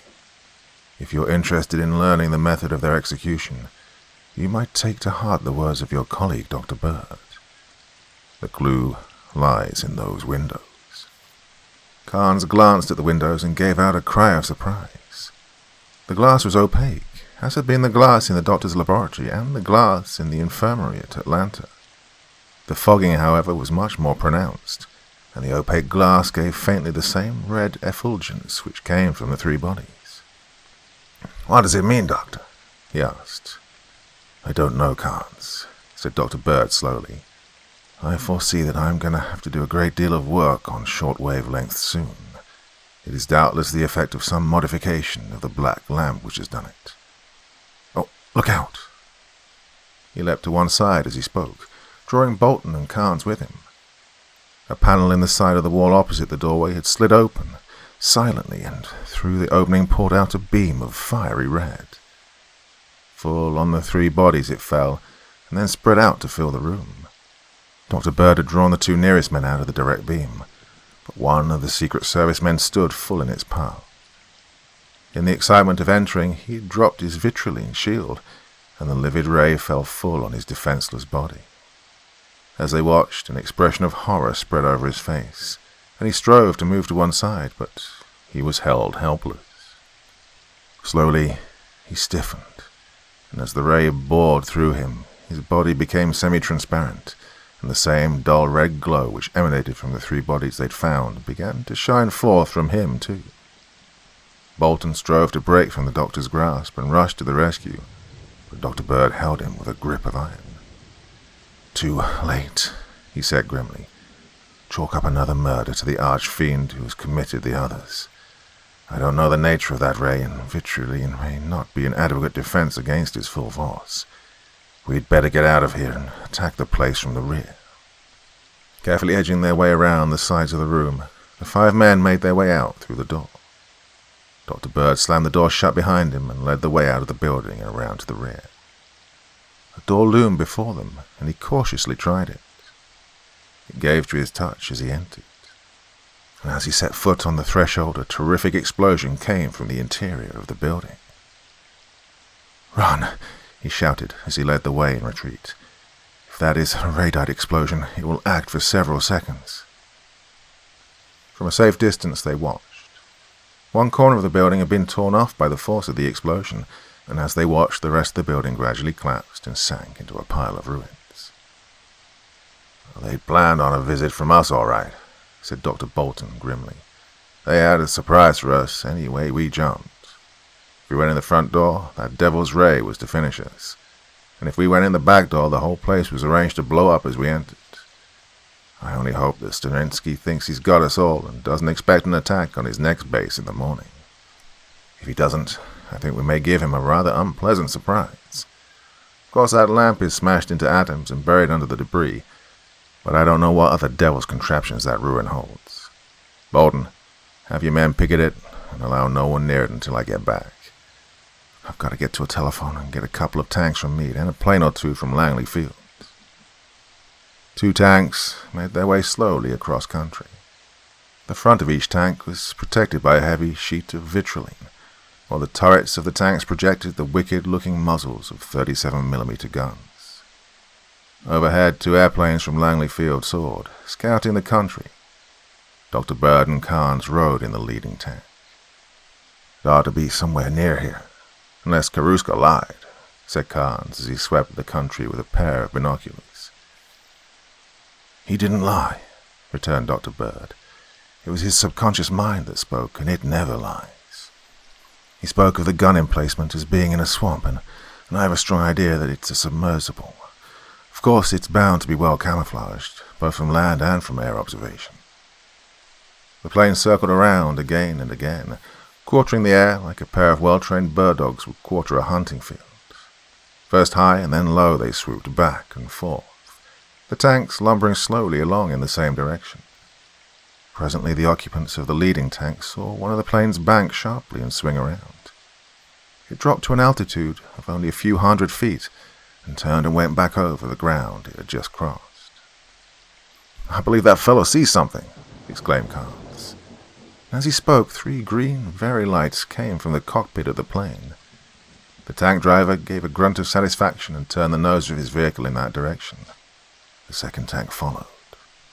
Hardly had they turned in the new direction before the ground began to get soft under their tracks and the heavy vehicles began to sink. The driver of the doctor's tank forced it ahead, but the tank sank deeper in the mire until water flowed in around the feet of the occupants. "I reckon we'll have to get out and walk pretty soon, Doctor," said the driver. Dr. Bird grunted in acquiescence.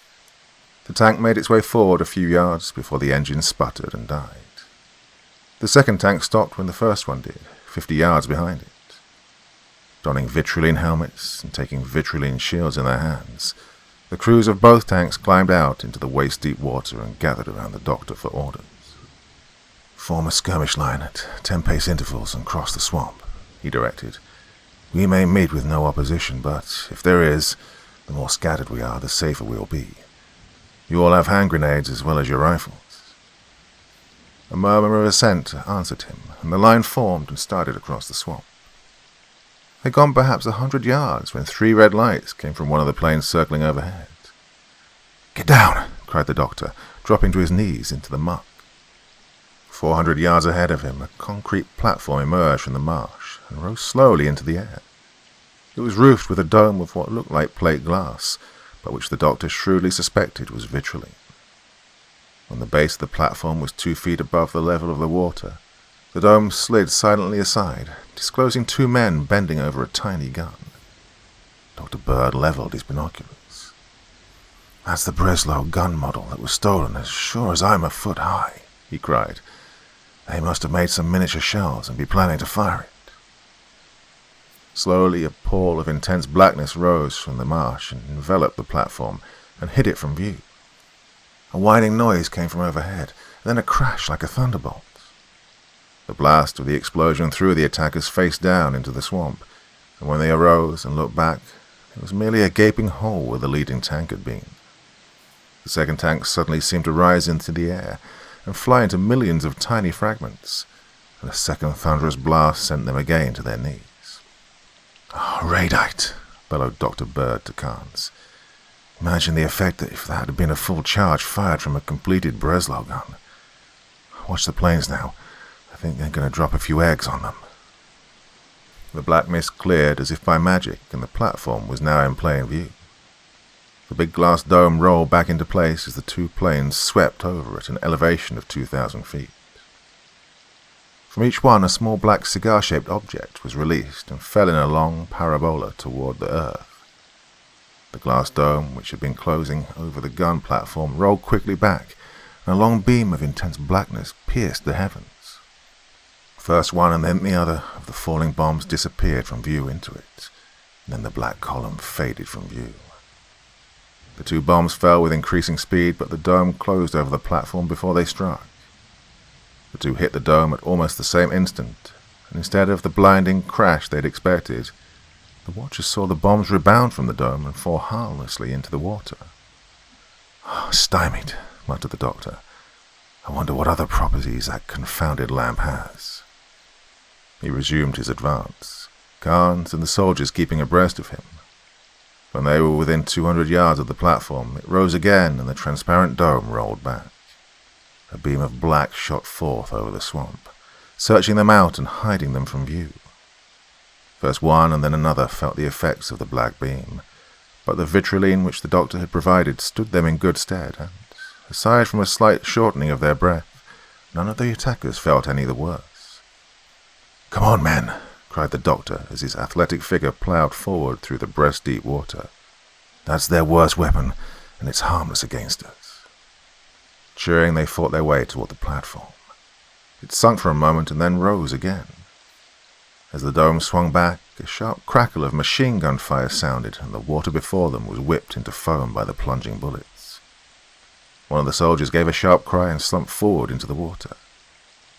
"Fire at will!" shouted the lieutenant in command. A crackle of rifle fire answered the tattoo of the machine gun, and the sharp ping of bullets striking on the dome could be plainly heard. An occasional shot kicked up a spurt of white dust from the concrete, but the machine gun kept up a steady rattle of fire, and the soldiers kept their heads almost at the level of the water. There came the roar of an airplane motor, and one of the planes swept over the platform, 100 yards in the air, with 2 machine guns spraying streams of bullets onto the platform. 2 men abandoned their machine gun and crouched under the partially folded back dome as the second plane swept over, and Dr. Bird took advantage of the lull to advance his party a few yards nearer. Again, the defenders of the platform rushed to their gun, but the first plane had turned and swooped down with both guns going, and again they were forced to take shelter while the doctor and his force made another advance. The second plane had turned and followed the first, but the defenders had had enough. The transparent dome closed over them, and the platform sank back into the marsh. With a shout, Dr. Bird led the way forward again. The attackers were within 100 yards of the platform when it again rose above the surface of the water. The guns had disappeared, but in their place stood an airship. It was a small affair with stubby wings, above which were 2 helicopter blades revolving at high speed. No sound of a motor could be heard. The transparent dome rolled back, and like a bullet, the little craft shot into the air, followed by a futile volley from the soldiers. Hardly had it appeared than the 2 airplanes bore down on it with machine guns going. The helicopter paid no attention to them for a moment, and then came a puff of smoke from its side. The leading plane swerved sharply, and the helicopter fired again. The leading plane maneuvered about, trying to get a machine gun to bear, while the second plane climbed swiftly to get above the helicopter and pour a deadly stream of fire down into it. It gained position and swooped down to the attack, but another puff of smoke came from the side of the helicopter, and there was a thunderous report and a blinding flash in the sky. As the smoke cleared away, no trace of the ill-fated plane could be seen. The helicopter hung motionless in the air, as though daring the remaining plane to attack. Well, the plane accepted the challenge and bore down at full speed on the stranger. Again came a puff of smoke, but the plane swerved and an answering shot came from its side. It was above the helicopter, and the shell which missed its mark plunged to the ground. When it struck, there came a roar and a flash, and the whole earth seemed to shake. The helicopter shot upward into the air and forward, both its elevating fans and its propellers whirling blurs of light. The airplane followed at its sharpest climbing angle, but was helpless to compete with its swifter climbing rival. "He's got away," groaned Carnes. "Not yet, my friend," cried the doctor, hopping with excitement. "He isn't safe yet. I never told you, but 1 Breslau gun had been made, and it's on that plane. It has deadly accuracy and is good for 15 miles. That's Lieutenant Dreen at the controls and Mason at the gun." As he spoke, the plane swung around and made a half loop. For a few yards it flew upside down and then whirled swiftly. As it turned, there came a sharp report and a puff of smoke from its rear cockpit. High above, the helicopter had ceased climbing and hovered motionless. As the plane fired, the helicopter shot forward like an arrow from a bow, and thereby spelled its doom. Not for nothing did Captain Mason bear the title of the best aerial gunner in the Air Corps. He'd foreseen what the action of his opponent would be, and had allowed for just such a move. Far up in the sky came a blinding flash and a cloud of smoke. And when the smoke cleared, the sky was empty, except for a little scattered debris falling slowly to the ground. "And that's that," exclaimed Dr. Bird as he finished his examination of the underground laboratory with which the gun platform connected. "The lamp has gone to glory with Breslau's gun model and 2 of the best brains of the Young Labour Party. I'm sure that Stanesky was one of those 2 men, and I wish the whole gang had been on board." "Don't you think that this is the end of it, Doctor?" "Oh, no, Carnes, I don't. We know that the real brains of this outfit is Saranov, and Saranov is still alive. He probably won't try to use his black lamp again because I'll have a defense against it in a short time, now that I've seen it in action, but he will try something else. The whole object of life to a loyal citizen of Bolshevikia is to reduce the whole world to the barbarous level in which they hold Russia, and they will spare no pains or effort to accomplish it. The greatest obstacle to their success at present is the President of the United States. He's loved and respected by the whole world, and if he is spared, he will forge the world into a great machine for the preservation of peace and universal goodwill.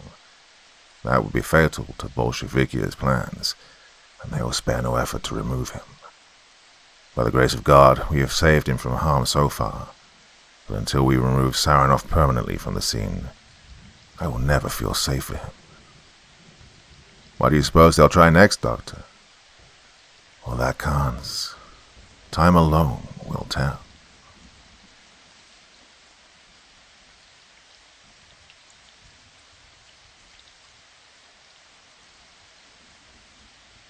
The Most Dangerous Game by Richard Cannell.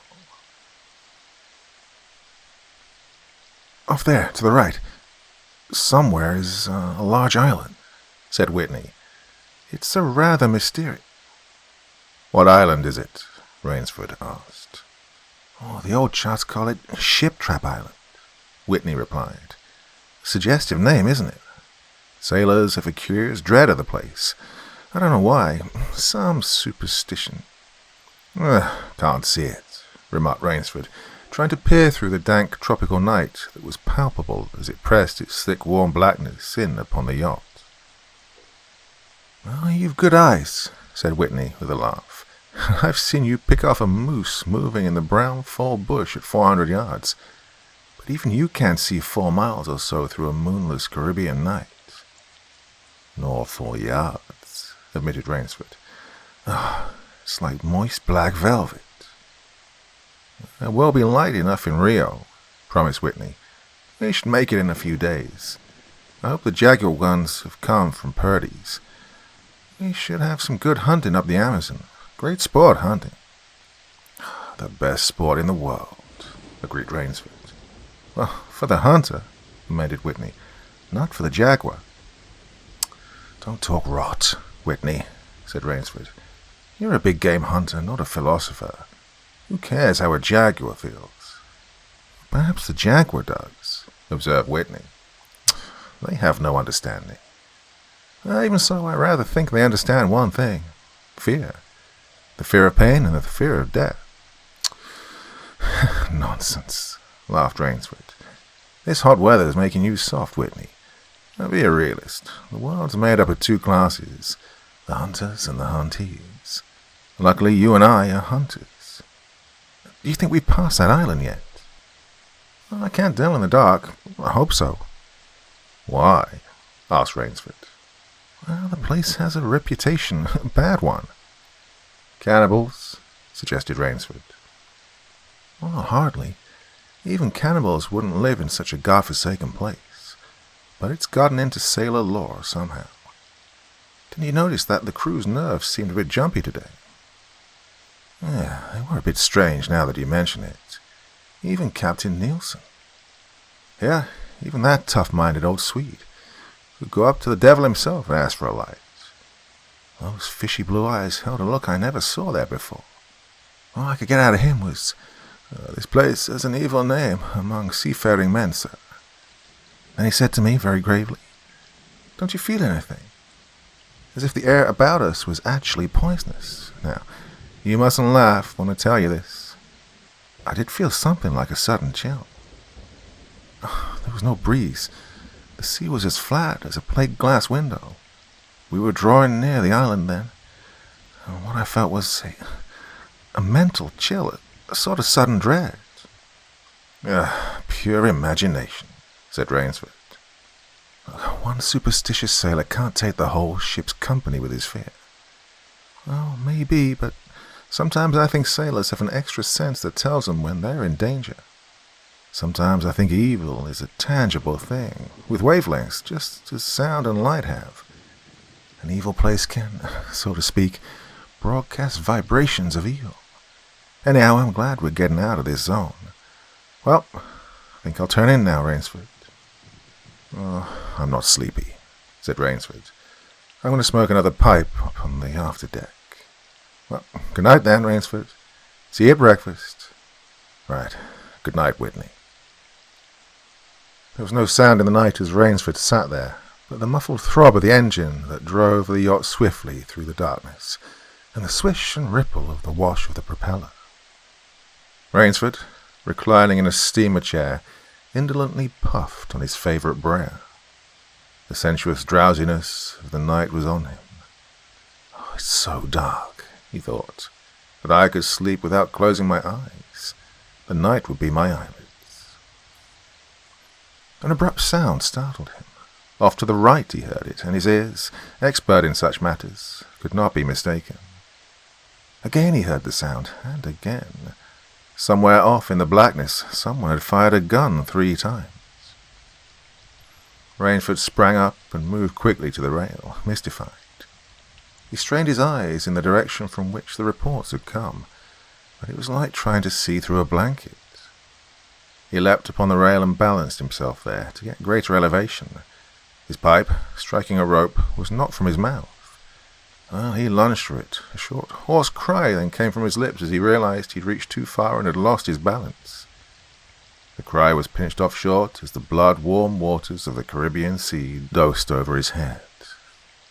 Well, he struggled up to the surface and tried to cry out, but the wash from the speeding yacht slapped him in the face, and the salt water in his open mouth made him gag and strangle.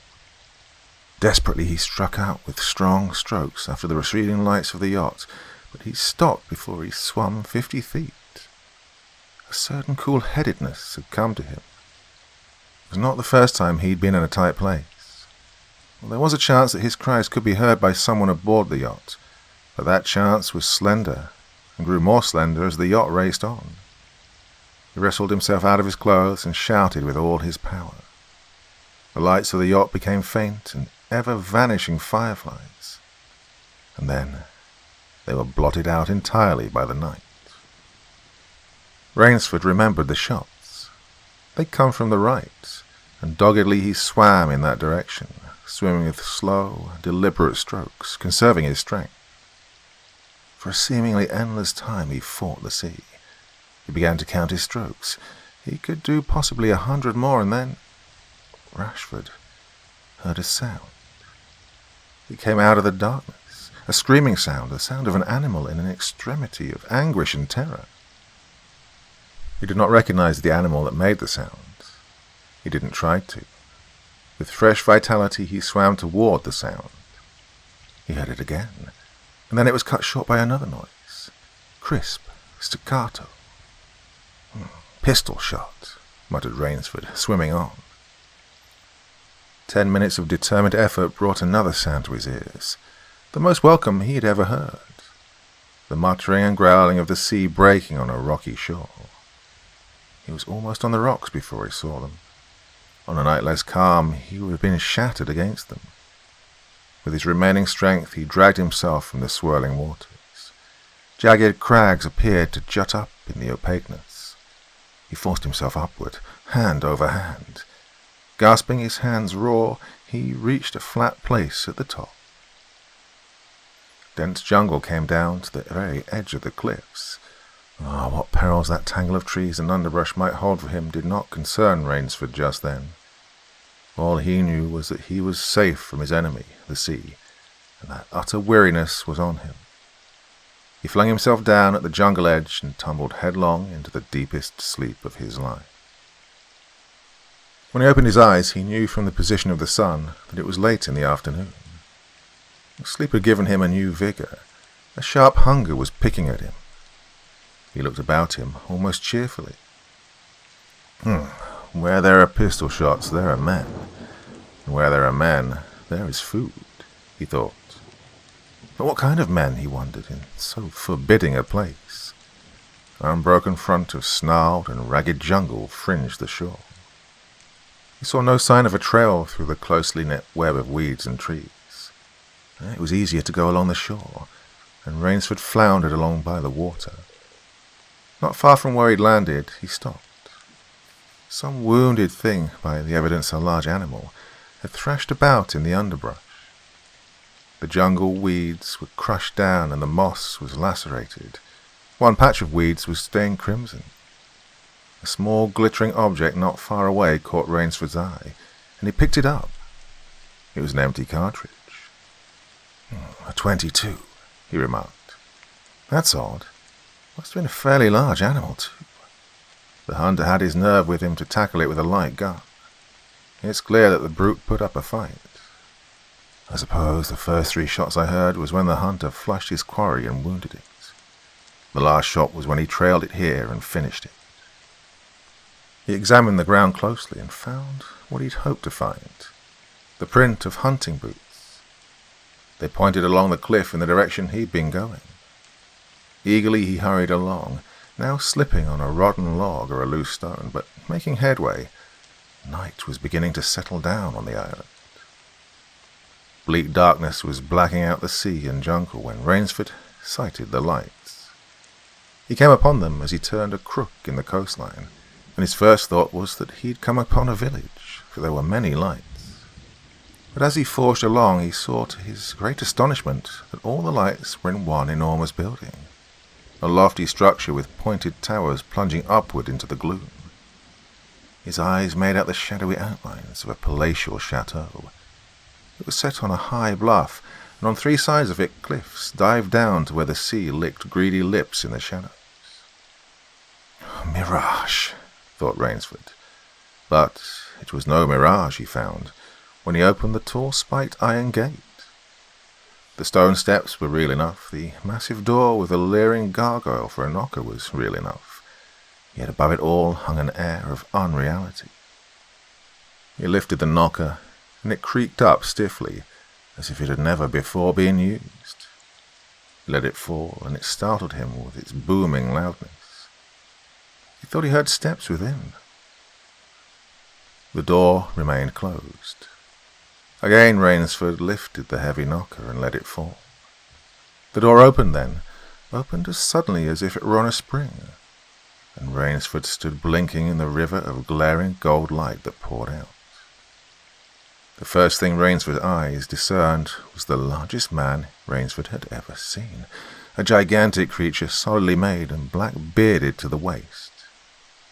In his hand the man held a long-barreled revolver, and he was pointing it straight at Rainsford's heart. Out of the snarl of beard, 2 small eyes regarded Rainsford. "Oh, don't be alarmed," said Rainsford, with a smile which he hoped was disarming. "I'm no robber. I fell off a yacht. My name is Sanger Rainsford of New York City." The menacing look in the eyes did not change, the revolver pointing as rigidly as if the giant were a statue. He gave no sign that he understood Rainsford's words, or that he had even heard them. He was dressed in uniform, a black uniform trimmed with grey astrakhan. "I'm Sanger Rainsford of New York," Rainsford began again. "I fell off a yacht. I'm hungry." The man's only answer was to raise with his thumb the hammer of his revolver. Then Rainsford saw the man's free hand go to his forehead in a military salute, and he saw him click his heels together and stand at attention. Another man was coming down the broad marble steps, an erect, slender man in evening clothes. He advanced to Rainsford and held out his hand. In a cultivated voice, marked by a slight accent that gave it added precision and deliberateness, he said, "It's a very great pleasure and honor to welcome Mr. Sanger Rainsford, the celebrated hunter, to my home." Automatically, Rainsford shook the man's hand. "I've read your book about hunting snow leopards in Tibet, you see," explained the man. "I am General Zarov." Rainsford's first impression was that the man was singularly handsome. His second was that there was an original, almost bizarre quality about the general's face.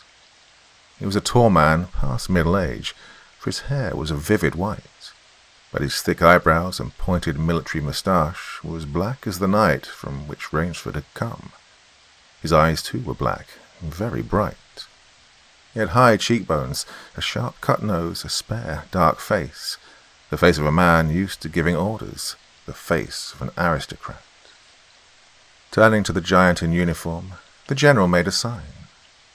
The giant put away his pistol, saluted, and withdrew. "Ivan is an incredibly strong fellow," remarked the general, "but he has the misfortune to be deaf and dumb. A simple fellow, but I'm afraid, like all his race, a bit of a savage." "Is he Russian?" "He's a Cossack," said the general, and his smile showed red lips and pointed teeth. "Well, so am I. Come." he said. "We shouldn't be chatting here. We can talk later. Now you want clothes, food, rest. You shall have them. This is a most restful spot." Ivan had reappeared, and the general spoke to him with lips that moved but gave forth no sound. "Well, follow Ivan, if you please, Mr. Rainsford," said the general. "I was about to have my dinner when you came. I'll wait for you. You'll find that my clothes will fit you, I think." It was to a huge, beam-ceilinged bedroom with a canopied bed big enough for 6 men that Rainsford followed the silent giant. Ivan laid out an evening suit, and Rainsford, as he put it on, noticed that it came from a London tailor who ordinarily cut and sewed for none below the rank of Duke. The dining room to which Ivan conducted him was in many ways remarkable. There was a medieval magnificence about it. It suggested a baronial hall of feudal times with its oaken panels, its high ceiling, its vast refectory tables where 20 men could sit down and eat.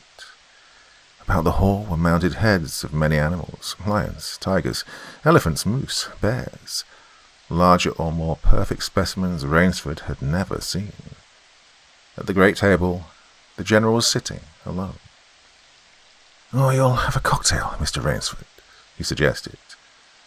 The cocktail was surprisingly good, and Rainsford noted the table appointments were of the finest. The linen, the crystal, the silver, the china. They were eating borscht, the rich red soup with whipped cream so dear to Russian palates. Half apologetically, General Zaroff said, "We do our best to preserve the amenities of civilization here. Please forgive any lapses. We are well off the beaten track, you know. Do you think the champagne has suffered from its long ocean trip?" "Well, not in the least," declared Rainsford. He was finding the general a most thoughtful and affable host, a true cosmopolite. But there was one small trait of the general's that made Rainsford uncomfortable. Whenever he looked up from his plate, he found the general studying him, appraising him narrowly. "Perhaps," said General Zaroff, "you are surprised that I recognize your name. You see, I read all books on hunting published in English, French, and Russian. I have but one passion in my life, Mr. Rainsford, and that is the hunt." "Oh, you have some wonderful heads here," said Rainsford as he ate a particularly well-cooked filet mignon. "That Cape buffalo is the largest I've ever seen." "Ah, that fellow. Yes, he was a monster." "Did he charge you?" "Oh, hurled me against a tree," said the general. "Fractured my skull, but I got the brute." "Oh, I've always thought," said Rainsford, "that the Cape buffalo is the most dangerous of all big game." For a moment the general did not reply. He was smiling his curious red-lipped smile. Then he said slowly, "No, you are wrong, sir. The Cape buffalo is not the most dangerous big game." He then sipped his wine. "Here in my preserve on this island," he said in the same slow tone, "I hunt more dangerous game." Rainsford expressed his surprise. "Is there big game on this island?" The general nodded. "The biggest." "Really?" "Oh, it isn't here naturally, of course. I have to stock the island." "What have you imported, General?" Rainsford asked. "Tigers?" The general smiled. "No," he said. "Hunting tigers ceased to interest me some years ago. I exhausted their possibilities, you see. No thrill left in tigers, no real danger. I live for danger, Mr. Rainsford." The general took from his pocket a gold cigarette case and offered his guest a long black cigarette with a silver tip. It was perfumed and gave a smell like incense. "You will have some capital hunting, you and I," said the general. "I shall be most glad to have your society." "But what game?" began Rainsford. "I'll tell you," said the general. "You will be amused, I know. I think I may say, in all modesty, that I've done a rare thing. I've invented a new sensation. Oh, may I pour you another glass of port?" "Thank you, General." The General filled both glasses and said, "God makes some men poets. Some he makes kings, some beggars. Me he made a hunter. My hand was made for the trigger, my father said. He was a very rich man with 250,000 acres in the Crimea, and he was an ardent sportsman. When I was only 5 years old, he gave me a little gun, specially made in Moscow for me, to shoot sparrows with. When I shot some of his prize turkeys with it, he did not punish me. He complimented me on my marksmanship. I killed my first bear in the Caucasus when I was 10. My whole life has been one prolonged hunt. I went into the army. It was expected of noblemen's sons, and for a time commanded a division of Cossack cavalry. But my real interest was always the hunt. I have hunted every kind of game in every land. It would be impossible for me to tell you how many animals I have killed." The General then puffed at his cigarette. "After the debacle in Russia, I left the country, for it was imprudent for an officer of the Tsar to stay there. Many noble Russians lost everything. I, luckily, had invested heavily in American securities, so I shall never have to open a tea room in Monte Carlo or drive a taxi in Paris. Well, naturally, I continued to hunt. Grizzlies in your Rockies, crocodiles in the Ganges, rhinoceroses in East Africa. It was in Africa that Cape Buffalo hit me and laid me up for 6 months. As soon as I was recovered, I started for the Amazon to hunt jaguars, for I'd heard they were unusually cunning. They weren't." The Cossack sighed. They were no match at all for a hunter with his wits about him and with a high-powered rifle. I was bitterly disappointed. I was lying in my tent with a splitting headache one night when a terrible thought pushed its way into my mind. Hunting was beginning to bore me, and hunting, remember, had been my life. I've heard that in America businessmen often go to pieces when they give up the business that's been their life. "Yes, that's so," said Rainsford. The General smiled. "I had no wish to go to pieces," he said. "I must do something. Now, mine is an analytical mind, Mr. Rainsford. Doubtless that is why I enjoy the problems of the chase." "No doubt, General Zaroff." "So," continued the General, "I asked myself why the hunt no longer fascinated me. Now, you are much younger than I am, Mr. Rainsford, and have not hunted as much, but perhaps you can guess the answer." "What was it?" Simply this. Hunting had ceased to be what you call a sporting proposition. It had become too easy. I always got my quarry, always. There's no greater bore than perfection." The General lit a fresh cigarette. "No animal had a chance with me anymore. That is no boast, it's a mathematical certainty. The animal had nothing but his legs and his instinct. Instinct is no match for reason. When I thought of this, it was a tragic moment for me, I can tell you." Rainsford leaned across the table, absorbed in what his host was saying. "It came to me as an inspiration what I must do," the General went on. "And that was?" The General smiled, the quiet smile of one who has faced an obstacle and surmounted it with success. "I had to invent a new animal to hunt," he said. "A new animal? You're joking." "Oh, not at all," said the General. "I never joke about hunting. I needed a new animal. I found one. And so I bought this island, built this house, and here I do my hunting. The island is perfect for my purposes. There are jungles with a maze of traits in them, hills, swamps." "But the animal, General Zaroff." "Oh," said the General, "it supplies me with the most exciting hunting in the world. No other hunting compares with it for an instant. Every day I hunt, and I never grow bored now, for I have a quarry with which I can match my wits." Rainsford's bewilderment showed on his face. "I wanted the ideal animal to hunt," explained the General. "So I said, what are the attributes of an ideal quarry? And the answer was, of course, It must have courage, cunning, and, above all, it must be able to reason. But no animal can reason, objected Rainsford. My dear fellow, said the General, there is one that can. But you can't mean, gasped Rainsford. And why not? I can't believe you're serious, General Zaroff. This is a grisly joke. Why should I not be serious? I am speaking of hunting. Hunting? Great guns, General Zaroff. What you speak of is murder. The General then laughed with entire good nature.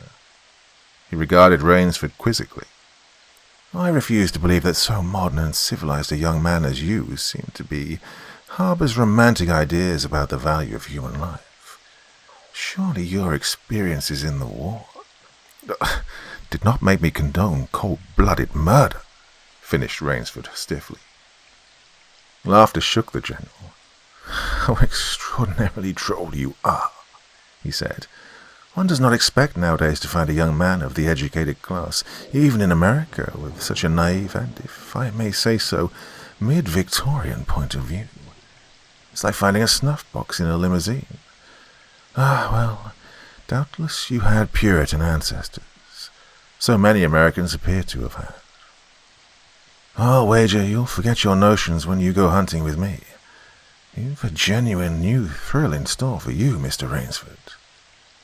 Oh, thank you. I'm a hunter, not a murderer. Dear me, said the General, quite unruffled. Again that unpleasant word. But I think I can show you that your scruples are quite ill-founded. Yes? Life is for the strong, to be lived by the strong, and, if needs be, taken by the strong. The weak of the world were put here to give the strong pleasure. I am strong. Why should I not use my gift? If I wish to hunt, why should I not? I hunt the scum of the earth. Sailors from tramp ships. All kinds. A thoroughbred horse or hound is worth more than a score of men. But they are men, said Rainsford hotly. Precisely, said the General. That's why I use them. It gives me pleasure. They can reason after a fashion, so they are dangerous. But where do you get them? The General's left eyelids fluttered down in a wink. This island is called Shiptrap, he answered. Sometimes an angry god of the high seas sends them to me. Sometimes when Providence is not so kind, I help Providence a bit. Come to the window with me. Rainsford went to the window and looked out toward the sea. Watch! Out there! Exclaimed the General, pointing into the night. Rainsford's eyes saw only blackness, and then, as the General pressed a button, far out to sea Rainsford saw the flash of lights. The General chuckled. They indicate a channel, he said, where there's none. Just giant rocks with razor edges, crouching like a sea monster with wide open jaws. They can crush a ship as easily as I crush this nut. He then dropped a walnut on the hardwood floor and brought his heel grinding down on it. Ah, yes, he said, casually, as if in answer to a question. I have electricity. We try to be civilized here. Civilized? And you shoot down men? A trace of anger was now in the General's black eyes, but it was there for but a second, and he said, in his most pleasant manner, Dear me, what a righteous young man you are. I assure you I do not do the thing you suggest. That would be barbarous. I treat these visitors with every consideration. They get plenty of good food and exercise. They get into splendid physical condition, and you shall see that for yourself tomorrow. What do you mean? Well, visit my training school, smiled the General. It's in the cellar. I have about a dozen pupils down there now. They're from the Spanish bark San Lucar, and had the bad luck to go on the rocks out there. A very inferior lot, I regret to say. Poor specimens, and more accustomed to the deck than to the jungle. He raised his hand, and Ivan, who served as waiter, brought thick Turkish coffee. Rainsford, with an effort, held his tongue in check. "It's a game, you see," pursued the general blandly. "I suggest to one of them that we go hunting. I give him a supply of food and an excellent hunting knife. I give him 3 hours' start. I am to follow, armed only with a pistol of the smallest caliber and range. If my quarry eludes me for 3 whole days, he wins the game. If I find him—" The general smiled. "He loses." "Well, suppose he refuses to be hunted?" "Oh," said the general, "I give him his option, of course. He need not play the game if he does not wish to. If he does not wish to hunt, I turn him over to Ivan. Ivan once had the honor of serving as official nauta to the Great White Tsar, and he has his own ideas of sport. Invariably, Mr. Rainsford, invariably they do choose the hunt." "And if they win?" The smile on the general's face widened. "To date, I have not lost," he said. Then he added hastily, "I do not wish you to think me a braggart, Mr. Rainsford. Many of them afford only the most elementary sort of problem. Occasionally I strike a Tartar. One almost did win. I even had to use the dogs." "The dogs?" "Oh, this way, please. I'll show you." The general steered Rainsford to the window. The lights from the window sent a flickering illumination that made grotesque patterns on the courtyard below, and Rainsford could see moving about there a dozen or so huge black shapes. As they turned toward him, their eyes glittered greenly. "Oh, a rather good lot, I think," observed the general. "They are let out at 7 every night. If anyone should try to get into my house or out of it, something extremely regrettable would occur to him." He then hummed a snatch of song from the Folie Bergère. "And now," said the general, "I want to show you my new collection of heads. Will you come with me to the library?" "Oh, I hope," said Rainsford, "that you'll excuse me tonight, General Zorov. I'm not feeling really well." "Oh, indeed?" the general inquired solicitously. "Well, I suppose that's only natural after your long swim. You need a good, restful night's sleep. Tomorrow you'll feel like a new man, I'll wager. And then we'll hunt, eh? I've one rather promising prospect." Rainsford was hurrying from the room. "Oh, sorry you can't go with me tonight," called the general. "I expect rather fair sport. A big, strong man. Oh, he looks resourceful. Well, good night, Mr. Rainsford. I hope you have a good night's rest." The bed was good, and the pajamas of the softest silk, and he was tired in every fibre of his being. But nevertheless, Rainsford could not quiet his brain with the opiate of sleep. He lay, eyes wide open. Once he thought he heard stealthy steps in the corridor outside his room. He sought to throw open the door, but it would not open. He went to the window and looked out.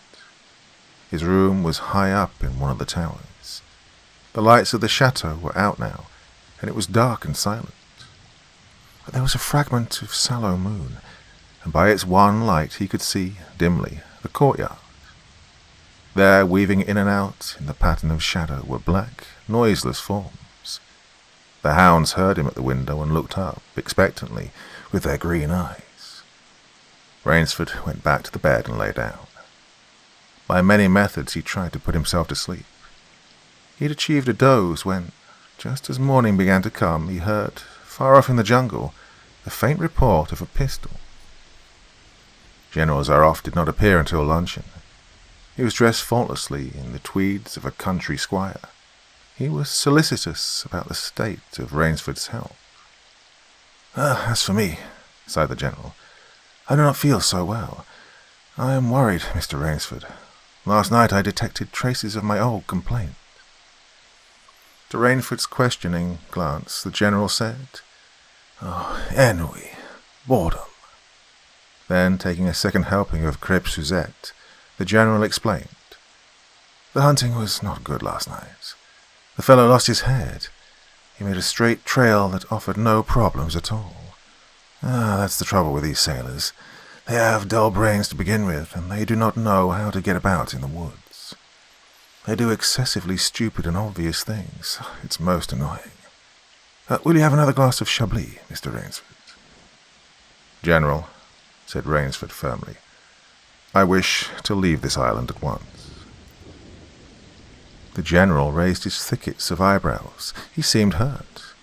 But my dear fellow, the General protested, you've only just come. You've had no hunting. Well, I wish to go today, said Rainsford. He saw the dead black eyes of the General on him, studying him. General Zaroff's face suddenly brightened.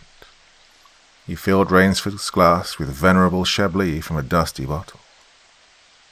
Tonight, said the General, we will hunt, you and I. Rainsford shook his head. No, General, he said, I will not hunt. The General shrugged his shoulders and delicately ate a hot house grape. As you wish, my friend, he said. The choice rests entirely with you. But may I not venture to suggest that you will find my idea of sport more diverting than Ivan's? He nodded toward the corner, to where the giant stood, scowling, his thick arms crossed on his hog's head of chest. Oh, you don't mean it, cried Rainsford. My dear fellow, said the General, have I not told you I always mean what I say about hunting? This is really an inspiration. I drink to a foeman worthy of my steel at last. The General raised his glass, but Rainsford sat, staring at him. You'll find this game worth playing, the General said enthusiastically. Your brain against mine, your woodcraft against mine, your strength and stamina against mine. Outdoor chess, and the stake is not without value, eh? And if I win, began Rainsford huskily. I'll cheerfully acknowledge my self-defeat if I do not find you by midnight of the third day, said General Zaroff. My sloop will place you on the mainland near a town. The General read what Rainsford was thinking. Oh, you can trust me, said the Cossack. I will give you my word as a gentleman and a sportsman. Of course you, in turn, must agree to say nothing of your visit here. I'll agree to nothing of the kind, said Rainsford. Oh, said the General. In that case, but why discuss that now? 3 days hence we can discuss it over a bottle of Veuve Clicquot. Unless... The General sipped his wine. Then a businesslike air animated him. Ivan, he said to Rainsford, we'll supply you with hunting clothes, food, a knife. I suggest you wear moccasins. They leave a poorer trail. I suggest, too, that you avoid the big swamp in the southeast corner of the island. We call it Death Swamp. There's quicksand there. One foolish fellow tried it. The deplorable part of it was that Lazarus followed him. Oh, you can imagine my feelings, Mr. Rainsford. I loved Lazarus. He was the finest hound in my pack. Well, I must beg you to excuse me now. I always take a siesta after lunch. You'll hardly have time for a nap, I fear. You'll want to start, no doubt. I shall not follow till dusk. Hunting at night is so much more exciting than by day, don't you think? Au revoir, Mr. Rainsford. Au revoir. General Zaroff, with a deep, curtly bow, then strolled from the room. From another door came Ivan. Under one arm he carried khaki hunting clothes, a haversack of food, a leather sheath containing a long-bladed hunting knife. His right hand rested on a cocked revolver thrust in the crimson sash about his waist. Rainsford had fought his way through the bush for 2 hours. I must keep my nerve. I must keep my nerve, he said through tight teeth. He had not been entirely clear-headed when the chateau gate snapped shut behind him.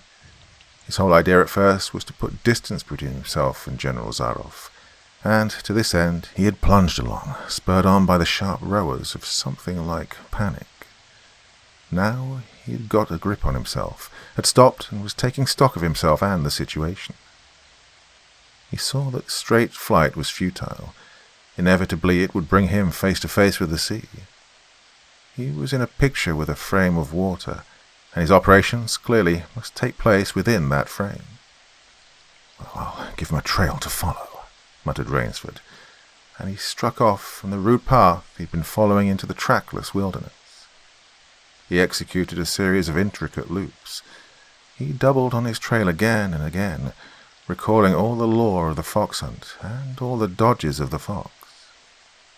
Night found him leg-weary, with hands and face lashed by the branches on a thickly wooded ridge. He knew it would be insane to blunder on through the dark, even if he had the strength. His need for rest was imperative, and he thought, "I've played the fox. Now I must play the cat of the fable." A big tree with a thick trunk and outspread branches was nearby, and, taking care not to leave the slightest mark, he climbed up into the crotch and, stretching out on one of the broad limbs, after a fashion, rested. Rest brought him new confidence and almost a feeling of security. Even so zealous a hunter as General Zaroff couldn't trace him there, he told himself. Only the devil himself could follow that complicated trail through the jungle after dark. But perhaps the general was a devil. An apprehensive night crawled slowly by like a wounded snake, and sleep did not visit Rainsford, although the silence of a dead world was on the jungle. Toward morning, when a dingy grey was varnishing the sky, the cry of some startled bird focused Rainsford's attention in that direction. Something was coming through the bush, coming slowly, carefully, coming by the same winding way Rainsford had come. He flattened himself down on the limb and, through a screen of leaves almost as thick as tapestry, he watched. That which was approaching was a man. It was General Zaroff. He made his way along with eyes fixed in utmost concentration on the ground before him. He paused, almost beneath the tree, dropped to his knees and studied the ground. Rainsford's impulse was to hurl himself down like a panther, but he saw that the general's right hand held something metallic, a small automatic pistol. The hunter shook his head several times as if he were puzzled, and he straightened up and took from his case one of his black cigarettes. Its pungent, incense-like smoke floated up to Rainsford's nostrils. Rainsford held his breath. The general's eyes had left the ground and were travelling inch by inch up the tree. Rainsford froze there, every muscle tensed for a spring. But the sharp eyes of the hunter stopped before they reached the limb where Rainsford lay. A smile spread over his brown face, and very deliberately he blew a smoke ring into the air. Then he turned his back on the tree and walked carelessly away, back along the trail he'd come. The swish of the underbrush against his hunting boots growing fainter and fainter. The pent-up air burst hotly from Rainsford's lungs. His first thought made him feel sick and numb. The general could follow a trail through the woods at night. He could follow an extremely difficult trail. He must have uncanny powers. Only by the merest chance had the Cossack failed to see his quarry. Rainsford's second thought was even more terrible. It sent a shudder of cold horror through his whole being. Why had the general smiled? Why had he turned back? Rainsford did not want to believe what his reason told him was true, but the truth was as evident as the sun that had by now pushed through the morning mists. The general was playing with him. The general was saving him for another day's sport. The Cossack was the cat, and he was the mouse. Then it was that Rainsford knew the full meaning of terror. "I will not lose my nerve. I will not." He slid down from the tree and struck off again into the woods. His face was set, and he forced the machinery of his mind to function. 300 yards from his hiding place he stopped where a huge dead tree leaned precariously on a smaller living one. Throwing off his sack of food, Rainsford took his knife from its sheath and began to work with all his energy. The job was finished at last, and he threw himself down behind a fallen log 100 feet away. He didn't have to wait long. The cat was coming again to play with the mouse. Following the trail with the sureness of a bloodhound came General Xoran. Nothing escaped those searching black eyes. No crushed blade of grass, no bent twig, no mark, no matter how faint, in the moss. So intent was the Cossack on his stalking that he was upon the thing Rainsford had made before he saw it. His foot touched the protruding bough that was the trigger, and even as he touched it, the General sensed his danger and leapt back with the agility of an ape. But he wasn't quite quick enough. The dead tree, delicately adjusted to rest on the cut living one, crashed down and struck the General a glancing blow on the shoulder as it fell. But for his alertness, he would surely have been smashed beneath it. He staggered, but he did not fall, nor did he drop his revolver. He stood there, rubbing his injured shoulder, and Rainsford, with fear again gripping his heart, heard the General's mocking laugh ring through the jungle.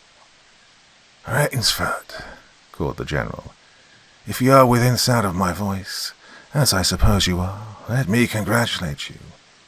Not many men know how to make a Malay man-catcher. Luckily for me, I too have hunted in Malacca. You are proving interesting, Mr. Rainsford. I'm going to have my wound dressed. It's only a slight one, but I shall be back. I shall be back."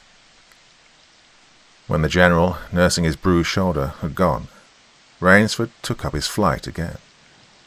It was flight now, a desperate, hopeless flight that carried him on for some hours. Dusk came, then darkness, and still he pressed on. The ground grew softer under his moccasins. The vegetation grew ranker, denser. An insect bit him savagely.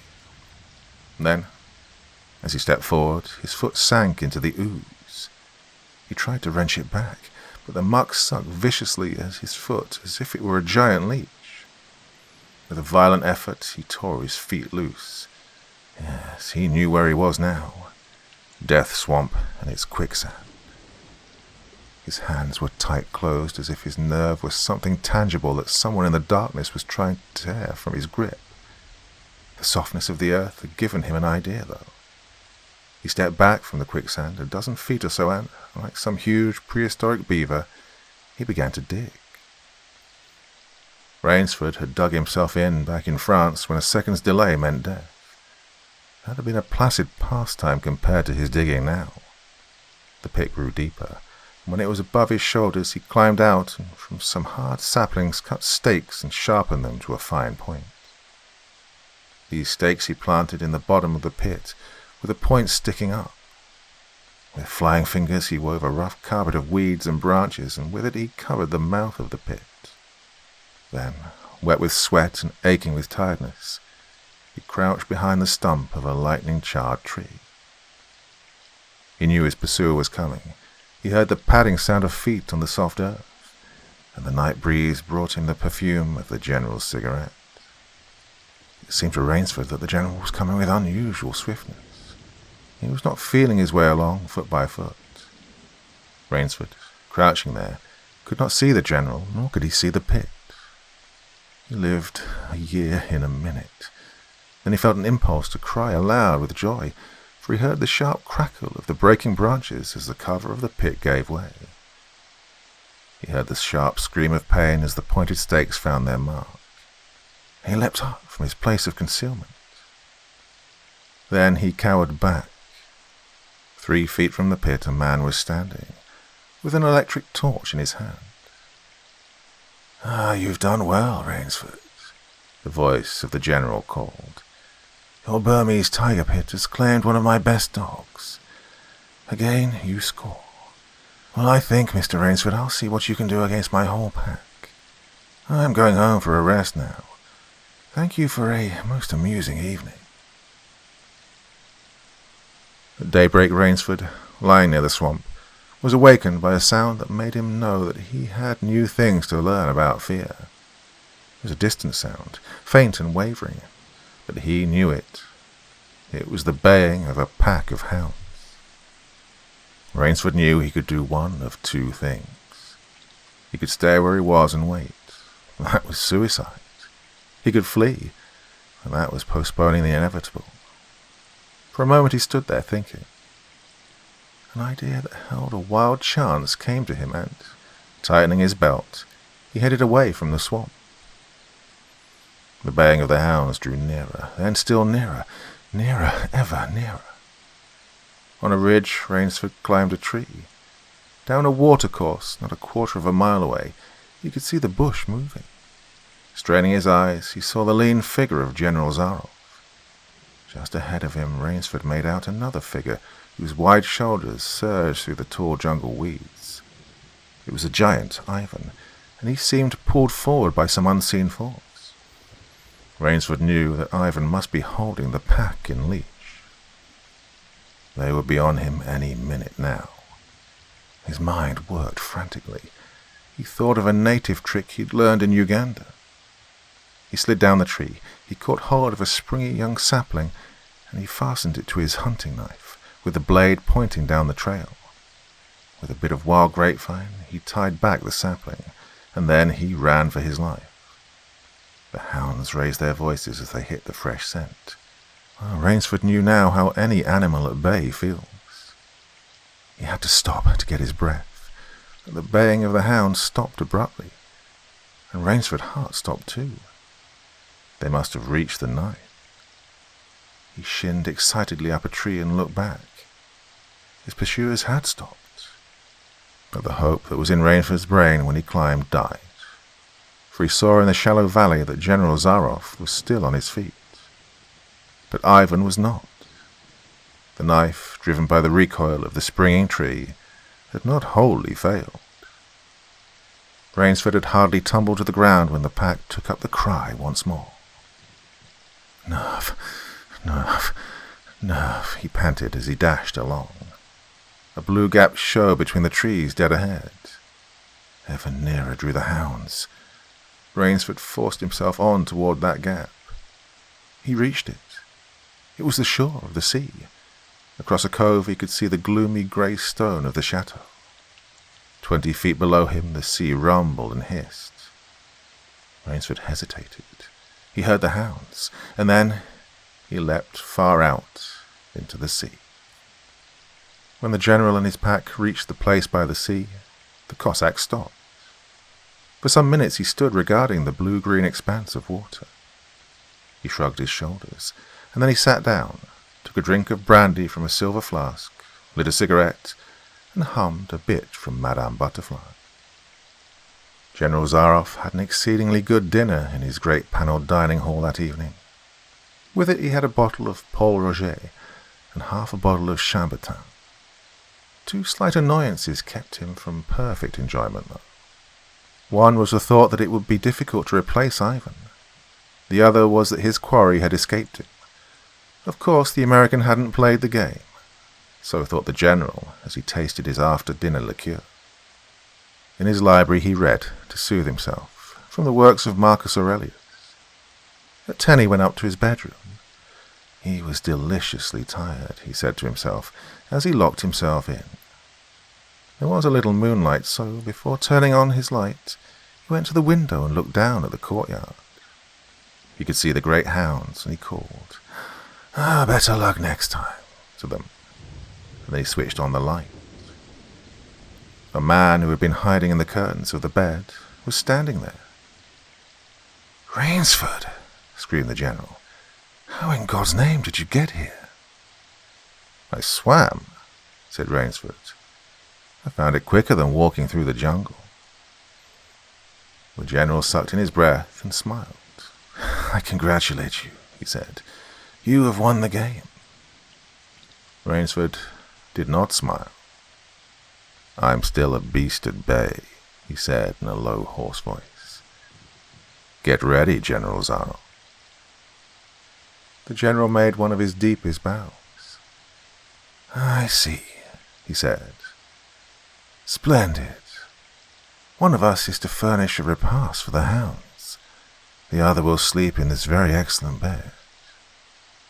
On guard, Rainsford." And he had never slept in a better bed, Rainsford decided.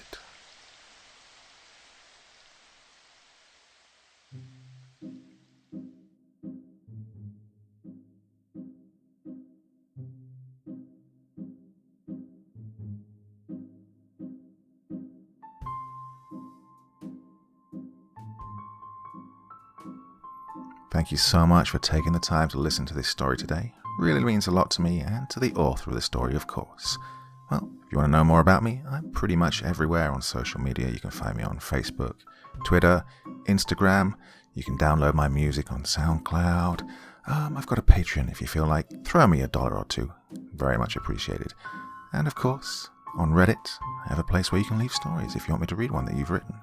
Well, hoping to see you all again very soon. Till then, sweet dreams. Bye-bye.